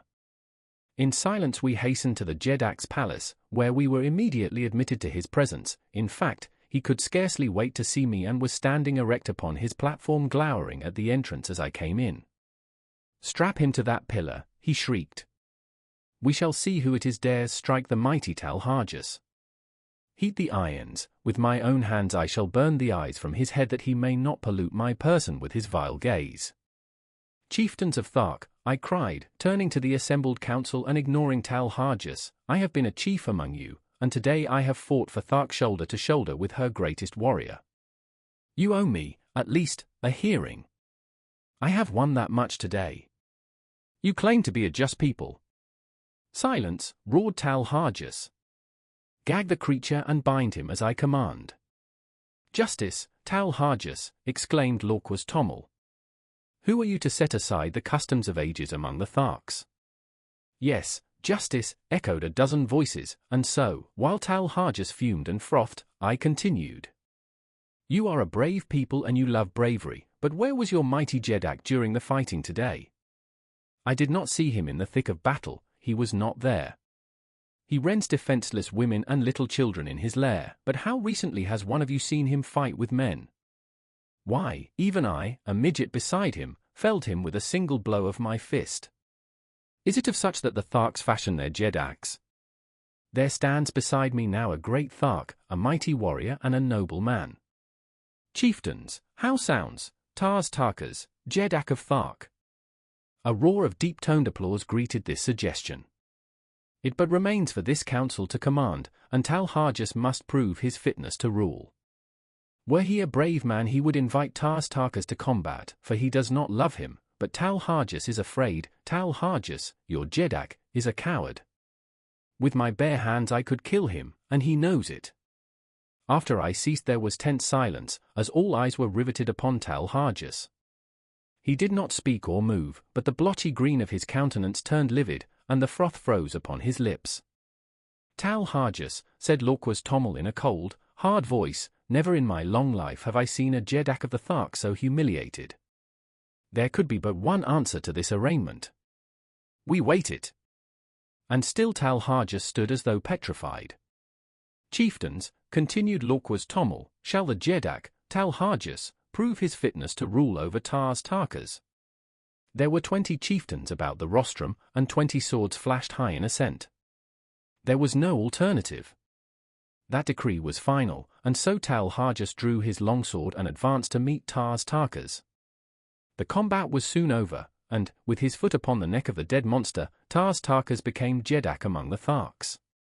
His first act was to make me a full-fledged chieftain with the rank I had won by my combats the first few weeks of my captivity among them. Seeing the favorable disposition of the warriors toward Tarkas, as well as toward me, I grasped the opportunity to enlist them in my cause against Zodanga. I told Tarkas the story of my adventures, and in a few words had explained to him the thought I had in mind. "John Carter has made a proposal," he said, addressing the council, "which meets with my sanction. I shall put it to you briefly. Dejah Thoris, the Princess of Helium, who was our prisoner, is now held by the Jeddak of Zodanga, whose son she must wed to save her country from devastation at the hands of the Zodangan forces.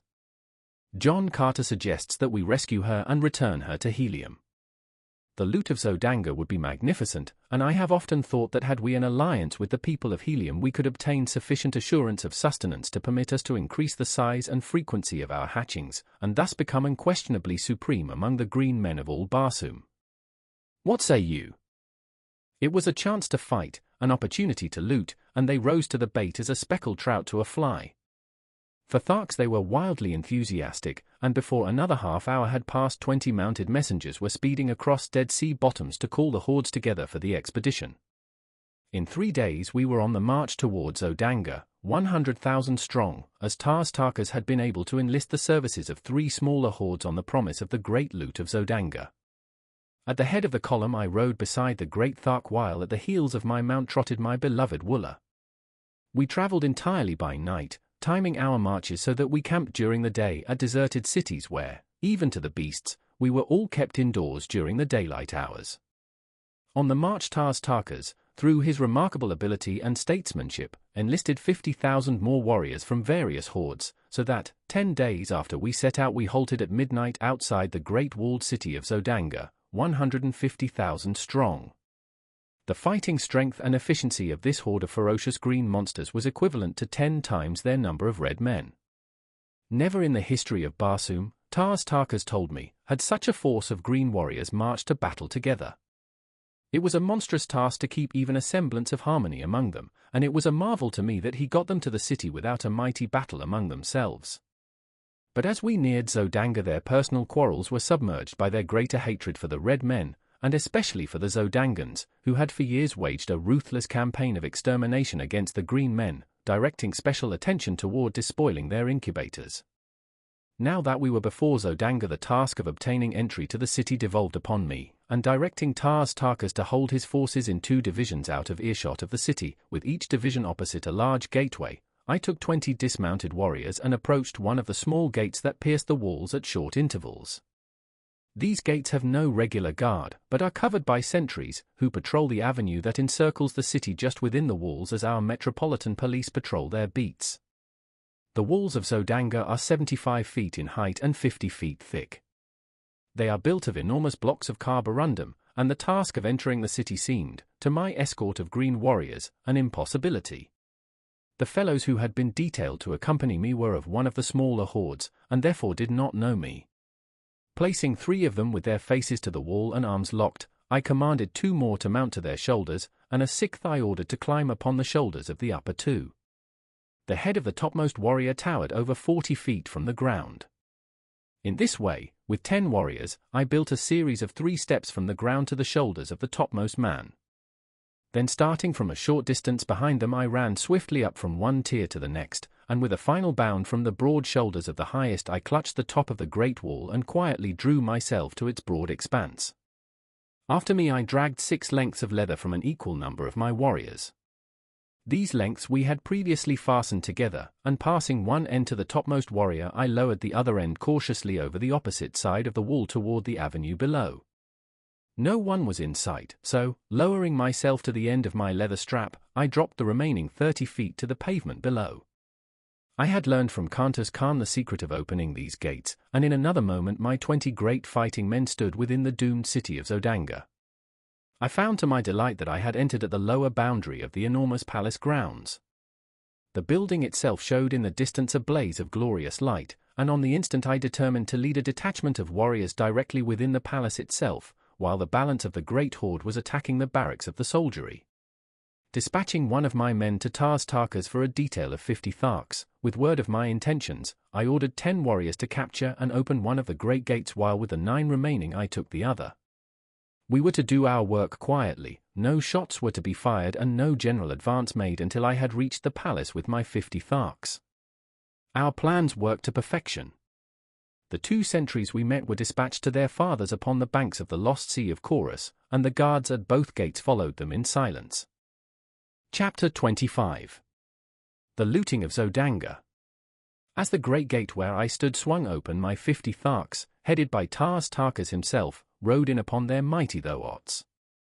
I led them to the palace walls, which I negotiated easily without assistance. Once inside, however, the gate gave me considerable trouble, but I finally was rewarded by seeing it swing upon its huge hinges, and soon my fierce escort was riding across the gardens of the Dejah of Zodanga. As we approached the palace, I could see through the great windows of the first floor into the brilliantly illuminated audience chamber of XVIII. The immense hall was crowded with nobles and their women, as though some important function was in progress. There was not a guard in sight without the palace, due, I presume, to the fact that the city and palace walls were considered impregnable, and so I came close and peered within.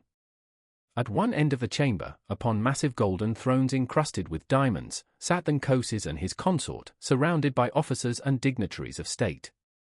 Before them stretched a broad aisle lined on either side with soldiery, and as I looked there entered this aisle at the far end of the hall, the head of a procession which advanced to the foot of the throne. First there marched 4 officers of the Jedak's guard bearing a huge salver on which reposed, upon a cushion of scarlet silk, a great golden chain with a collar and padlock at each end. Directly behind these officers came 4 others carrying a similar salver which supported the magnificent ornaments of a prince and princess of the reigning house of Zodanga. At the foot of the throne these 2 parties separated and halted, facing each other at opposite sides of the aisle. Then came more dignitaries, and the officers of the palace and of the army, and finally 2 figures entirely muffled in scarlet silk, so that not a feature of either was discernible. These 2 stopped at the foot of the throne, facing XVIII. When the balance of the procession had entered and assumed their stations, XVIII addressed the couple standing before him. I could not hear his words, but presently 2 officers advanced and removed the scarlet robe from one of the figures, and I saw that Carnage Khan had failed in his mission, for it was XVIII, Prince of Zodanga, who stood revealed before me. XVIII now took a set of the ornaments from one of the salvers and placed one of the collars of gold about his son's neck, springing the padlock fast. After a few more words addressed to XVIII, he turned to the other figure, from which the officers now removed the enshrouding silks, disclosing to my now comprehending view Dejah Thoris, Princess of Helium. The object of the ceremony was clear to me. In another moment Dejah Thoris would be joined forever to the Prince of Zodanga. It was an impressive and beautiful ceremony, I presume, but to me it seemed the most fiendish sight I had ever witnessed, and as the ornaments were adjusted upon her beautiful figure and her collar of gold swung open in the hands of XVIII, I raised my longsword above my head, and, with a heavy hilt, I shattered the glass of the great window and sprang into the midst of the astonished assemblage. With a bound I was on the steps of the platform beside XVIII, and as he stood riveted with surprise I brought my longsword down upon the golden chain that would have bound Dejah Thoris to another. In an instant all was confusion, 1,000 drawn swords menaced me from every quarter, and XVIII sprang upon me with a jeweled dagger he had drawn from his nuptial ornaments. I could have killed him as easily as I might a fly, but the age-old custom of Barsoom stayed my hand, and grasping his wrist as the dagger flew toward my heart I held him as though in a vice and with my longsword pointed to the far end of the hall.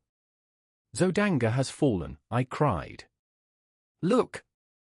All eyes turned in the direction I had indicated, and there, forging through the portals of the entranceway rode Tarkas and his 50 warriors on their great thoughts. A cry of alarm and amazement broke from the assemblage, but no word of fear, and in a moment the soldiers and nobles of Zodanga were hurling themselves upon the advancing Tarks. Thrusting XVIII headlong from the platform, I drew Dejah Thoris to my side. Behind the throne was a narrow doorway, and in this XVIII now stood facing me, with drawn longsword. In an instant we were engaged, and I found no mean antagonist. As we circled upon the broad platform, I saw XVIII rushing up the steps to aid his father, but as he raised his hand to strike, Dejah Thoris sprang before him, and then my sword found the spot that made XVIII Jeddak of Zodanga. As his father rolled dead upon the floor, the new Jeddak tore himself free from Dejah Thoris' grasp, and again we faced each other. He was soon joined by a quartet of officers, and, with my back against a golden throne, I fought once again for Dejah Thoris. I was hard-pressed to defend myself and yet not strike down XVIII and, with him, my last chance to win the woman I loved. My blade was swinging with the rapidity of lightning as I sought to parry the thrusts and cuts of my opponents. 2 I had disarmed, and 1 was down, when several more rushed to the aid of their new ruler, and to avenge the death of the old. As they advanced, there were cries of "The woman! The woman! Strike her down, it is her plot! Kill her! Kill her!" Calling to Dejah Thoris to get behind me, I worked my way toward the little doorway back of the throne, but the officers realized my intentions, and 3 of them sprang in behind me and blocked my chances for gaining a position where I could have defended Dejah Thoris against an army of swordsmen. The Tharks were having their hands full in the center of the room, and I began to realize that nothing short of a miracle could save Dejah Thoris and myself, when I saw Tarkas surging through the crowd of pygmies that swarmed about him. With one swing of his mighty longsword he laid a dozen corpses at his feet, and so he hewed a pathway before him until in another moment he stood upon the platform beside me, dealing death and destruction right and left. The bravery of the Zodangans was awe-inspiring. Not one attempted to escape, and when the fighting ceased it was because only Tharks remained alive in the great hall, other than Dejah Thoris and myself. XVIII lay dead beside his father, and the corpses of the flower of Zodangan nobility and chivalry covered the floor of the bloody shambles. My first thought when the battle was over was for Carnage Khan, and leaving Dejah Thoris in charge of Tarkas, I took a dozen warriors and hastened to the dungeons beneath the palace. The jailers had all left to join the fighters in the throne room, so we searched the labyrinthine prison without opposition. I called Carnage Khan's name aloud in each new corridor and compartment, and finally I was rewarded by hearing a faint response. Guided by the sound, we soon found him helpless in a dark recess.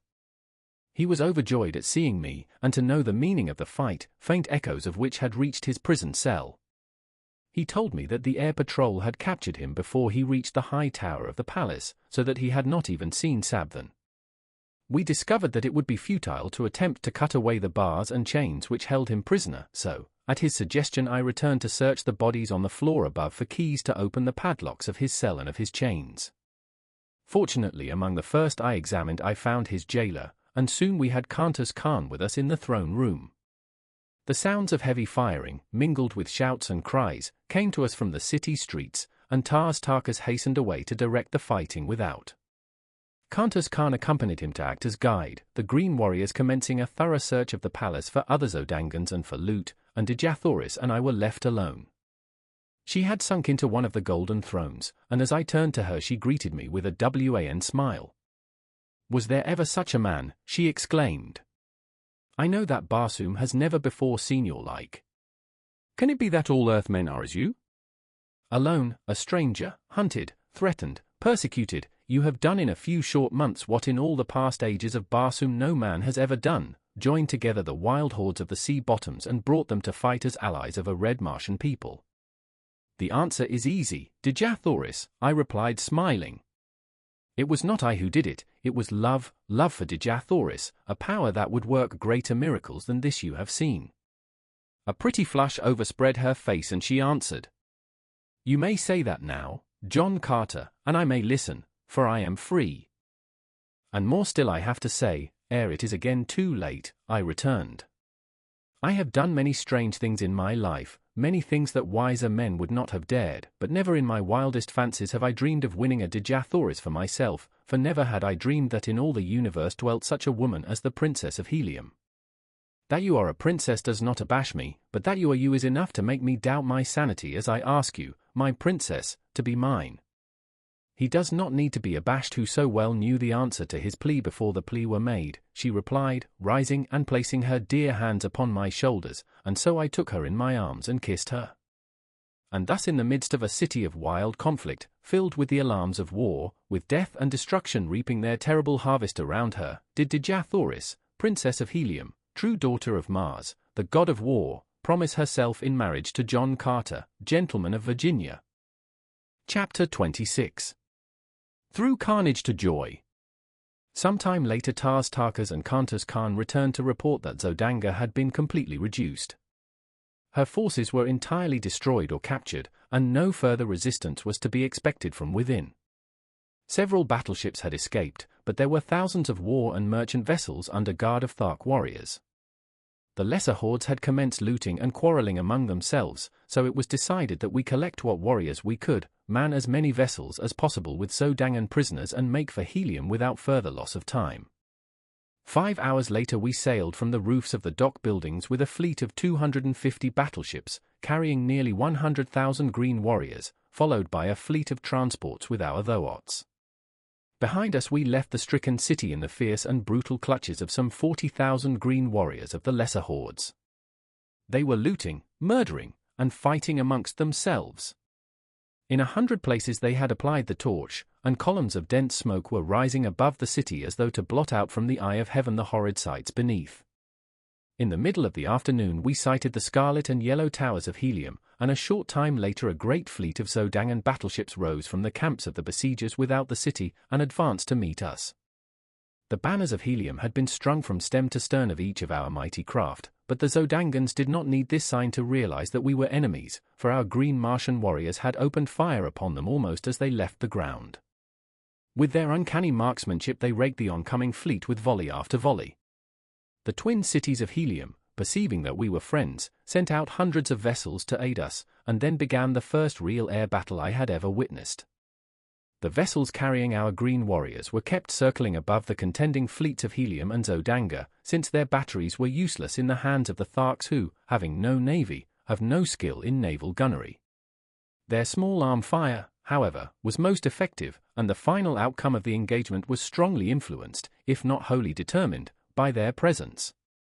At first the two forces circled at the same altitude, pouring broadside after broadside into each other. Presently a great hole was torn in the hull of one of the immense battle craft from the Zodangan camp. With a lurch she turned completely over, the little figures of her crew plunging, turning and twisting toward the ground 1,000 feet below. Then with sickening velocity she tore after them, almost completely burying herself in the soft loam of the ancient sea bottom. A wild cry of exultation arose from the Elude squadron, and with redoubled ferocity they fell upon the Zodangan fleet. By a pretty maneuver 2 of the vessels of Helium gained a position above their adversaries, from which they poured upon them from their keel bomb batteries a perfect torrent of exploding bombs. Then, one by one, the battleships of Helium succeeded in rising above the Zodangans, and in a short time a number of the beleaguering battleships were drifting hopeless wrecks toward the high scarlet tower of Greater Helium. Several others attempted to escape, but they were soon surrounded by thousands of tiny individual flyers, and above each hung a monster battleship of Helium ready to drop boarding parties upon their decks. Within but little more than an hour from the moment the victorious Zodangan squadron had risen to meet us from the camp of the besiegers the battle was over, and the remaining vessels of the conquered Zodangans were headed toward the cities of Helium under prize crews. There was an extremely pathetic side to the surrender of these mighty flyers, the result of an age-old custom which demanded that surrender should be signalized by the voluntary plunging to earth of the commander of the vanquished vessel. One after another the brave fellows, holding their colors high above their heads, leaped from the towering bows of their mighty craft to an awful death. Not until the commander of the entire fleet took the fearful plunge, thus indicating the surrender of the remaining vessels, did the fighting cease, and the useless sacrifice of brave men come to an end. We now signaled the flagship of Helium's navy to approach, and when she was within hailing distance I called out that we had the Princess Dejah Thoris on board, and that we wished to transfer her to the flagship that she might be taken immediately to the city. As the full import of my announcement bore in upon them a great cry arose from the decks of the flagship, and a moment later the colors of the Princess of Helium broke from 100 points upon her upper works. When the other vessels of the squadron caught the meaning of the signals flashed them, they took up the wild acclaim and unfurled her colors in the gleaming sunlight. The flagship bore down upon us, and as she swung gracefully to and touched our side, a dozen officers sprang upon our decks. As their astonished gaze fell upon the hundreds of green warriors, who now came forth from the fighting shelters, they stopped aghast, but at sight of Countess Khan, who advanced to meet them, they came forward, crowding about him. Dejah Thoris and I then advanced, and they had no eyes for other than her. She received them gracefully, calling each by name, for they were men high in the esteem and service of her grandfather, and she knew them well. "Lay your hands upon the shoulder of John Carter," she said to them, turning toward me, "the man to whom Helium owes her princess as well as her victory today." They were very courteous to me and said many kind and complimentary things, but what seemed to impress them most was that I had won the aid of the fierce Tarkas in my campaign for the liberation of Dejah Thoris and the relief of Helium. "You owe your thanks more to another man than to me," I said, "and here he is, meet one of Barsoom's greatest soldiers and statesmen, Tarkas, Dejah of Thark." With the same polished courtesy that had marked their manner toward me, they extended their greetings to the great Thark, nor, to my surprise, was he much behind them in ease of bearing or in courtly speech. Though not a garrulous race, the Tharks are extremely formal, and their ways lend themselves amazingly to dignified and courtly manners. Dejah Thoris went aboard the flagship, and was much put out that I would not follow, but, as I explained to her, the battle was but partly won, we still had the land forces of the besieging Zodangans to account for, and I would not leave Tarkas until that had been accomplished. The commander of the naval forces of Helium promised to arrange to have the armies of Helium attack from the city in conjunction with our land attack, and so the vessels separated and Dejah Thoris was borne in triumph back to the court of her grandfather, Tardos Mors, Dejah of Helium. In the distance lay our fleet of transports, with the thoughts of the Green Warriors, where they had remained during the battle. Without landing stages it was to be a difficult matter to unload these beasts upon the open plain, but there was nothing else for it, and so we put out for a point about 10 miles from the city and began the task. It was necessary to lower the animals to the ground in slings, and this work occupied the remainder of the day and half the night. Twice we were attacked by parties of Zodangan cavalry, but with little loss, however, and after darkness shut down they withdrew. As soon as the last thoat was unloaded, Tarkas gave the command to advance, and in 3 parties we crept upon the Zodangan camp from the north, the south, and the east. About a mile from the main camp we encountered their outposts and, as had been pre-arranged, accepted this as the signal to charge. With wild, ferocious cries and amidst the nasty squealing of battle-enraged thoughts we bore down upon the Zodangans. We did not catch them napping, but found a well-entrenched battle line confronting us. Time after time we were repulsed until, toward noon, I began to fear for the result of the battle. The Zodangans numbered nearly 1 million fighting men, gathered from pole to pole, wherever stretched their ribbon-like waterways, while pitted against them were less than 100,000 green warriors. The forces from Helium had not arrived, nor could we receive any word from them. Just at noon we heard heavy firing all along the line between the Zodangans and the cities, and we knew then that our much-needed reinforcements had come. Again Tarkas ordered the charge, and once more the mighty Thoots bore their terrible riders against the ramparts of the enemy. At the same moment the battle line of Helium surged over the opposite breastworks of the Zodangans, and in another moment they were being crushed as between 2 millstones. Nobly they fought, but in vain. The plain before the city became a veritable shambles ere the last Zodangan surrendered, but finally the carnage ceased, the prisoners were marched back to Helium, and we entered the greater city's gates, a huge triumphal procession of conquering heroes. The broad avenues were lined with women and children, among which were the few men whose duties necessitated that they remain within the city during the battle. We were greeted with an endless round of applause and showered with ornaments of gold, platinum, silver, and precious jewels. The city had gone mad with joy. My fierce Tarkas caused the wildest excitement and enthusiasm. Never before had an armed body of green warriors entered the gates of Helium, and that they came now as friends and allies filled the red men with rejoicing. That my poor services to Dejah Thoris had become known to the Heliumites was evidenced by the loud crying of my name, and by the loads of ornaments that were fastened upon me and my huge thoat as we passed up the avenues to the palace, for even in the face of the ferocious appearance of Wooler the populace pressed close about me. As we approached this magnificent pile we were met by a party of officers who greeted us warmly and requested that Tarkas and his Jeds with the Jedaks and Jeds of his wild allies, together with myself, dismount and accompany them to receive from Tardos Mors an expression of his gratitude for our services. At the top of the great steps leading up to the main portals of the palace stood the royal party, and as we reached the lower steps one of their number descended to meet us. He was an almost perfect specimen of manhood, tall, straight as an arrow, superbly muscled and with the carriage and bearing of a ruler of men. I did not need to be told that he was Tardos Mors, Jeddak of Helium. The first member of our party he met was Tarkas, and his first word sealed forever the new friendship between the races. That Tardos Mors, he said, earnestly, may meet the greatest living warrior of Barsoom is a priceless honor, but that he may lay his hand on the shoulder of a friend and ally is a far greater boon. Jeddak of Helium, returned Tarkas, it has remained for a man of another world to teach the green warriors of Barsoom the meaning of friendship. To him we owe the fact that the hordes of Thark can understand you, that they can appreciate and reciprocate the sentiments so graciously expressed. Tardos Mors then greeted each of the green Jeddaks and Jeds, and to each spoke words of friendship and appreciation. As he approached me he laid both hands upon my shoulders. "Welcome, my son," he said, "that you are granted, gladly, and without one word of opposition, the most precious jewel in all Helium, yes, on all Barsoom, is sufficient earnest of my esteem." We were then presented to Mors Kajak, Jed of Lesser Helium, and father of Dejah Thoris. He had followed close behind Tardos Mors and seemed even more affected by the meeting than had his father. He tried a dozen times to express his gratitude to me, but his voice choked with emotion and he could not speak, and yet he had, as I was to later learn, a reputation for ferocity and fearlessness as a fighter that was remarkable even upon warlike Barsoom. In common with all Helium he worshipped his daughter, nor could he think of what she had escaped without deep emotion. Chapter 27. From Joy to Death.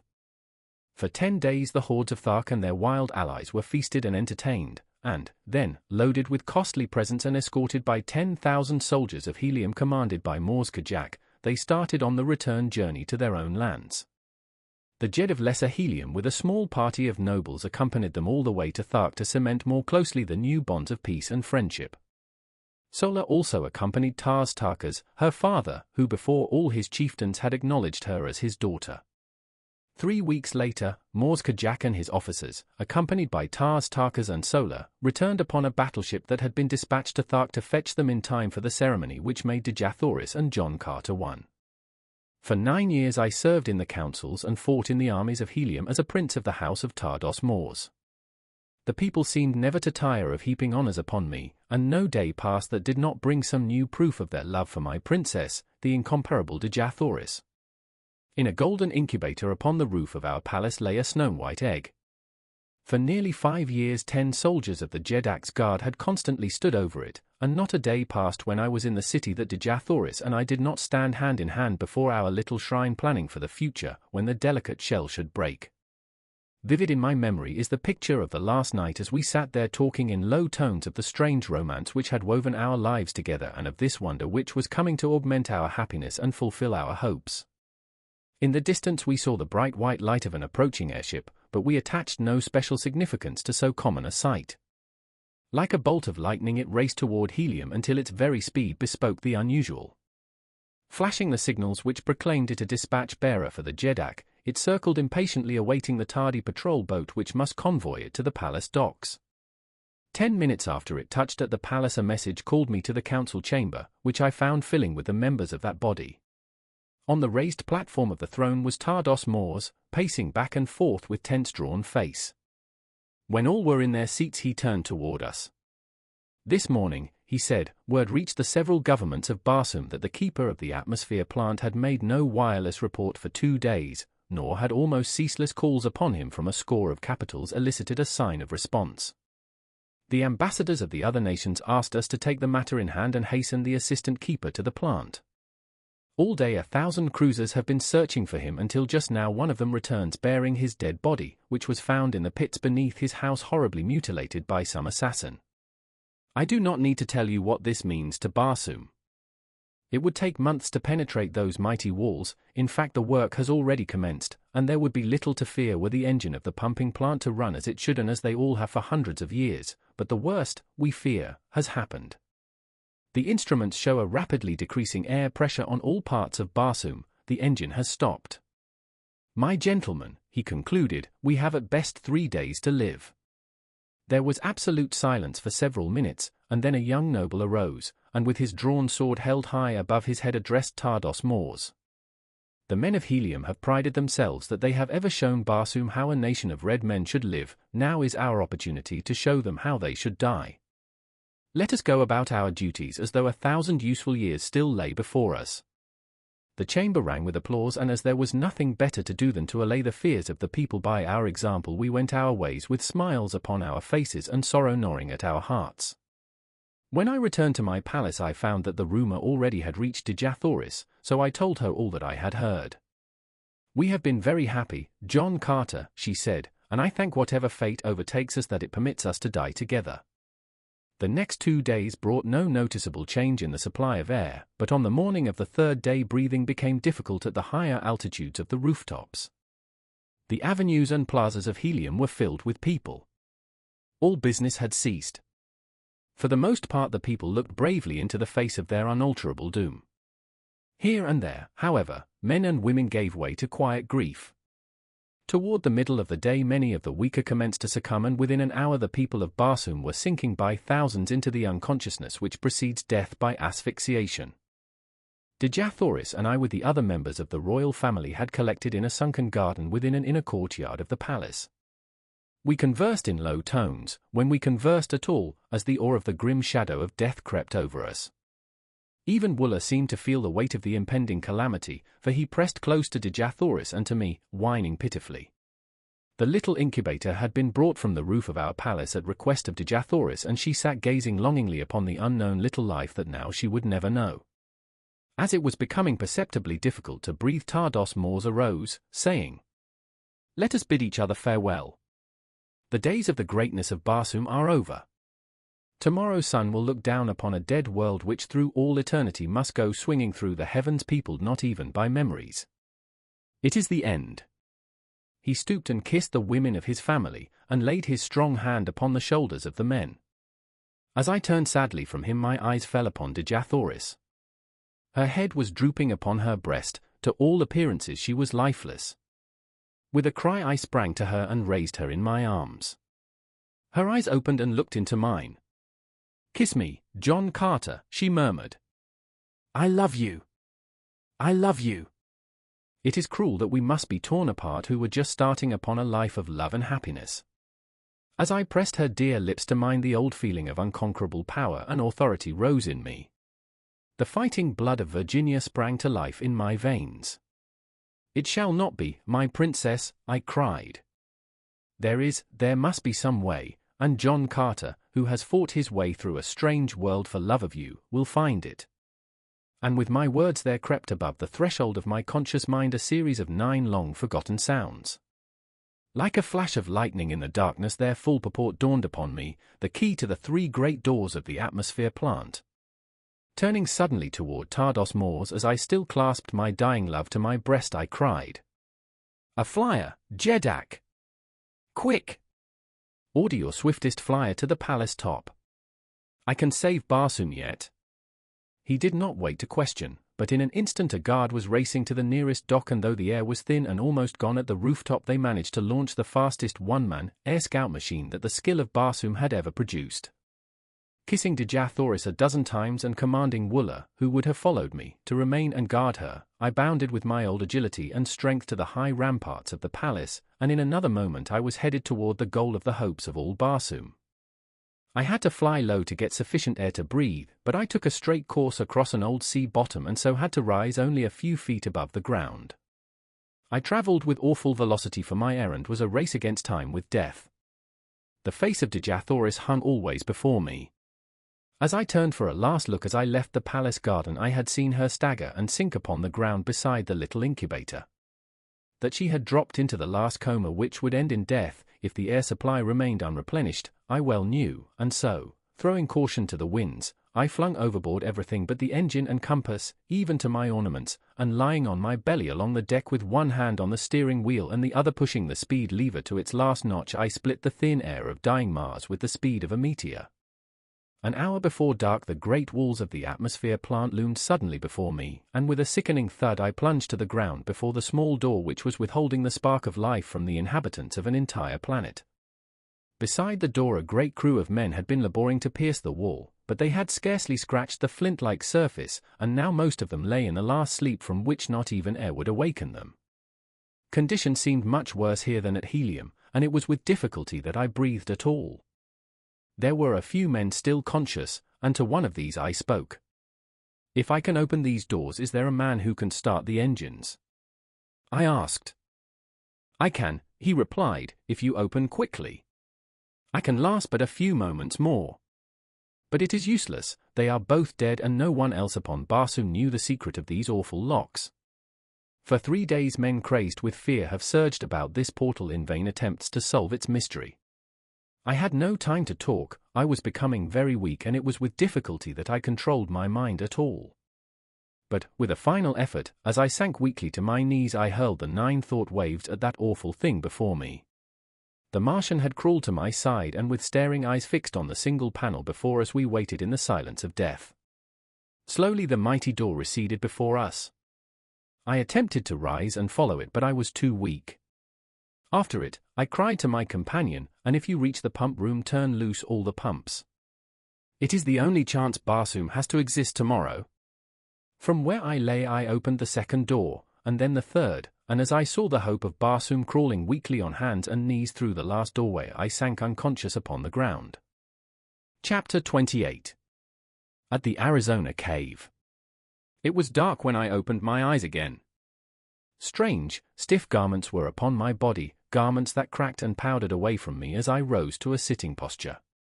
I felt myself over from head to foot and from head to foot I was clothed, though when I fell unconscious at the little doorway I had been naked. Before me was a small patch of moonlit sky which showed through a ragged aperture. As my hands passed over my body they came in contact with pockets and in one of these a small parcel of matches wrapped in oiled paper. One of these matches I struck, and its dim flame lighted up what appeared to be a huge cave, toward the back of which I discovered a strange, still figure huddled over a tiny bench.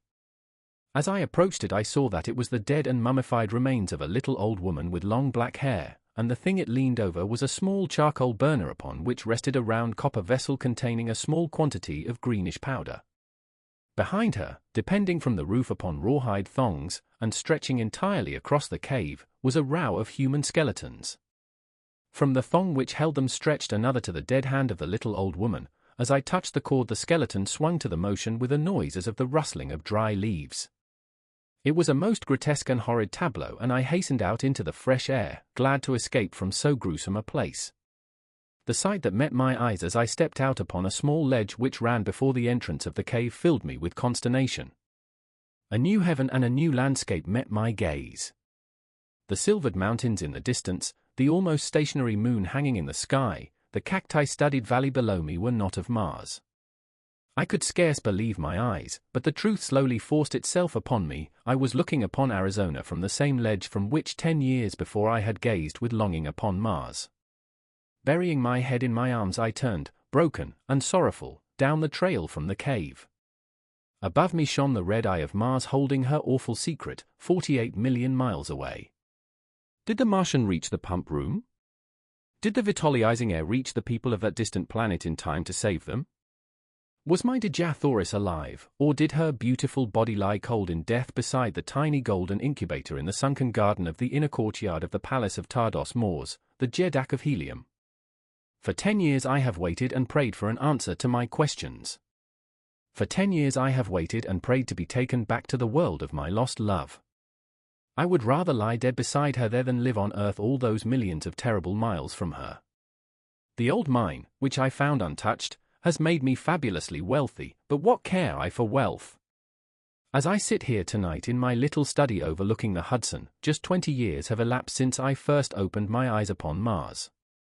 I can see her shining in the sky through the little window by my desk, and tonight she seems calling to me again as she has not called before since that long dead night, and I think I can see, across that awful abyss of space, a beautiful black-haired woman standing in the garden of a palace, and at her side is a little boy who puts his arm around her as she points into the sky toward the planet Earth, while at their feet is a huge and hideous creature with a heart of gold. I believe that they are waiting there for me, and something tells me that I shall soon know. The end.